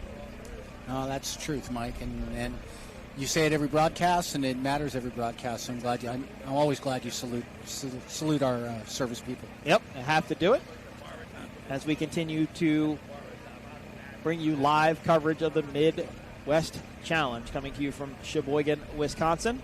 Up next is the first Class 1 race, one of two. Now, this will be there will be points paid for each race. So you'll have a points race for today and a points race for tomorrow. It was scored just like that at Lake of the Ozarks, Missouri, which was the last Class 1 race of the 2024 season, and it was scored just like that last year for the Mercury Midwest Challenge. And it just makes the parity of the sport just a little bit better, kind of gives some teams an advantage to make up. I think if I remember correctly, Goodboy DF Young made up ground last year on your leaders when they took that win on the final day here in Sheboygan. Yeah. So it really does kind of level the playing field, if you would. And it's funny you would say that when Mead Family Racing, finally went into second and lost in the 450R factory stock race. I thought to myself, don't worry, Caleb, Sean, you guys can come back tomorrow. And right, that was last year. We kept saying that. We kept thinking, yep, they'll be back out tomorrow. I said it about Celsius or Northing. I'm like, oh, they'll get the boat back together. No, they won't. Not that second place when you're 17 years old in this class is anything to be exactly right. Ashamed of, to hang your head over. Are you kidding me? Exactly right. What a just an incredible young gentleman. Yep. Entire family. Yeah, super cool. First class people. Very, very nice people to talk to and get to know, as they are MTI customers, for pleasure boats, and then Caleb decided they wanted to go racing. That boat became available. As there is a look at Hank's Saloon Racing, your factory stock 450 winner. Beautiful Doug Wright boat. Number 39. Got Kobe Harrison and Edwin Shear on board. Edwin throttling, Kobe driving. So they're going to open some deck hatches up. They're going to go over to where Taylor is, and we'll get some live interviews with the team as they get the boats tied up. That's a good perspective, Matt, of just how tall that boat is. The 450 Mercury Racing outboard engine is not a small motor by comparison, but you can only really see the top of it there. That means that boat is very sloped, cut down on the back. That's the United States Coast Guard station here in Sheboygan, Wisconsin, just behind the Hank Saloon Racing entry. Of course, none of this would be possible without the Coast Guard. We actually apply for a Coast Guard permit to shut down this part of the body of water. And sometimes we race on lakes and we race on rivers. We shut everything down. We can shut down the whole river. We can shut down the whole lake. It just depends. So without the Coast Guard, this wouldn't be possible. They also help keep our spectators in line. For anybody out there watching on a boat, go to p1offshore.com, keep up with your favorite race team, check out our schedule, and come to our next event near you. It'll be Sarasota, Florida, and St. Petersburg, Florida. As you mentioned, Matt, they moved Sarasota from July 4th weekend now to September. Yeah, you mentioned spectator fleets, and we didn't have much of one today. I'm a little surprised. We got some boats over here by the harbor. We had a bit more last year, and maybe that has to do with the weather. Maybe people just didn't want to be cold. Yep. The Monster Energy girls get ready to group the Hanks Saloon Racing team. Taylor will catch up with that team. Taylor, down to you. That's right. I'm down here. They are tying off at the docks. What a win. You're still doing work right now. The wind is killing us. The wind is killing you right here on the dock, but it wasn't killing you out there on the water. Congratulations. What an incredible win. Thank you. Yeah, no, we really earned that one. It was quite the race. We had to work for it. They made us work for it. The water, your competitors as well. What was your biggest challenge out there? Just trying to get around the Mead boat. They were cutting us off every chance they could, and we were pretty matched up on the straightaways, and we can turn a lot harder than they can. So they had to drift the turns, and we used that to our advantage, and just finally got it in and made it happen. So no, what a race. We'll be talking about that for a long time. All right. Well, Well, why don't you head over there? Your teammate is coming out right now with that checkered flag to celebrate. There we go. Congratulations to Hank Saloon Racing, Kobe Harrison, and Edwin Shear. Let's head up. Keep going. Oh, we're still going. Let's see if I can grab the other teammate. Can I grab a word with you? Sure. All right. You want to come down there? Oh, yeah, squat it down. We're on the dock. He's making moves, and you made moves out there on the water. A little bit of drama, but you guys pulled it off. It was a hard race. It was a hard-fought race, and it's been a long time. So I've been chasing that flag for a while now, 2 years, and I want to thank all my sponsors and Kobe and everybody for making this happen for us. Congratulations, Edwin. Thank you so much. All right. Well, coming up next, more action on the water Class 1, but for now, we're going to head back to the booth, gentlemen. All right, thank you, Taylor. Congratulations one more time to Hank's Saloon Racing. They are your winners in Factory Stock 450 here in Sheboygan, Wisconsin. Up next is Class 1. We are refueling some helicopters as we speak, and we'll bring the race boats out here shortly. We're going to take a quick commercial break. I am Mike Uwaski for Matt Trulio and Taylor Snyder. We'll be back right after this.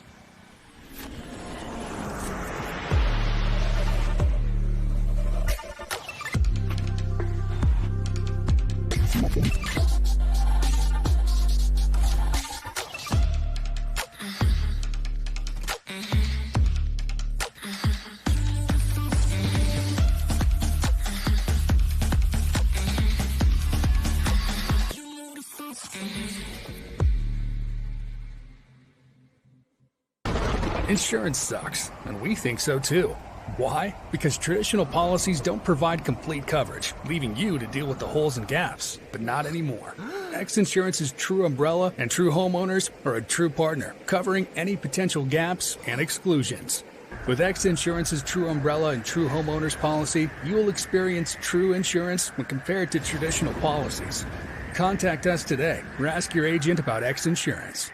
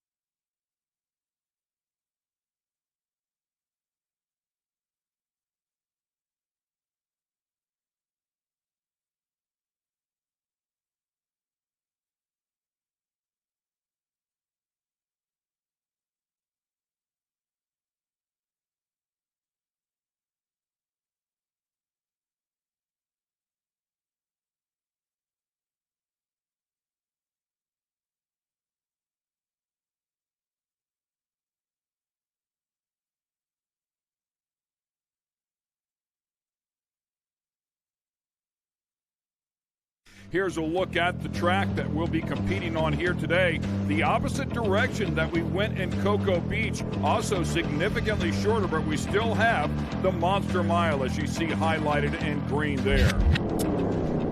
Once again, looking out of the back of the DF Young Goodboy Vodka machine, Alex Pratt doing the driving in this one. Rich Wyatt is the owner and throttle man as well. Looking at the pace boat here, setting the pace for our 3 Class 1 machines. The Monster Energy Incon machine will also be in the competition here today. Driver Myra Coyle, and great to have team owner back inside of the boat running the throttles as well. Of course, that is Tyler Miller out of Wathena, Kansas. And the green flag flies here at the 2024 XINSURANCE Shootout Offshore Race here at Lake of the Ozarks. Right off the bat, the Defalco boat pushes hard down on the throttles and launches into the lead. Looking out of the back of the Monster Energy Incon boat here as well. And looking over to the side, you can see the DF Young Goodboy Vodka, that big 51-foot Mystic hanging right there. But right now it is all Team Defalco. This boat was in the lead solidly at Cocoa Beach as well. Thought it was going to run away and steal the win. Unfortunately had that mechanical and was not able to get it done. Looking out of the back of the DF Young Goodboy Vodka machine. Of course, that boat driven by Rich Wyatt and Alex Pratt. Alex Pratt doing the driving, Rich Wyatt on the throttles. You can see that they're on the Monster Mile here. The Defalco boat hard on the throttles, with a nice lead here early on. Mike Defalco doing the throttle duties inside of that one. Got right after it with Billy Moore, legendary, of course, Billy Moore's father as well. And unfortunately, it looks like the DF Young boat there is not under power. So a mechanical here early on for the DF Young Goodboy Vodka machine. The Defalco boat doing a beautiful job there. You can see right underneath that tunnel where they pack the air on the inside. It is the Monster Energy Incon boat. A little bit shorter line there. This boat really designed to do well in the flatter water, unlike what we had at Cocoa Beach. Right through the roost, though, through the wake, I should say, and gets to the outside line here of the Defalco machine. Mike Defalco out of Hopewell Junction, Billy Moore out of Grantsboro, North Carolina, son of legendary boat rigger and throttleman Bobby Moore. 2006 Super Cat World Champion as we go on board here with the Monster Energy Incon boat. Right now headed down that straightaway, max speed here. Again, that Defalco boat about 46 foot in length. And it looks like the Defalco boat now has had some sort of mechanical issue and starts to slow down. That opens up the door for the smallest boat in the class to take the lead. It's about a 43-foot long skater here. And look at that thing. It is absolutely gorgeous. Trimmed out, the front of the boat up in the air, packing air just like it's designed to do. Myra Coyle doing the driving. And team owner Tyler Miller back inside of the boat for the first time after back surgery. Looking out of the back of the DF Young Goodboy Vodka machine there with Alex Pratt and Rich Wyatt. Looks like they are slowly squeezing back on the throttles here and picking up speed. Team Defalco, unfortunately, not doing that. Completely out of power as a mechanical has stopped their run early here in round number 2. Another lead, it looks like that will be squandered here, much like at Cocoa Beach. However, all 2,200 horsepower digging deep here. It's a 438 skater, the most modern technology on the water. The first 438 race boat, they said it was going to take a lot of testing to get it right, but they are pretty close. It looks like they've got it right here today. The 388's a very sorted out boat, but Tyler wanted to get out of the box with something new. Skater power boats helped him get that. Take a look at the XINSURANCE helicopter right there over the top. What an incredible shot that is. Look at the water just dumping out of the back of that boat. Of course, that one was stern drives, the only one of the 3 boats with the stern drives.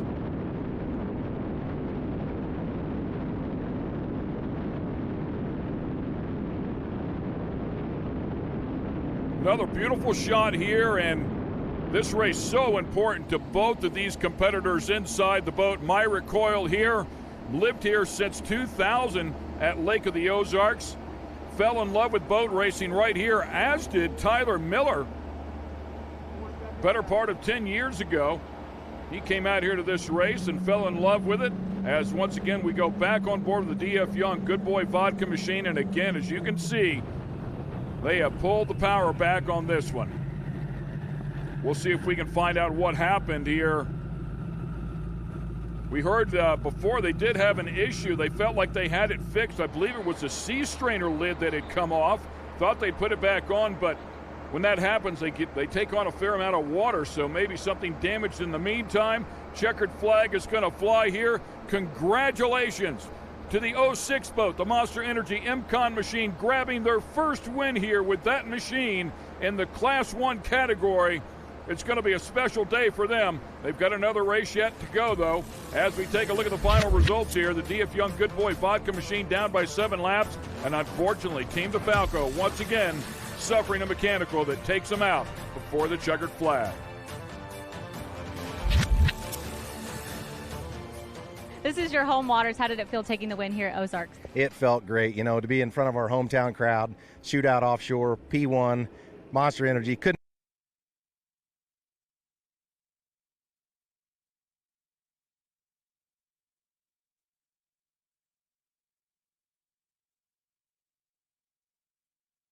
Okay, let's get things going here. Once again, the XINSURANCE helicopter up above, keeping an eye on everything. We go on board with our winners from earlier today in round number 2. It's the Monster Energy M-Con machine. Good look at it right there with the XINSURANCE helicopter up overhead. Once again, Myrick Coyle and Tyler Miller inside the cockpit making it all happen. Tyler Miller, the owner and throttleman. Myrick doing the driving, both right here out of the Lake of the Ozarks. This is a home race for them. Had a wonderful moment as they grabbed their first win behind the wheel of this beautiful skater a little bit earlier today. This boat has been on point.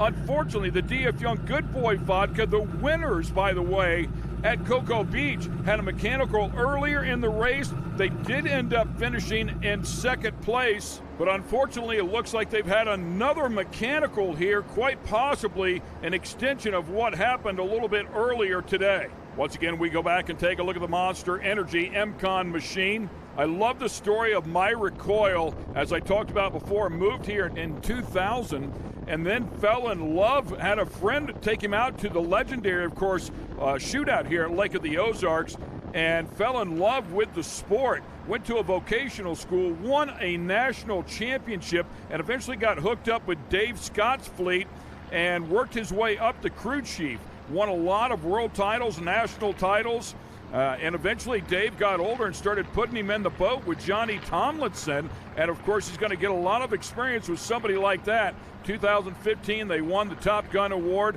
at the Loto Shootout as well. So it is super cool to see that his career has progressed the way it has. He's been 208 mile per hour here in one of these big cats. Certainly not afraid of the speed, that's for sure. And of course, Tyler Miller, as we've talked about before, we continue to watch this beautiful boat go.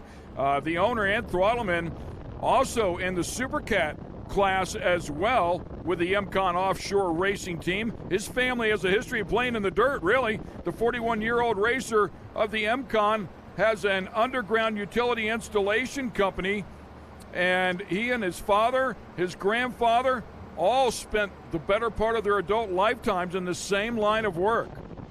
He came out here about 10 years ago or so, and really kind of the same story as his driver over there in Myrick Coyle. Came out here to the shootout, fell in love with this sport, said, I want to do this. Saw the Cleveland construction boat out here running and said, I want to do this, and eventually he made it happen. Quick shot there of the Team Defalco boat, unfortunately not at speed, as we continue to watch this incredibly gorgeous boat. We talked about how much power these things make. The twin Mercury Racing quad cam 4-valve 1100 horsepower machines. There's the Defalco boat once again. Looks like they're back up at speed, but nobody has anything for this one here today. It has been 2 incredibly perfectly run races, and I mean, it just doesn't get much smoother than that. 520 cubic inch power plants, we talked about it making 1,100 horsepower, 1,100 foot-pounds of torque as well.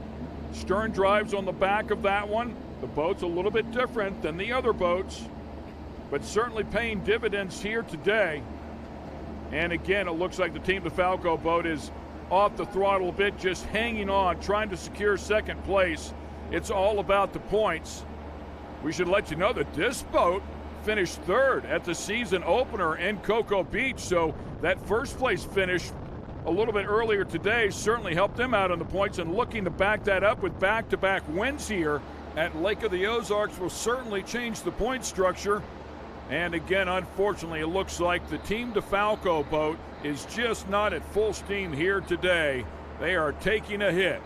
The white flag flies. 1 lap yet to go. There's a look at the 2 competitors inside. Myrick Coyle with the steering wheel in his hand, sitting alongside the owner, Tyler Miller, doing a great job on the throttles today. Boy, what a special day to get back inside of that boat. First time since his back surgery, and come out of here with 2 wins back-to-back as they cross this finish line here. Checkered flag waving. Yeah, high fives all around here. Look at the smiles on those faces. A lot of work and a lot of effort going into that one, and they'll come out of the Lake of the Ozarks here with back-to-back wins. Congrats.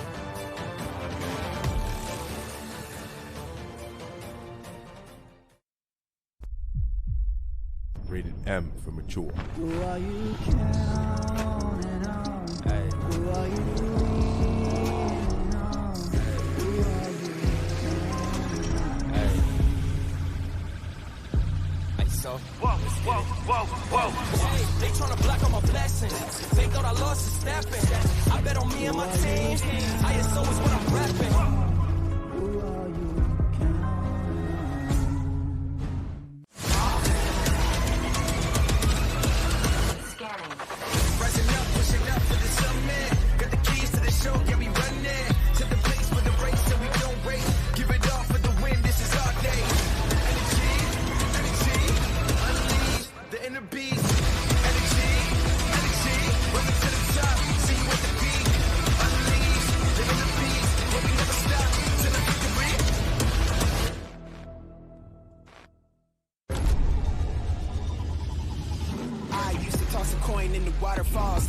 Well, now I get plenty coin, some self-made, you ain't gotta wish me well. You ain't like me then, but I guess it's past tense, cause you tapped in. You was never who you said, I see the facade when looking at really need, I can tell my guard up, I ain't taking nails. If it's not in my favor, won't sign a deal. I got the royalty in the mill, I got authority in the field. Take a look in my iris, I be precise with the timing, I never know where my mind went.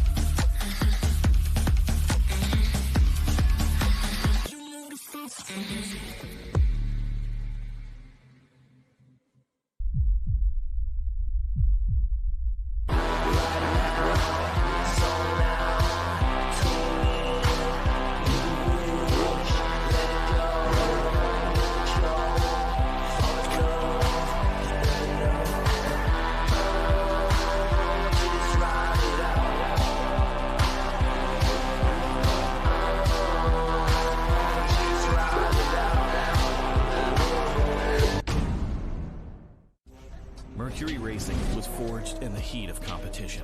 The will to win is in our DNA. Competition isn't just what we do, it's our proving ground. It's about the pursuit of power, performance, and endurance that pushes our limits and yours. We create premium marine power to take you faster and farther. The world offers limits. Mercury Racing offers freedom. Live wide open. It takes your breath away. That's how you can tell you found the perfect vacation. It doesn't get any bigger. A place that opens your eyes and your spirits. It's a Kissimmee thing. This is your getaway, your escape. recharging, rediscovering, reconnecting. Welcome to Kissimmee. However you spin it, never forget what's at the heart. It's big and it's bold, day after day. Welcome to Kissimmee, the big, bold heart of Florida. The big, bold heart of Florida. Let's make every day a beach day. Let's induce some serious vacation envy.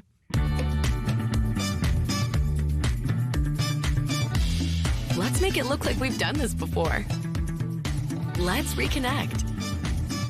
Let's get it fresh from the Gulf. Let's shine in St. Pete Clearwater.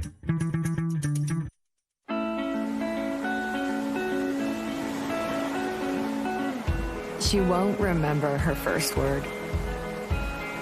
She won't remember her first steps. But she'll never ever forget her first wave.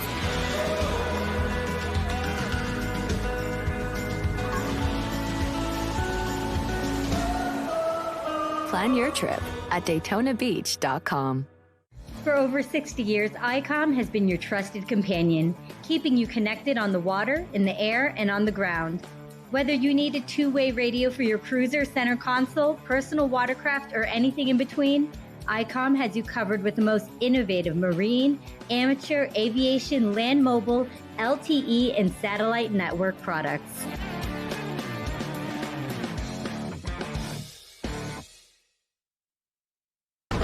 Insurance sucks, and we think so too. Why? Because traditional policies don't provide complete coverage, leaving you to deal with the holes and gaps. But not anymore. XINSURANCE's true umbrella and true homeowners are a true partner, covering any potential gaps and exclusions. With XINSURANCE's true umbrella and true homeowners policy, you will experience true insurance when compared to traditional policies. Contact us today or ask your agent about XINSURANCE. It's time to turn it up to 11 and ride full blast. The all-new Jet Blaster series from Yamaha.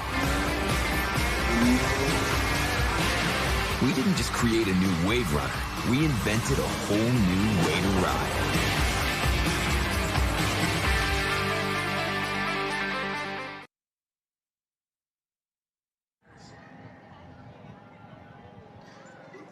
I'm going to hear my voice, huh?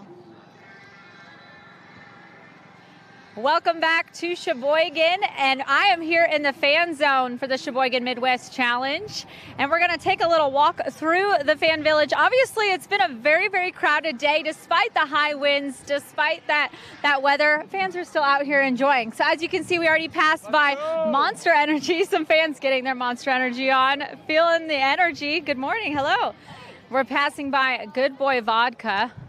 Obviously, there's going to be dogs here, because who wouldn't enjoy that? Goodboy Vodka, obviously, that is the main sponsor for Alex Pratt and Rich Wyatt's boat, DF Young. Every pour helps a pup. Here for a great cause. Everybody's enjoying it. Lots of sponsors out here. Of course, one of our main sponsors here is going to be Mercury Racing. And as you can see, they've brought out a display with all of the things that they have to offer, including that 450 engine. They've got propellers up there, joysticks, pretty much everything you want. They're here to help you refit your boat, whatever you need. Mercury Racing is the place to see. And if we head this way, let's just cut this corner here, there's something pretty exciting going on. We have Traxxas, the fastest name in radio control, has come out here. We've got a local hobby store where kids can actually try their hand at an RC car. It looks like we've got some Slash trucks in there, so we can check those out right now. What an incredible opportunity for young fans to get their hands on some speed and horsepower, maybe encourage some young fans to move into that racing. I know some of our Traxxas guys are out there running boats as well all day today. They have the Spartan and the M41 out on the water, 50-mile-an-hour boats, pretty crazy. So what a good experience. Hi, guys. Have you had a chance to try out one of these cars yet? Not yet, but we want to. Have you ever driven an RC car before? Yep. You have? A Traxxas one? Yes. Absolutely. And what do you think about the racing going on today? It's gonna be fun. It's gonna be. Did you catch any of it yet? No, we just got here. We're gonna find some. You're here just in time for the last race of the day, Class 1. Do you have any favorite boats, favorite drivers? Nope. All of them.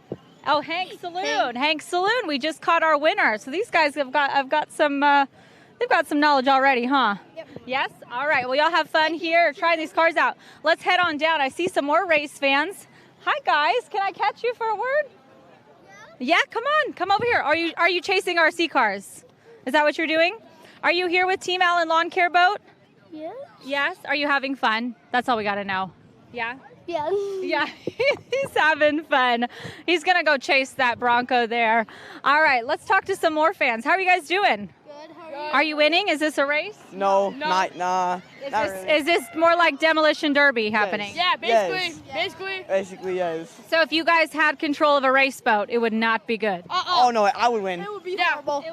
The game would be over. I would win that easily. Oh no! And how are you guys? Who's your favorite drivers? What's our favorite boat teams? We're just here for a good time. I don't really have a favorite. I like everybody. Goodboy Vodka. You like Alex Pratt and Rich Wyatt? I like.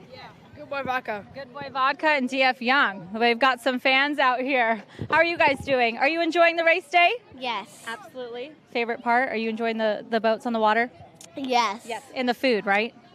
Of course. Of course, the food. So, did you come here last year, or is this your first race? My first race. This is and you'll be back next year here in Sheboygan. I think so. You think so? Yeah. I think so. Yeah, having a good time. All right. Well, you keep having fun out here. We'll keep moving along for some more. Do you want to get interviewed? Sure. I love it. How much fun are you having today? Lots. Lots of fun. Who's your favorite team? Rolling Transport. Oh, so you're a fan. How long have you been a boat fan? I don't really keep up with like this, but I think I'm gonna start to. You're gonna be a boat racer. Yeah. Something to do with that. I love that. What do you think? Do you think you'll be a crew member, crew chief, driver, throttleman? I don't know. I was talking to the guys at Mercury. That might be a good job. I think that's an excellent job, Mercury Racing. So you're going to get all the technical knowledge. You're going to be the guy to go to, right? I hope so. I love it. Race fans are getting to go. All right. Well, I'm going to stay here at the Traxxas booth and have a little bit of fun with these RC cars and these incredible fans. If you haven't gone to the fan zone yet, come on down, check it out. Check out the food trucks. Check out everything that's here to offer. But for now, let's head up to the booth. Gentlemen. Well, it sounds like we have some future racers on our hands down there at the Traxxas booth. Thank you, Taylor, for catching up with those young gentlemen. They've got definitely some dreams to go after there. We are waiting for the helicopters to refuel at this time. We do not have an update, but we are going to a quick commercial break and hopefully come back with Class 1 racing, the last race of the day here in Sheboygan, Wisconsin. Look at those trophy trucks getting to race around there on the grass. We'll be back right after this. I used to toss a coin in the waterfall, send a wishing well. Now I get plenty coin, but some stuff made. You ain't gotta wish me well. You ain't like me then, but I guess it's past tense, cause you tapped in. You was never who you said. I see the facade when looking, it really be that you could tell. My guard up, I ain't taking nails. If it's not in my favor, won't sign a deal. I got the royalty in the mail. I got authority in the field. Take a look in my iris. I be precise with the timing. I never know where my mind went. Let's make every day a beach day. Let's induce some serious vacation envy.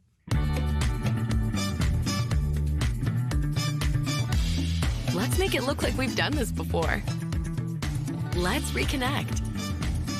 Let's get it fresh from the Gulf. Let's shine in St. Pete Clearwater.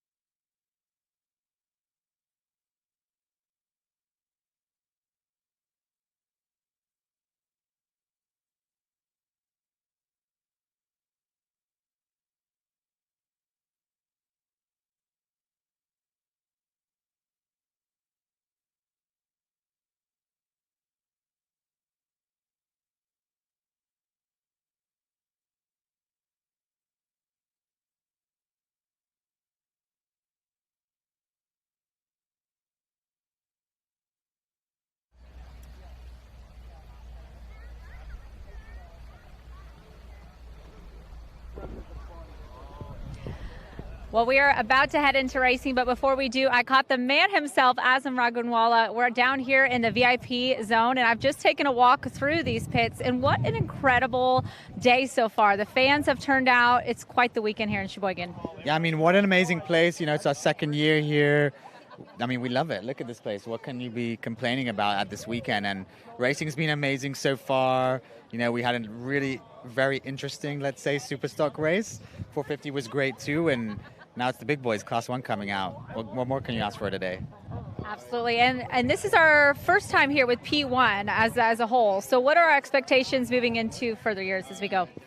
Yeah, I mean, look, I think it's important that the city has been super accommodating.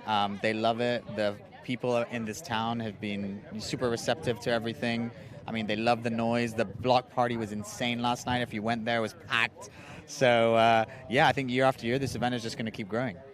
Okay, last question. Who's going to win the Class 1 race? Oof, that is a tough one. That's a tough one. I mean, look, super competitive. You see qualifying, you know, unpredictable. It's really unpredictable. I mean, XINSURANCE back out there, you can't count them out. They've just come back, but they're just getting their literally feet wet, you know, with the boat being done up properly. DF Young last year, they got their first win here in Class 1, so this is their water. But MCon, I mean, they're fast. They're fast. It's flat out there. They've got a shorter boat, but it's fast in these type of conditions. But hey, Defalco, these guys pushing the limits. I think they've really dialed the boat in over the last few weeks, so it's anyone's game. No winners, right? No, he's picking all. Yeah. He's staying neutral. Everyone. He's staying neutral for this. All right, well, let's head up to the comms box. We're going to get a course guide, and we're going to get to racing. Thank you very much.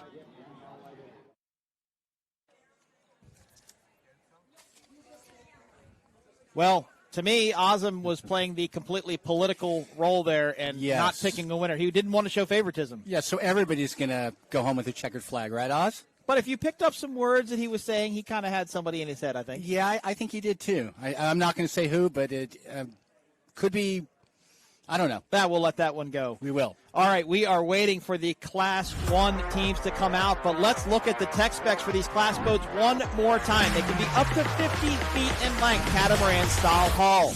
Propulsion comes from 2 BPM surface drives with a rudder to turn the boat. Now, MCon has a different setup, but similar. Twin Mercury Racing 1,100 horsepower engines, twin turbo motors, and a fully enclosed race canopy with air, oxygen, and air conditioning.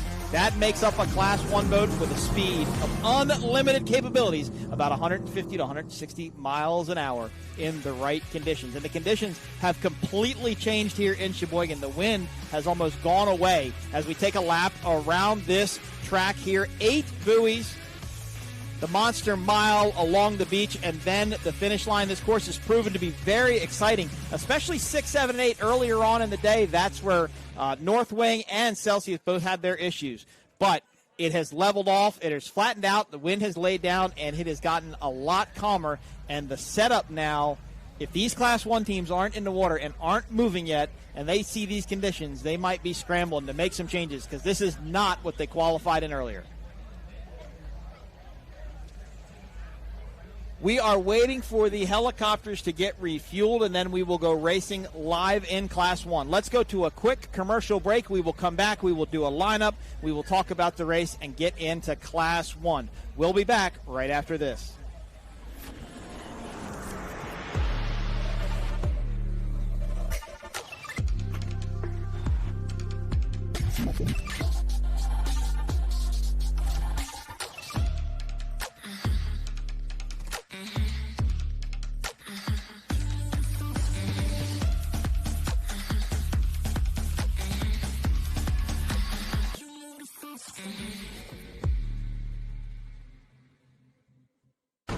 Insurance sucks, and we think so too. Why? Because traditional policies don't provide complete coverage, leaving you to deal with the holes and gaps. But not anymore. XINSURANCE's true umbrella and true homeowners are a true partner, covering any potential gaps and exclusions. With XINSURANCE's true umbrella and true homeowners policy, you will experience true insurance when compared to traditional policies. Contact us today or ask your agent about XINSURANCE.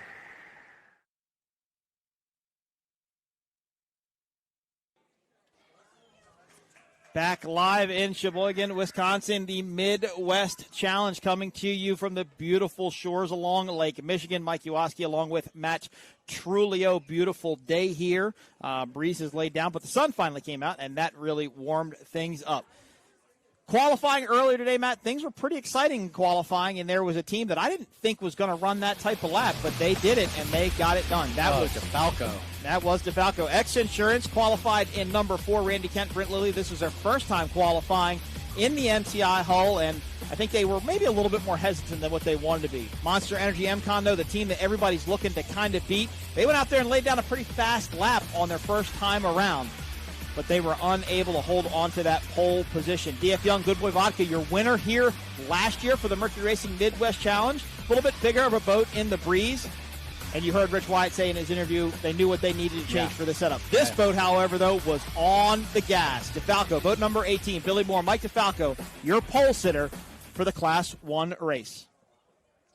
Defalco will be on the inside lane coming up. I did see some boats coming out under power. They will do a full parade lap all the way around this course, and then on the south end, they will slow down, get in their positions, and start that race. It's going to be Defalco on the pole, Monster Energy MCon in second, DF Young, Goodboy Vodka in second, and XINSURANCE on the outside in fourth. You know, earlier we were talking about the 1100 comp engine, the turbocharged engine, how it makes its power, and then I got a text from Mike Griffiths, the setup god at Mercury Racing, and he, I don't think he took exception to what we said, but I think he wanted to elaborate a little bit. He said, clarify. He said to me, our turbo motors make more torque and power versus a supercharged motor at lower RPM. Didn't know that. 2,500 RPM is peak torque of 110 foot-pounds. Supercharged engines of similar size make peak torque at 4,700 to 5,200 RPM. Wow. So there you go. Now, if that makes no sense to you, that's okay. But we do want to get it right. We do want to be as accurate as we can. And Mike is. But it does prove the fact that you have to throttle the twin turbo motors differently than you throttle a supercharged motor. It certainly does. It's more like a turbine motor. It doesn't have instant snap. It spools its power up. It brings its power up as those RPMs, like you said, at 2,500 RPMs. And the supercharged motor doesn't even think about doing something at 2,500 RPMs. I thought he clarified it well. He did, and thank you for that information. It's always useful to get information from people like Mike that are really in the know and know what they're doing. Well, that's the problem with having a lot of contacts in the industry. They feel free to call you or text you in the middle of a broadcast. Yes, but that's actually helpful. So thank you all. Been going on for quite a few years. Longer than I have, my friend. Not the first time. Beautiful shot of the skyline here in Sheboygan, Wisconsin. Some of the race teams were invited out to Mercury Racing on Thursday. Got to walk around the factory, check things out.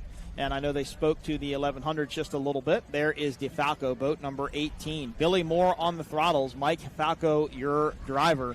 Beautiful livery on that victory hull. This is their third race in that boat. It debuted in Cocoa Beach. They ran Lake of the Ozarks, and now they are in Sheboygan, Wisconsin. And they are starting to settle into a groove. Mike has really put his trust into Billy to set that boat up and get that boat going fast. Well, and his trust is well placed. It is. Billy urged him to, and no offense at all to Outer Limits, but Billy urged him to get into the other boat. And since he has, they've been faster. They've been closer. They're getting closer and closer and closer.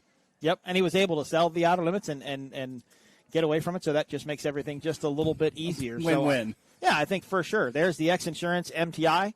I think a lot of bugs to work out of this boat. You know, it was pretty much totaled after Key West after it flipped over backwards with Grant Bruggerman and Randy Kent. The boat got repaired, put back together. Ran last weekend in Michigan City, but had a drive issue. They pulled out of the race. And as you heard Randy Kent mention his post-qualifying interview, they just don't have the right gear ratio, and they're unable to get that boat to do it. They can mess around with some props, I think, to a degree, but it's going to be hard to compensate the gear ratio. But the conditions have changed, and I don't know what their gear ratio holds because, I mean, it's glass out there. It's flat, calm water. It's not the trees are barely moving. There's no white caps. It's completely different than what they saw in qualifying.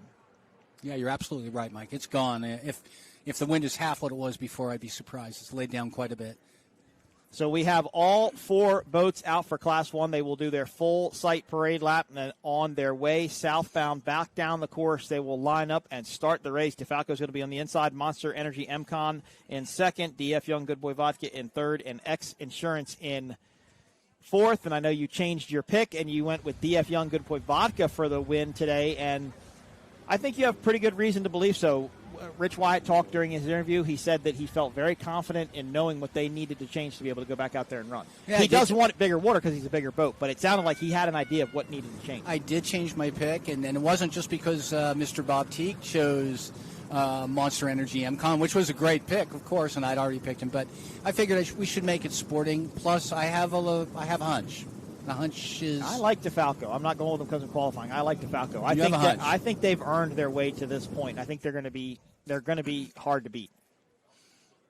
Monster Energy MCon, they took their first win in Class 1 here last year as well during one of our races, so they have experience here too. And this is flat water. I mean, there's still little whitecaps out there if you look, but it's not nearly what it was before. It'll be interesting to see them kind of on the parade lap. We will get to kind of see where the rooster tails are going and how the boats are moving around. Both helicopters back up in the air. Of course, the XINSURANCE helicopter providing all the aerial footage for the Midwest Challenge, coming to you live from Sheboygan. This is day 1 of racing, day 2 tomorrow. Matt gets the day off tomorrow, and I will join Ken Stout in the booth as we bring you the Class 1 race. Then we have bracket class races. We have Mod V and Super Cat finishing out the day tomorrow. That's a great shot of our Class 1 fleet right there. Yeah, I'll be heckling you tomorrow, but you'll be texting. You'll be one of those people texting. No, I won't. Not unless I think you really need it. It's going to be a great broadcast, but we still have this one to finish. Yep, and we're going to bring you this Class 1 race all the way down to the end as they work around going their sight lap. The XINSURANCE helicopter in tow. Great shot there. Love the livery on the DF Young Goodboy Vodka boat. It's a nice change. Got some color. The silver's always been good, but I like the dog logo on the side with the green on the back. Looks awesome. Yeah, it really does. Changed it up. Yep, and of course the XINSURANCE livery looks a little bit different this year than it did prior, simply because of their wreck in Key West. We're unable to get the boat painted and all ready to go, but it does have the signatures of some of the Key West Duval Street participants as they were able to sign the boat that night because it wrecked on Friday and it was out of the race. There's our cigarette pace boat with our P1 starters on board with the yellow flag up. Now, the difference between Class 1 and everybody else is, well, multiple differences, but the first is they do a sight lap. No other group here will do a sight lap. This is the same thing as a parade lap. This is just so they can go around, see the course, get their eyes on everything, get everything figured out. The other thing is they have a start buoy, and it's out of our purview. It's actually down towards the south. It's not too far from buoy number 8. That start buoy is their start line. That's where they start, is at that buoy, regardless of the green flag. That's where they get to, and they let it go and let them eat. So there is a start buoy. The rest of the classes, as we saw in the Superstock race, they can get held until they're lined up or in the right positions, so on and so forth. But it's different than Class 1. Class 1 actually is bodied by the UIM, and the rules there are slightly different than what we do here with the APBA. Always glad to have the UIM on board and supporting the sport. We hope to see Class 1 grow. As I mentioned, I know there's 3 boats around the country right now that are able to race if we could get teams in them. And there's 1 boat in the current fleet that isn't here. Yes. Yeah, Morpheus 8. Yep. And they will be back for Sarasota. So Carlos De Quesada and Johnny Tomlinson not with us this weekend. They were here last year, though, for this race, for the Mercury Racing Midwest Challenge. They were. And from what I understand, they have not a new victory hull, but a new-to-them victory hull in rigging with Gary Stray right now. When I talked to Gary Stray in Cocoa Beach quite a few months ago, he said they're hoping to have it ready by Key West. Well, literally, there is only 1 new hull on this race course right now. Right. One new. Everything is new to them, essentially. That's Monster Energy MCon. That's the newest Class 1 boat built. Britt Lilly and Randy Kent, this will be their first start in Class 1. They ran last weekend in Michigan City, Indiana, but there were no other Class 1 boats there. Britt said that was actually a really good thing to do because they got to kind of go out and feel the boat out and run the boat without the pressures of having this group to run with, and we'll see if it pays off for them today, although kind of running with one arm tied behind their back with not having the right gear ratio. But I know that Britt, Randy, Gene, the whole team probably went back, did their homework, and hopefully found some speed in the MTI hull as they go around the north end of the course. Now, if I understand correctly, they will bypass the dogleg and head straight to the southern turn. Defalco ran a 2.24, 2-minute, 24-second lap. They are your pole sitter. Second is MCon. They ran a 6-minute, 27-second lap. Third place goes to DF Young. They ran a 2.28 lap, and then XINSURANCE ran a 2.32 lap. So, Matt, those top 3 boats really were very consistent running with each other. And we heard Billy Moore say, hey, we hooked the boat coming down that straightaway. They caught up off a wind, and he said he has said almost exactly what I said. He was surprised they caught it as well as they did and still had that speed, or had that lap time. Great shot of the Class 1 fleet, as now we will head south. And this is the first of 2 races this weekend. Yep, and they count as separate points-paying events. Exactly. I mean, it matters what happens today, but there is a tomorrow. Yep. There is totally. And then there will be an overall winner for the weekend. So Britt Lilly's second time throttling a race boat, known as a driver for most of his career, jumped over to the other side. This is what his father, the late legendary Art Lilly, was known for, one of the best throttlemen in the world. And it's ironic that Art used to run an MTI with David Woods. In fact, one of the first MTI race boats out there when Woodsy bought the Pier 57 MTI. I think Tommy Bahama might have been a little bit older, but so it's good to see Britt, right? Tommy Bahama was before Woods. A little bit before. A little bit before, yep. There's Team Virgin was an MTI. There were a couple MTIs out there. Of course, considerably different than this boat. Shows you kind of how times have changed. Both of those boats had big horsepower motors in them. Well, and now MTI has the latest iteration of its 48-footer out there, the 482. Yep. It's a pleasure boat. Pleasure boat. But, could end up as a race boat if you put a canopy on it, and, possibly. They did do the dogleg. I thought they were bypassing the dogleg, but they did do it. So now they're going to head down to that southernmost turn and get ready for the start of Class 1. This is our last race of the day. We'll be back tomorrow around 11:30 for our first race of the day. I'll be joining Ken Stout in the broadcast booth, and Matt Trulio will be off doing adult things with adult friends. Would be the best way to describe your day tomorrow. I think I have to work. Yeah. That's adult. You think you have to work. Well, that sounds like a good time. Great shot looking down the tunnels of the Class 1 boats. They're going to enter this turn. They're all going to line up. You know what, Matt? Actually, it's not that the wind laid down. The wind has shifted. Now it was blowing almost due out of the west, but look at where those white caps are now. Now it's more coming north-northwest. So as the boats run up the straightaway, they're going to be running maybe more into it. Yeah, I think you're right. I'm just looking at how the water's blowing across our screen here. That kind of gives us the best vantage point of the water that we've seen yet. Billy Moore, Mike Falco in Defalco. Myra Cole, Tyler Miller, Monster Energy MCon, Rich Wyatt, Alex Pratt, DF Young, Goodboy Vodka, and Britt Lilly and Randy Kent in X Insurance. As they line up to exit the turn, this will be the first Class 1 race of the day. Can Defalco hold on to that pole position after running that smoking hot lap in qualifying? Again, they have their start buoy, so they know exactly when they're going to start.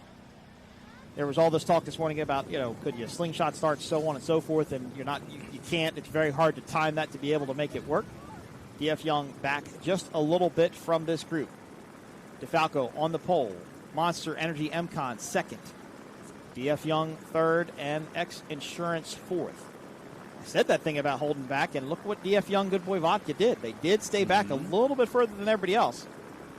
And let's see if they can spool up those twin-turbo Mercury Racing 1100 horsepower motors. That's what he did. Yep. Saw the rooster tail there. He wanted that jump.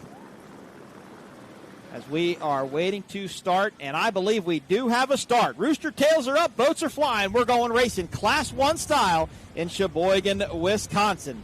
Defalco on the inside. That's Monster Energy MCon in second. DF Young, Goodboy Vodka third, and X Insurance all the way on the outside. Matt, what are Britt and Randy thinking right now? Let's see what we can do. Hang on. This is basically a new boat for them. I mean, and they're a new team, really. Here's what we expected, Defalco and Monster Energy MCon, but look at DF Young, Goodboy Vodka on the outside. Carried a tremendous amount of speed as they head into this first turn. Need to maintain their lanes. Defalco starts to get some separation, Monster Energy MCon. DF Young just to the outside of them. They are side by side. It looked like Defalco went out a little bit wider maybe than Monster Energy MCon anticipated. And did Monster Energy MCon cut back to the inside? I think they did. Matt, I think they jumped. Hard to tell. Nope, I think they were still in there. I think I saw a flash of black.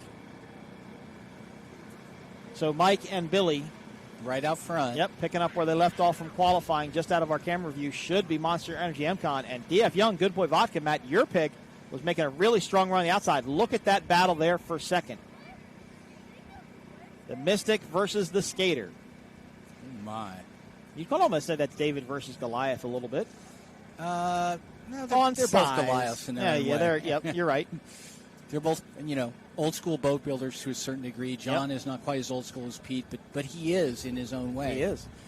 DF Young Goodboy Vodka is headed to the dog leg with MCon Monster Energy on the outside. Now, Rich and Alex can kind of control the narrative through that corner if you would, and maybe push MCon a little bit wider and carry some speed. Let's see if it pays off. X Insurance is watching this happen in front of them. Defalco continues to lead into the south end of the course. Let's see what happens with Monster Energy MCon. Look at that. It looks by that vantage point it's going to be Monster Energy MCon maybe taking over second place. This team has picked up where they left off in qualifying. They can go out and run clean water and run their race. Yeah, Matt, and see, it's definitely laid down because they're definitely running more pin to pin than they were running out wide. Less of a slide, more of a quick slide than a long drift.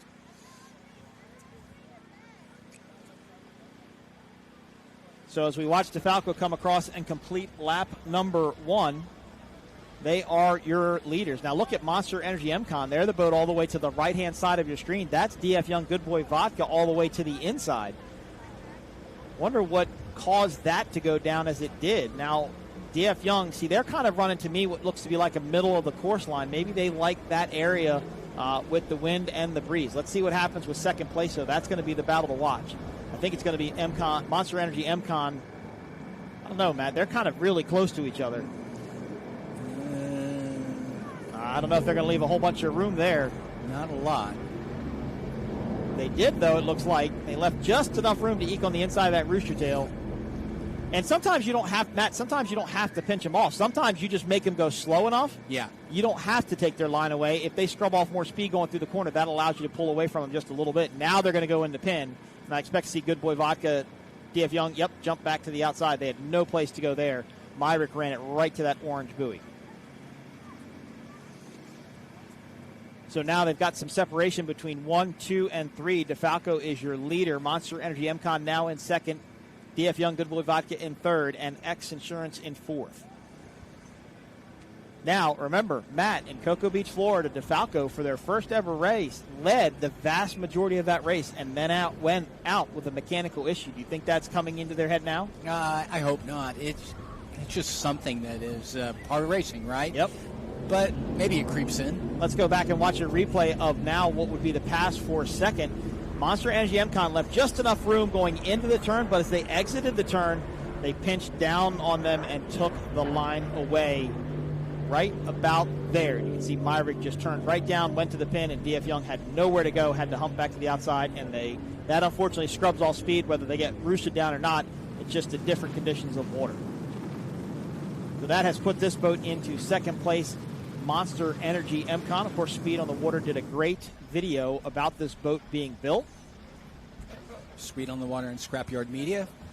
They co-produced it, but Scrapyard did all the hard work, really. But yeah, it was an incredible story to tell, about the first Class 1 race boat built in forever, So there is DF Young Goodboy Vodka. There is your leader, Defalco. So let's see if Rich and Alex have something to make up towards the end of this race, if they can get a little bit lighter. They are the biggest boat in the class, and they mentioned that during their post-qualifying interview. Great shot of that skater there, actually past Peter Ledman, his son, walking through the hallway of the Blue Harbor here. So I'm sure Peter's watching somewhere in the building. As Myra Coral and Tyler Miller. You'll see both of these guys tomorrow in Super Cat in the MCon Monster Energy boat. They are one of the dominant teams in Super Cat right now. Matt, DF Young Goodboy Vodka, though, is not letting go easily, are they? Very tight for second place. And if they could drive a little bit harder to that corner, I think they might be able to make a pass on the inside. Although, I think MCon is just going to shut it down. Not shut down the bad way. You mean just close the door? Yeah. Close the door. Close the door. Shut it down could be deemed as a bad term. As they exit the turn, they did the same thing they did last time by. They went right to the pin, shut the door, and then took off. Exactly. As Matt was predicting they would do. Got some darker clouds moving in overhead now, casting shadows out over the water.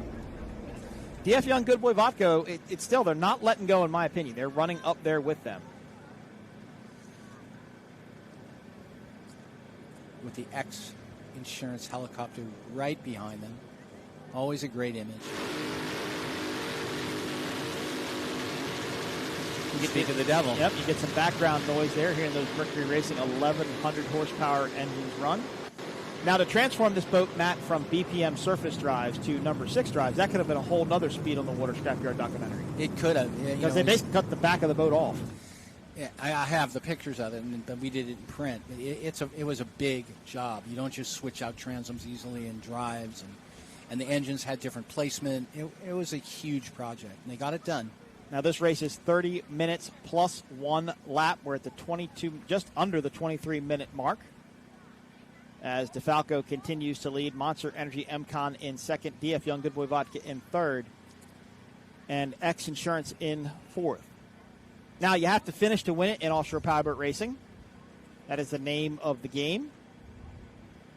And as we mentioned, Defalco was out with a mechanical issue in their first race in Cocoa Beach, Florida, after a very similar lead. Not trying to jinx it. Yeah. But that's Monster Energy MCon to the inside. There is DF Young to the outside. Still a little bit of a breeze out there, kind of blowing the rooster tail around. And you can see the angle of attack going into the corner now. It looks like Billy and Mike have turned down to the corner. There goes DF Young, Goodboy Vodka, and now Monster Energy is in tow. Great tunnel shot there. As you mentioned, these boats are actually designed like the wing of an airplane. They're designed to lift via the air that is compressed inside of that tunnel. Quite a bit of amazing technology within these boats and within these hulls. Of course, Mystic built in DeLand, Florida. Skaters built in Michigan.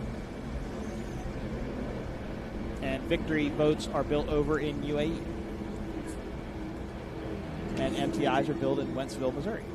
And by my very rough count, Defalco is about 8-9 seconds ahead of MCon. And then DF Young is just about half of that behind Monster Energy MCon. DF Young definitely lost some ground there. They were within a rooster tail length behind Monster Energy MCon, but now they seem to lose a little bit of pace to that front group as Defalco has the X Insurance helicopter in tow as we are coming up on the 21-minute mark of the 30-minute race. So another thing about the setup of Defalco compared to other ones is you see the exhaust pipes that look like they come out of the hatch. Those are actually called tractor pipes. Tractor pipes. There you and it's a shorter exhaust system. If you look at the back of Monster Energy MCon, they have the more standard exhaust. It just comes out of the transom with the water that dumps out of the exhaust. The DF Young Goodboy Vodka boat is also running tractor pipes, and then X Insurance is running regular exhaust out the transom above the number 6 drive. So just some variations in setup. Different teams like different styles. Sometimes it can affect the performance of the not affect the performance of the engine, but change the performance of the engine. So we have a little less than 10 minutes to go, and then one more lap at the end of that. We're a little less than 10 minutes in. We have 20 minutes to go. Oh, I misread that, didn't I? Yes, I did. Yep, coming up on the 20-minute mark plus 1 lap. And this is the only group that you will see race in this format, a timed format plus 1 lap, similar to what you see in motocross or supercross, where they run 30 minutes plus 1 lap. Defalco enters the Monster Mile here in Sheboygan. Of course, Monster Energy, the official energy drink of P1 Offshore Racing. Grab your Monster Energy product at any local convenience store today, or anytime you need a boost of energy. Look at that shot there. Look at what Defalco's been able to do to Monster Energy MCon. And again, it doesn't look like DF Young. DF Young, I think, likes that southern turn. They're able to make up some ground there as they chase down. I will admit, DF Young, Goodboy Vodka, to me, looks better now than they did in qualifying. Boat looks faster. Engine hatch flapping around there just a little bit. Well, I think that, Rich Wyatt of DF Young went in and said, we're going to do some more stuff. I think he said that in his stock interview. They knew a few things that they were going to make a change on. It sounded like they knew where their speed was, not where they wanted it, and they would have to get it figured out. Nice victory hull, Billy Moore and Mike Falco. course, Mike Falco owns the construction company up in New York City, which explains the livery on the side of the boat. Now, this team, you saw an Outer Limits catamaran here last year, and Billy was his throttle man at that time. And I believe they almost spun the boat out. I think it was in the northern turn, but I don't remember for sure. Cool shot of the transom there. Of course, that's the rudder in the middle of the boat, and then the surface drives are underneath of it. And as you said, Matt, Mike Falco seems pretty committed to the sport and really wants to grow within the sport. I know I've heard of some future plans that we're not really allowed to mention at this time, but he does have plans to do more. Yeah, Mike doesn't do a lot of talking in public, but Billy Moore will do a bit. And Billy Moore does his dirty work for him. Is that what you're saying? No, not dirty work. But Mike is committed. There's no doubt about it. He's committed to the sport. He's looking at other facets of it. He likes to race. He's having fun, and just because he's not a big public figure kind of person doesn't mean he's not enjoying himself. He is. Exactly right. And I think with this, boat running as well as it has at these last couple of races is really boosting his confidence in his program and in his team, and really putting him in a direction in which he would like to go. That is a good shot of your top three boats. That's Defalco in the lead, Monster Energy MCon in second, DF Young Goodboy Vodka in third. And Matt, I'm wondering, where is XINSURANCE? Okay, they're way back in the turn. There's XINSURANCE right there, just entering the turn now. So Randy and Britt are still out. Matt, these boats are still crab walking just a little bit. You can see it with MCon there.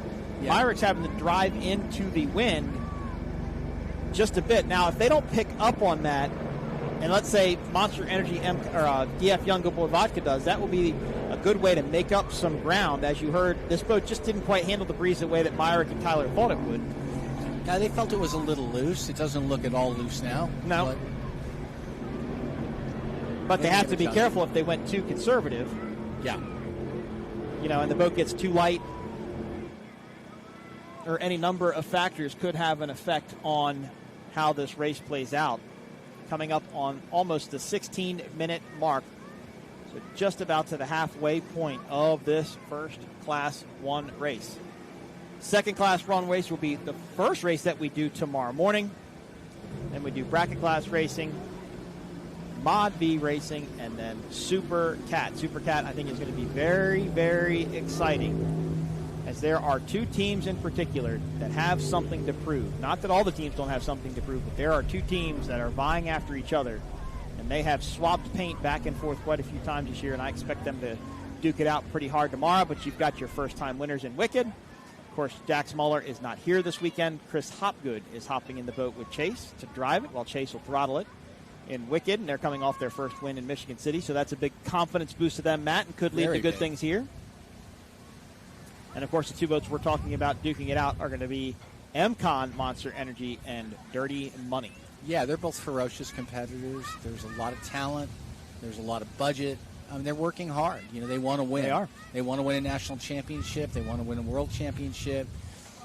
Well, it's almost like Dirty Money is looking to dethrone the crown. Yeah. Dethrone the king, if you will. Heavy lies the crown, as they say, and you're a big target on your back.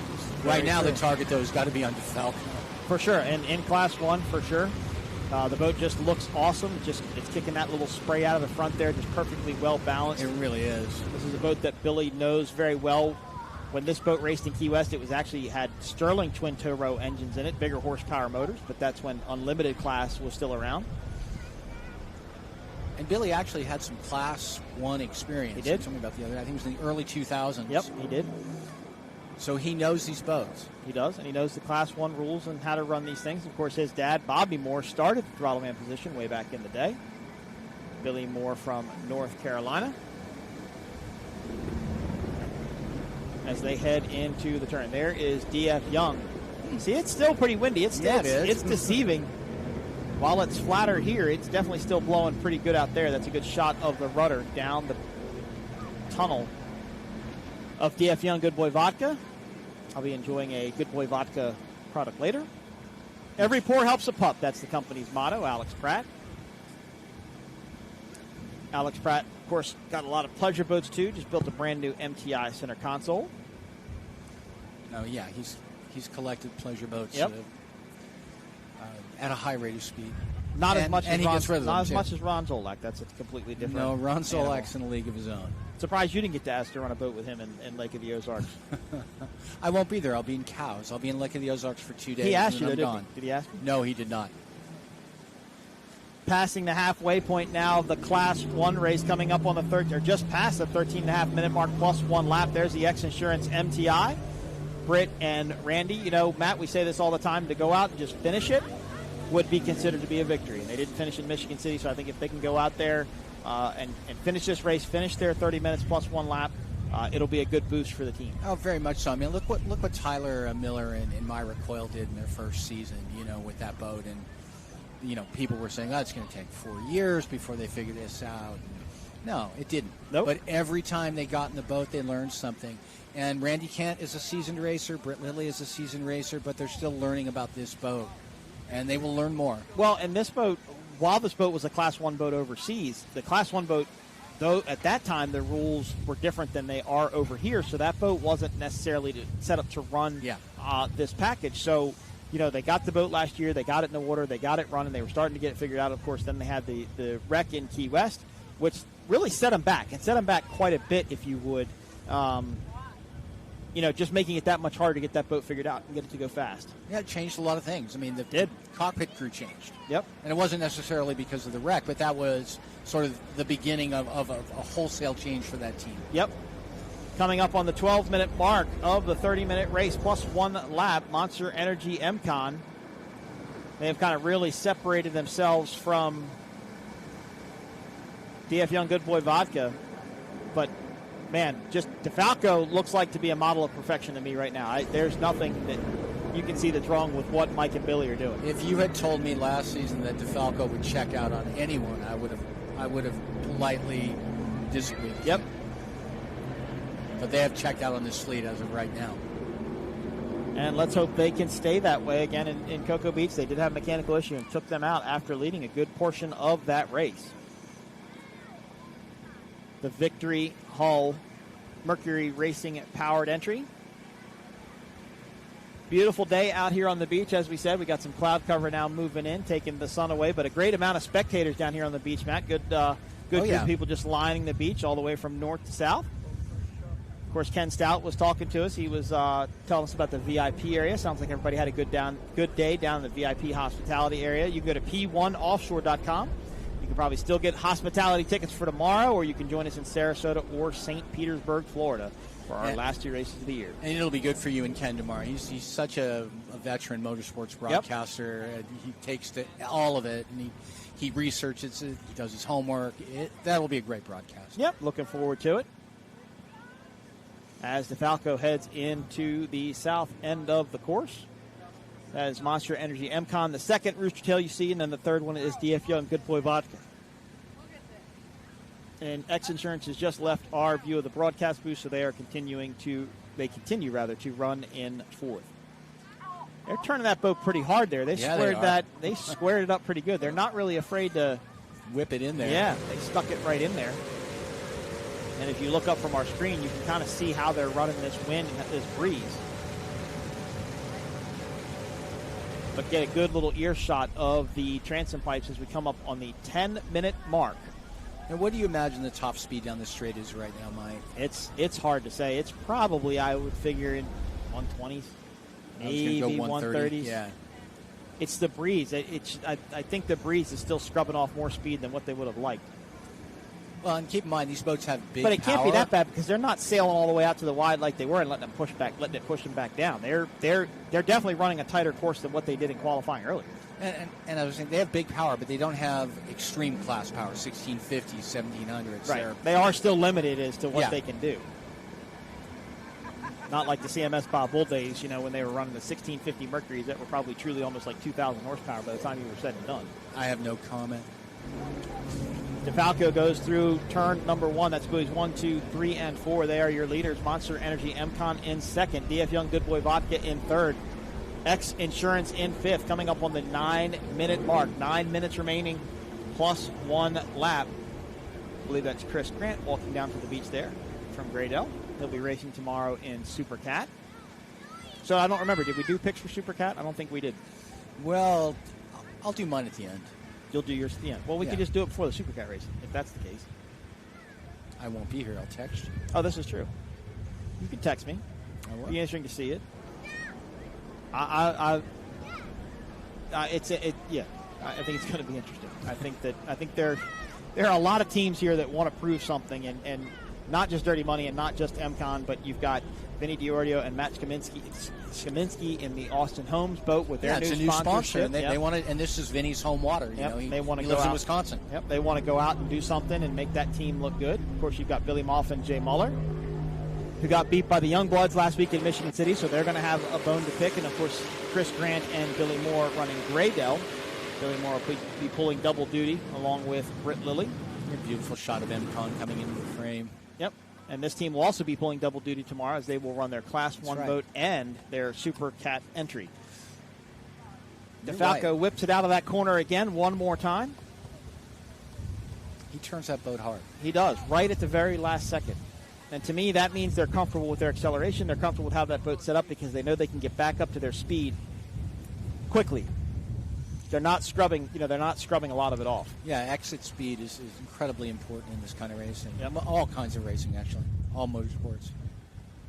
But you see Monster Energy MCon rather still swings out wide. Not trying to find clean water, just trying to make up for that breeze. Right. But what a run rather by Defalco. Just outstanding. And you can see Billy's actually accelerating before the turn. He's slowing the boat down. You heard it get out of it.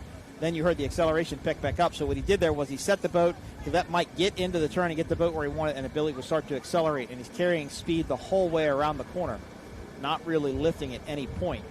When I say set the boat flies. It rides up on a cushion of air, just like the wing of an airplane. And if you don't get enough of the boat down in the water because of how the hull's designed, it won't turn. You can turn the steering wheel, and it'll basically just kind of keep going straight. They'll have to set the boat down, and they kind of have a feel of where the boat's going to stick to the water, where the boat's going to set, and then they'll turn it and accelerate at the apex and exit the turn.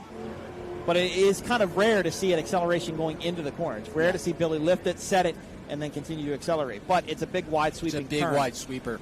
Right. All right. Taylor is down with the Monster team. Taylor, what do you got? I'm down here with all of the crews, the crew chiefs, and I'm here with Craig from Monster Energy MCon team. Your team is out there, they're running, and they've got a little bit of open air in front of them. What left do they have to give? Well, it's real windy now. It's throwing the boat all over the track, so they're just trying to stay together, and they're making up a little bit of ground here and there. So, but Defalco's quite a bit ahead of us, so we'll just see what happens. All right, what's it going to take for tonight maybe, or is it just purely water conditions, wind conditions out there that they're finding their struggle heading into tomorrow? I think it's wind conditions, but it is for everybody. But I think we choose a different prop for tomorrow, but it's supposed to be a lot flat, calmer. So hopefully the wind will be gone tomorrow. All right, well, the race isn't over yet. Let's head back and keep enjoying this Class 1 race. I'll stay down here with the teams just in case anything else happens. Guys, back to you in the booth. Thanks, Taylor. Thanks, Craig. Under 5 minutes and 1 lap here to go. Defalco continues to lead. Monster Energy MCon in second. DF Young, Goodboy Vodka in third. XINSURANCE in fourth.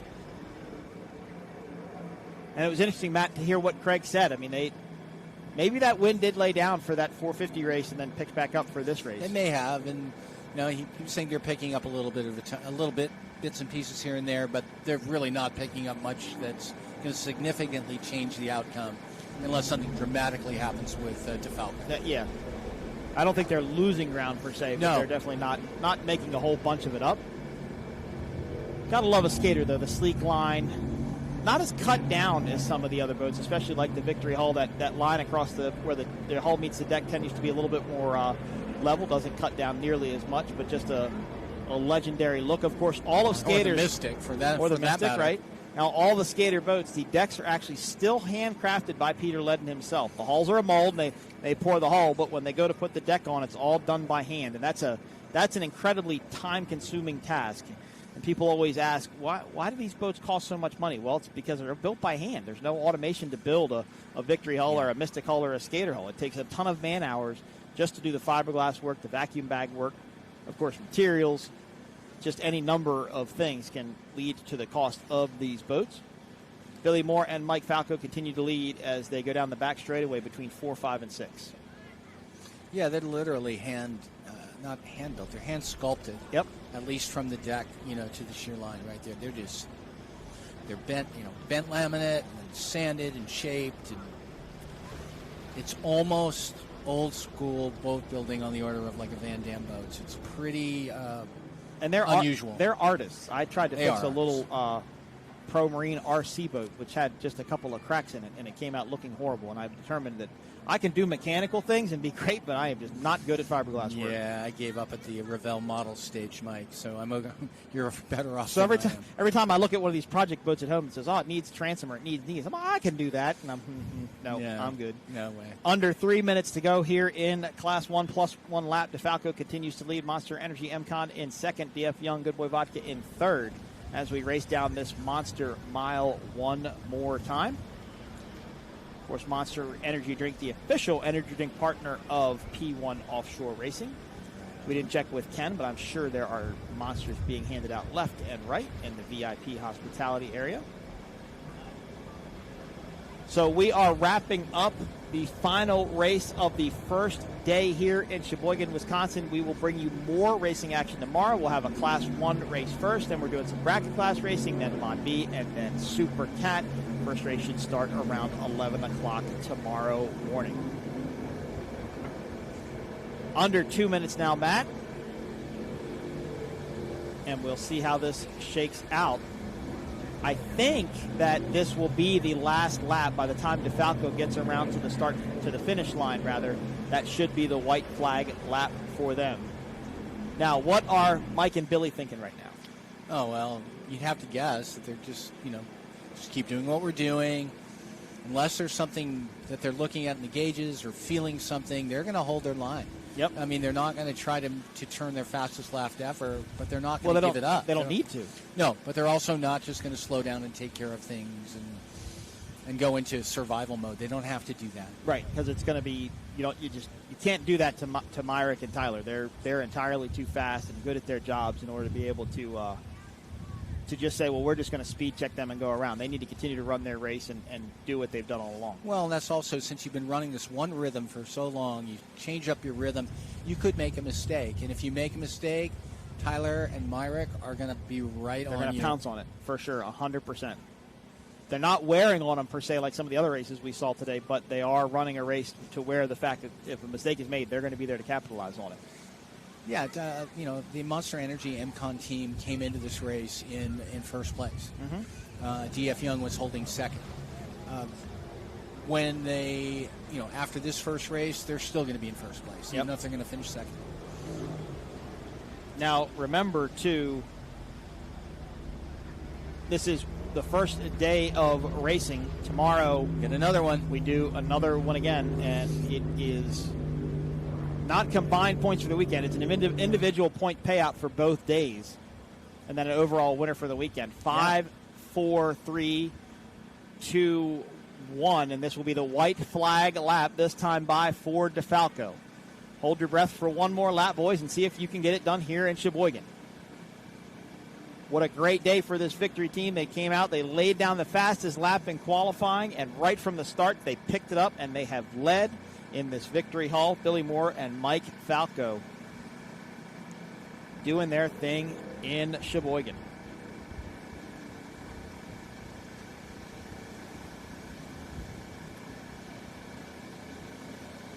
As they run a much wider line through the corner, Matt, no reason to go in tight and pinch anything off. Just go run your race at this point.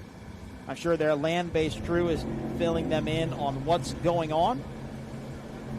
Monster Energy MCon, Tyler and Myrick and Jake and the entire team are going to go back and sit in that hauler for a little while and regroup. Yeah, absolutely. And possibly come up with some suggestions and some ideas on how to make up ground tomorrow. We hear everybody keep saying it's going to be calm tomorrow. I haven't looked at the weather yet, but everybody's saying that this west westerly, northwesterly breeze is going to lay down.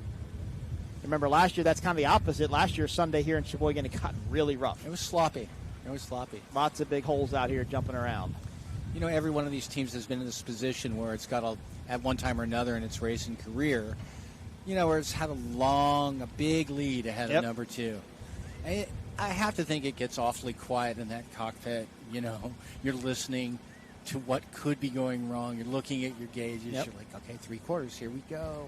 Half a lap. Well, and some teams just don't talk. Some teams, they're so well balanced, they don't need to talk to each other. You know, you heard Coco's Monkey, the father and son team, saying they're yelling at each other inside the boat, having a hostile father-son relationship. But some teams just don't need to talk. Some teams click very well together, and that has to do with some throttleman, right? Some throttlemen can just make the boat do what they want it to do with still input from the driver, but not a lot of input from the driver. Yeah, I think any team with say a John Tomlinson, there's not going to be a whole lot of chatter in the cockpit. Yep. I think Tyler and Myrick might be that way as well. Here comes Defalco on the Monster Mile straightaway one more time. This should be the checkered flag for the Victory Hull Catamaran. Billy Moore, Mike Falco taking the win here in Class 1 on day 1 in Sheboygan, Wisconsin. You know Billy's ecstatic inside that boat. That's a smile, and I can only imagine what Billy's face looks like inside the boat. He is grinning ear to ear, and I'm sure Mike is too. Congratulations to this team as they cross the finish line. Oh, one more lap to go. Okay. We're looking at the wrong lap counter then.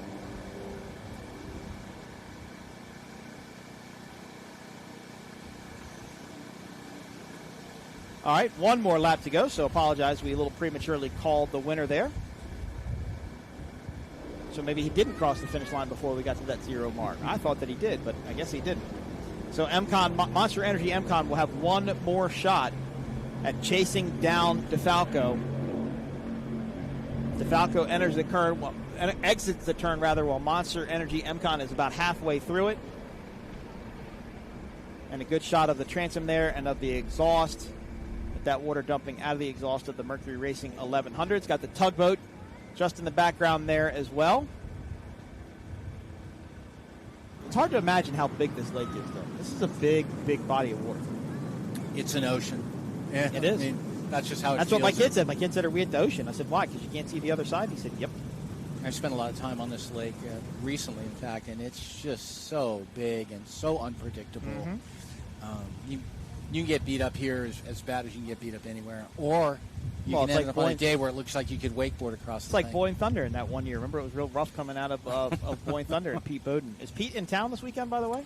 Pete is in town this weekend. I have He's not seen him. shooting for us, and Jeff Helmkamp is shooting for Speed on the Water as well. So we're very, very lucky to have two excellent photographers covering. Here we go. Defalco is exiting the south end of this course, coming out around buoy number 8. Now they're entering the Monster Mile for one more time. Big rooster. As they get ready to celebrate their victory in Class 1. I believe this is their first victory as a team. I think you're correct. I know they've come close a couple times, but this will be their first win for Mike Falco and Billy Moore, taking the checkered flag in Class 1. Now we'll talk about Billy's smile inside the canopy, because I know it's a big one. I know he is hooping and hollering inside of there. Well, he smiles on a bad day. He does smile on a bad day. He is a pretty smiley guy. I'll give you that. I talked to him when he was in Palermo, when he was in Italy the other day, and I could feel his smile through the phone. So they will go around this turn. Wow. They are your winners in Class 1. Monster Energy MCON will come in second. DF Young, Goodboy Vodka in third, after what I was hoping was going to be a very challenging race between those two boats. Kind of turned out to be anticlimactic, if you would.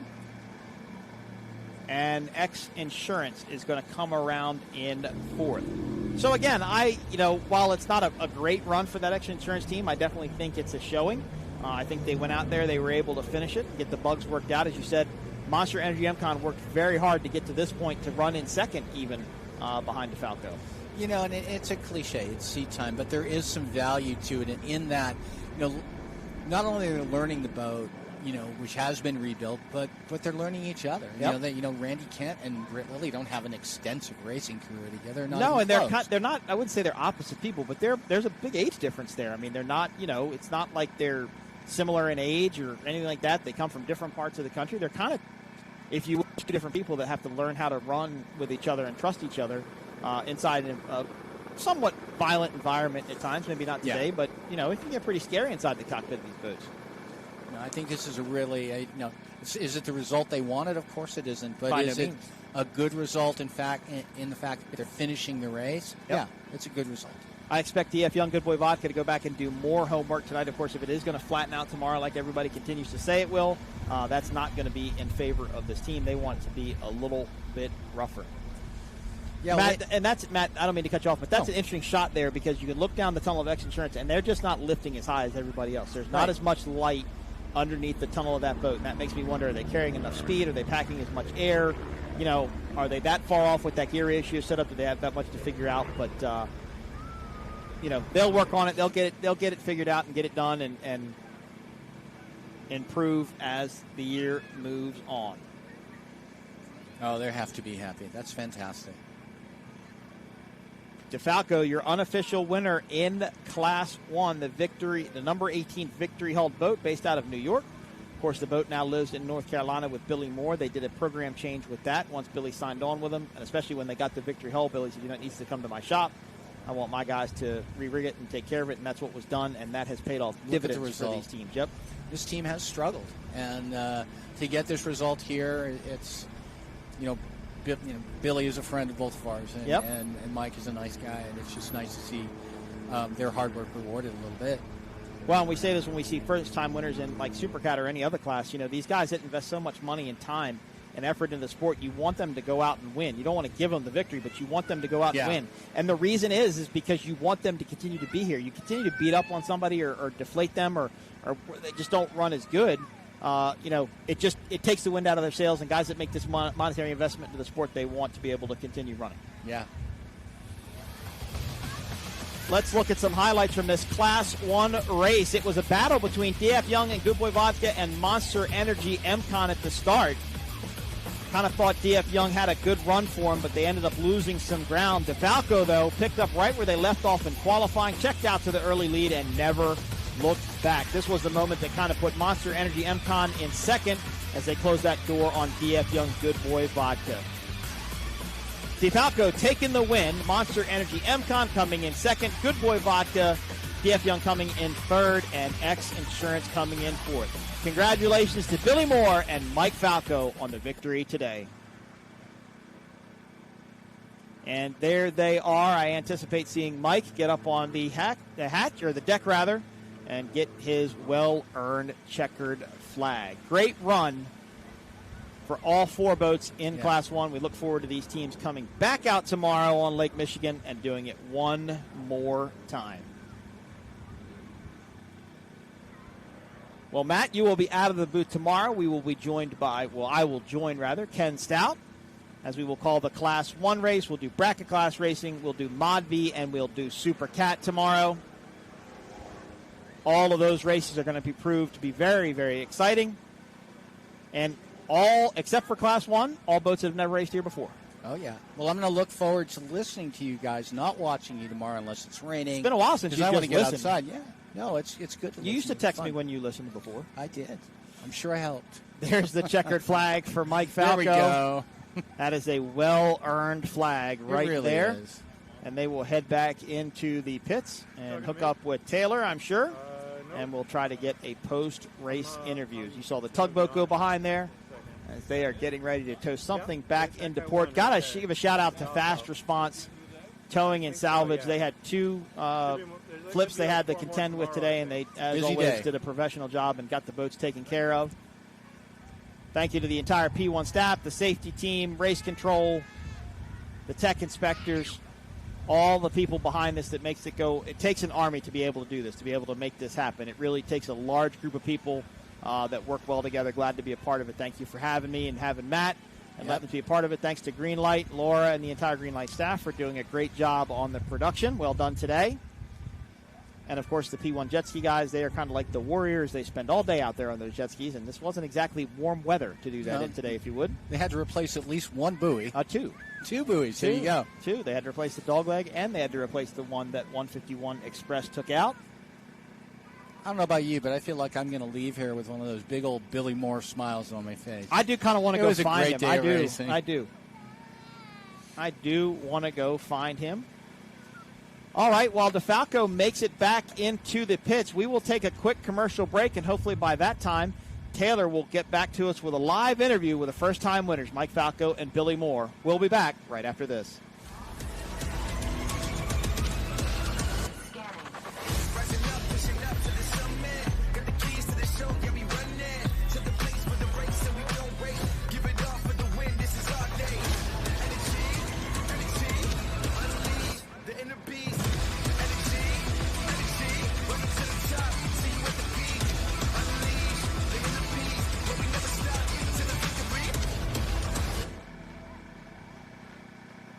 It takes your breath away.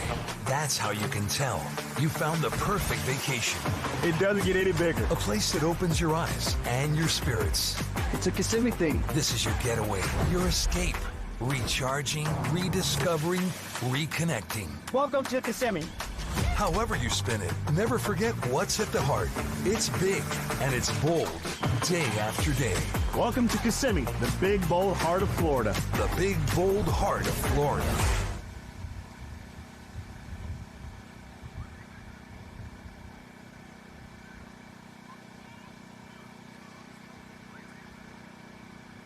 As racing winds down here for the first day in Sheboygan, Wisconsin, there is your Class 1 winners parading back into the harbor. Of course, that's where we raced the F1 boats last year, was inside those jetty walls. Matt, if you want to see an impressive picture downstairs on a wall, there's an impressive picture of that lighthouse where the wave would look to be crashing almost over the top over of it. Yep. Yeah.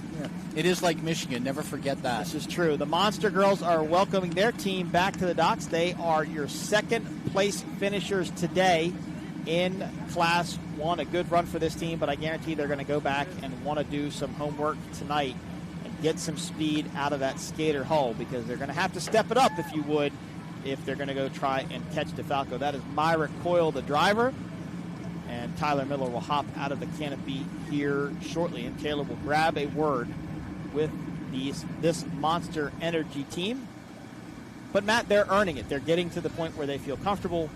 They're getting fast and they're doing well. Like you said, they're the points leaders, but nobody can take it away from this team here at Defalco. No, that was a remarkable performance and well earned. I mean, there was talk and idle talk, of them. How long are they going to stay with it? Yep. But they stuck with it. They did, exactly. All right. Taylor is with the Monster Energy MCon team. Taylor. All right, I'm down here with our second place finishers in that Class 1 race, and you guys had some open air out there in front of you, Myra Coyle. How was it in this race?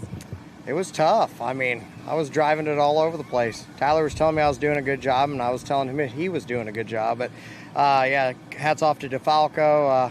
Unbelievable. Boat was flying, and the speeds we were seeing, I mean, they were rolling. So it was a good race, and happy to put the Monster Energy boat up on the top. Communication is the name of the game in these boats, and it really does take a team. You have some work to do with your team tonight, because I know you're gunning for that top spot for the next race tomorrow. Absolutely. We'll go back, we'll read the data, we'll go through things, but, what a great day for Monster Energy MCon Racing. There's 2 days of racing up here in Sheboygan, Wisconsin. We're leading the points right now, so our goal was to come out, get on the podium today, finish strong tomorrow on top of the podium, and that's what we're going to go to work and we're going to do. I love it. Congratulations to Monster Energy MCon. Let's head up back to the booth. So Matt, one thing about those two gentlemen is Myrick's been around for a very, very, very long time. He has. Pre-Performance Boat Center days. Oh, yeah. And Tyler Miller actually bought Billy Moff's old WHM boat and started racing. I want to say that was in 2018. Might have been before that, though. I think Tyler has been in the sport 8 years. I could be wrong. Okay. But what I like about watching those two guys is they're I don't know how they feel inside right now, but they are unflappable. Their attitude is the same. Doesn't change. If they got out and had taken first place, they would have first and foremost congratulated the rest of the fleet for giving him such a good battle. They just have that right attitude. But trust me, they're happy about finishing second. Not by any means. Not And even Tyler close. actually used to race with his cousin, who they actually called his brother, Brett Miller. Great when guy. they first started back in the old WA Gator. They didn't have a hauler. They didn't have a support. They basically had a boat and a truck and a trailer, and they went out racing with that. And they've earned the right to be where they are, of course. Absolutely. I was talking to Mike earlier today. We were talking about the shoot-up coming up in a couple of weeks, and I said, do you even know all what shoot-out? He says, you know what? I just show up with a whole bunch of shirts, and they just tell me where they want me to go and what they want me to run. So that is Myron. That He's is very Byron. elemental that Yep, way. He is. And that's something he would do. He would just show up and get told where to go. I know he's running a lot of right performances in the shootout. I know they're going to run Slug Hefner's Dirty Duck Skater in the shootout, so that'll be interesting to see them run. DF Young, Goodboy Vodka is now getting over towards our interview area and the podium, and so is your winners, Defalco.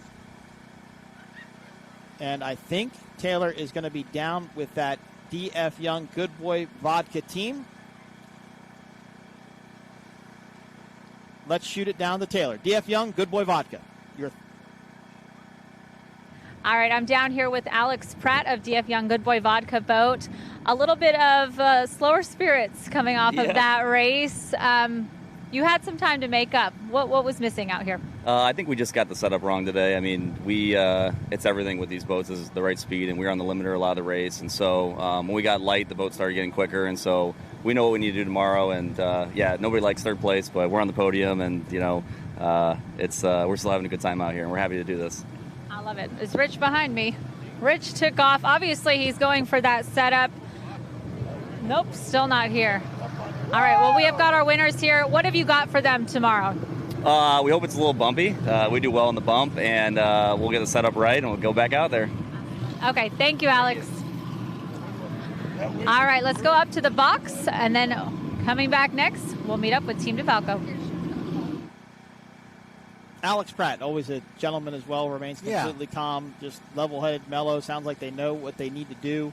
Herb Stotler, the crew chief for that boat, a great setup guy, Been around great forever. mechanic, been around forever. He'll know and have some ideas of what they need to do to go catch those boats in front of them. Well, and Alex is a poised guy. He was a road racer, motorcycle racer for quite a while. Started his own brand. I mean, he is even-headed. Yep. And he has to stay level. And from what I've known of Rich White, he's very, very similar in temperament. Mike Falco climbs out of his Victory Hull race boat, number 18. He looks kind of happy, yeah. I think he's kind of an emotionless fellow, if you would. Yeah. But I'm sure he's bursting on the inside. And here comes Billy Moore. Here is the throttleman for the Defalco team, boat number 18. And Taylor is going to catch up with our winners. Taylor, what do you got? Down here with the winners, Team Defalco. You guys give it up for your Class 1 winners down here. Billy Moore and Mike Falco. I'm going to come on up here with you, Billy. What an incredible win. You guys took that lead right from the beginning, and there was no stopping you. No, we pushed hard the entire race. We knew we had a lead, but it's like we've had so much bum luck the first couple of events, so it was like, screw it, we're just going to push the whole time. And that is exactly what you did. You're way over there. Let me see if I can sneak over and grab a word with you. You had those qualifyings throughout the whole season, and this is your chance. You really took it and dominated with that win. Just pushing hard through the turns. At the end of the day, it all comes down to talent and how much money you're going to throw at it. And we've been doing both, and just hold on to the wheel, and he's full throttle through the turns. Tomorrow's plans. Coming for another one of those. Hopefully we can put it together for tomorrow. We're going to do our best. Today was good, but, tomorrow's another day, so you never know what the course is going to bring. Just pumped to be on the podium with the flag today, so we'll worry about tomorrow when it gets here. That's exactly it. All right, give it up for your Class 1 winners here today, Team Defalco Racing. Let's head back up to the booth. What an incredible day. Well, congratulations to Mike and Billy, your first-time Class 1 winners, 2024 Midwest Challenge coming to you from Sheboygan, Wisconsin. Hats off to those guys. Hats off to all of our racers today. Had a couple incidents in Superstock. Everybody's walked away. Everybody's doing well. Going to come back and race more tomorrow. Matt, your final thought on the day? It's just a really exciting day of racing overall. I don't say that all the time. And And some of it is, the way this ended, happiness for a team that has fought so hard to get where they are and finally did it. Defalco, they earned every bit of this Class 1 win. Yep, and it's their overall to lose at this point as they get to go racing one more time first thing in the morning tomorrow here in Sheboygan, Wisconsin. For Taylor Snyder, I am Mike Iwaski and Matt Trulio. We'll see you tomorrow morning for more racing at the Midwest Challenge. Yeah.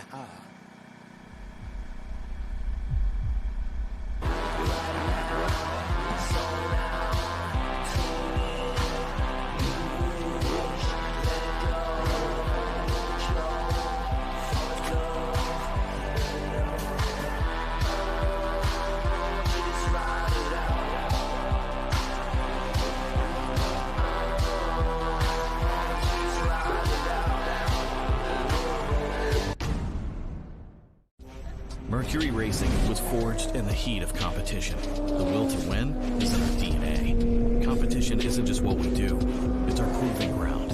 It's about the pursuit of power, performance, and endurance that pushes our limits and yours. We create premium marine power to take you faster and farther. The world offers limits. Mercury Racing offers freedom. Live wide open.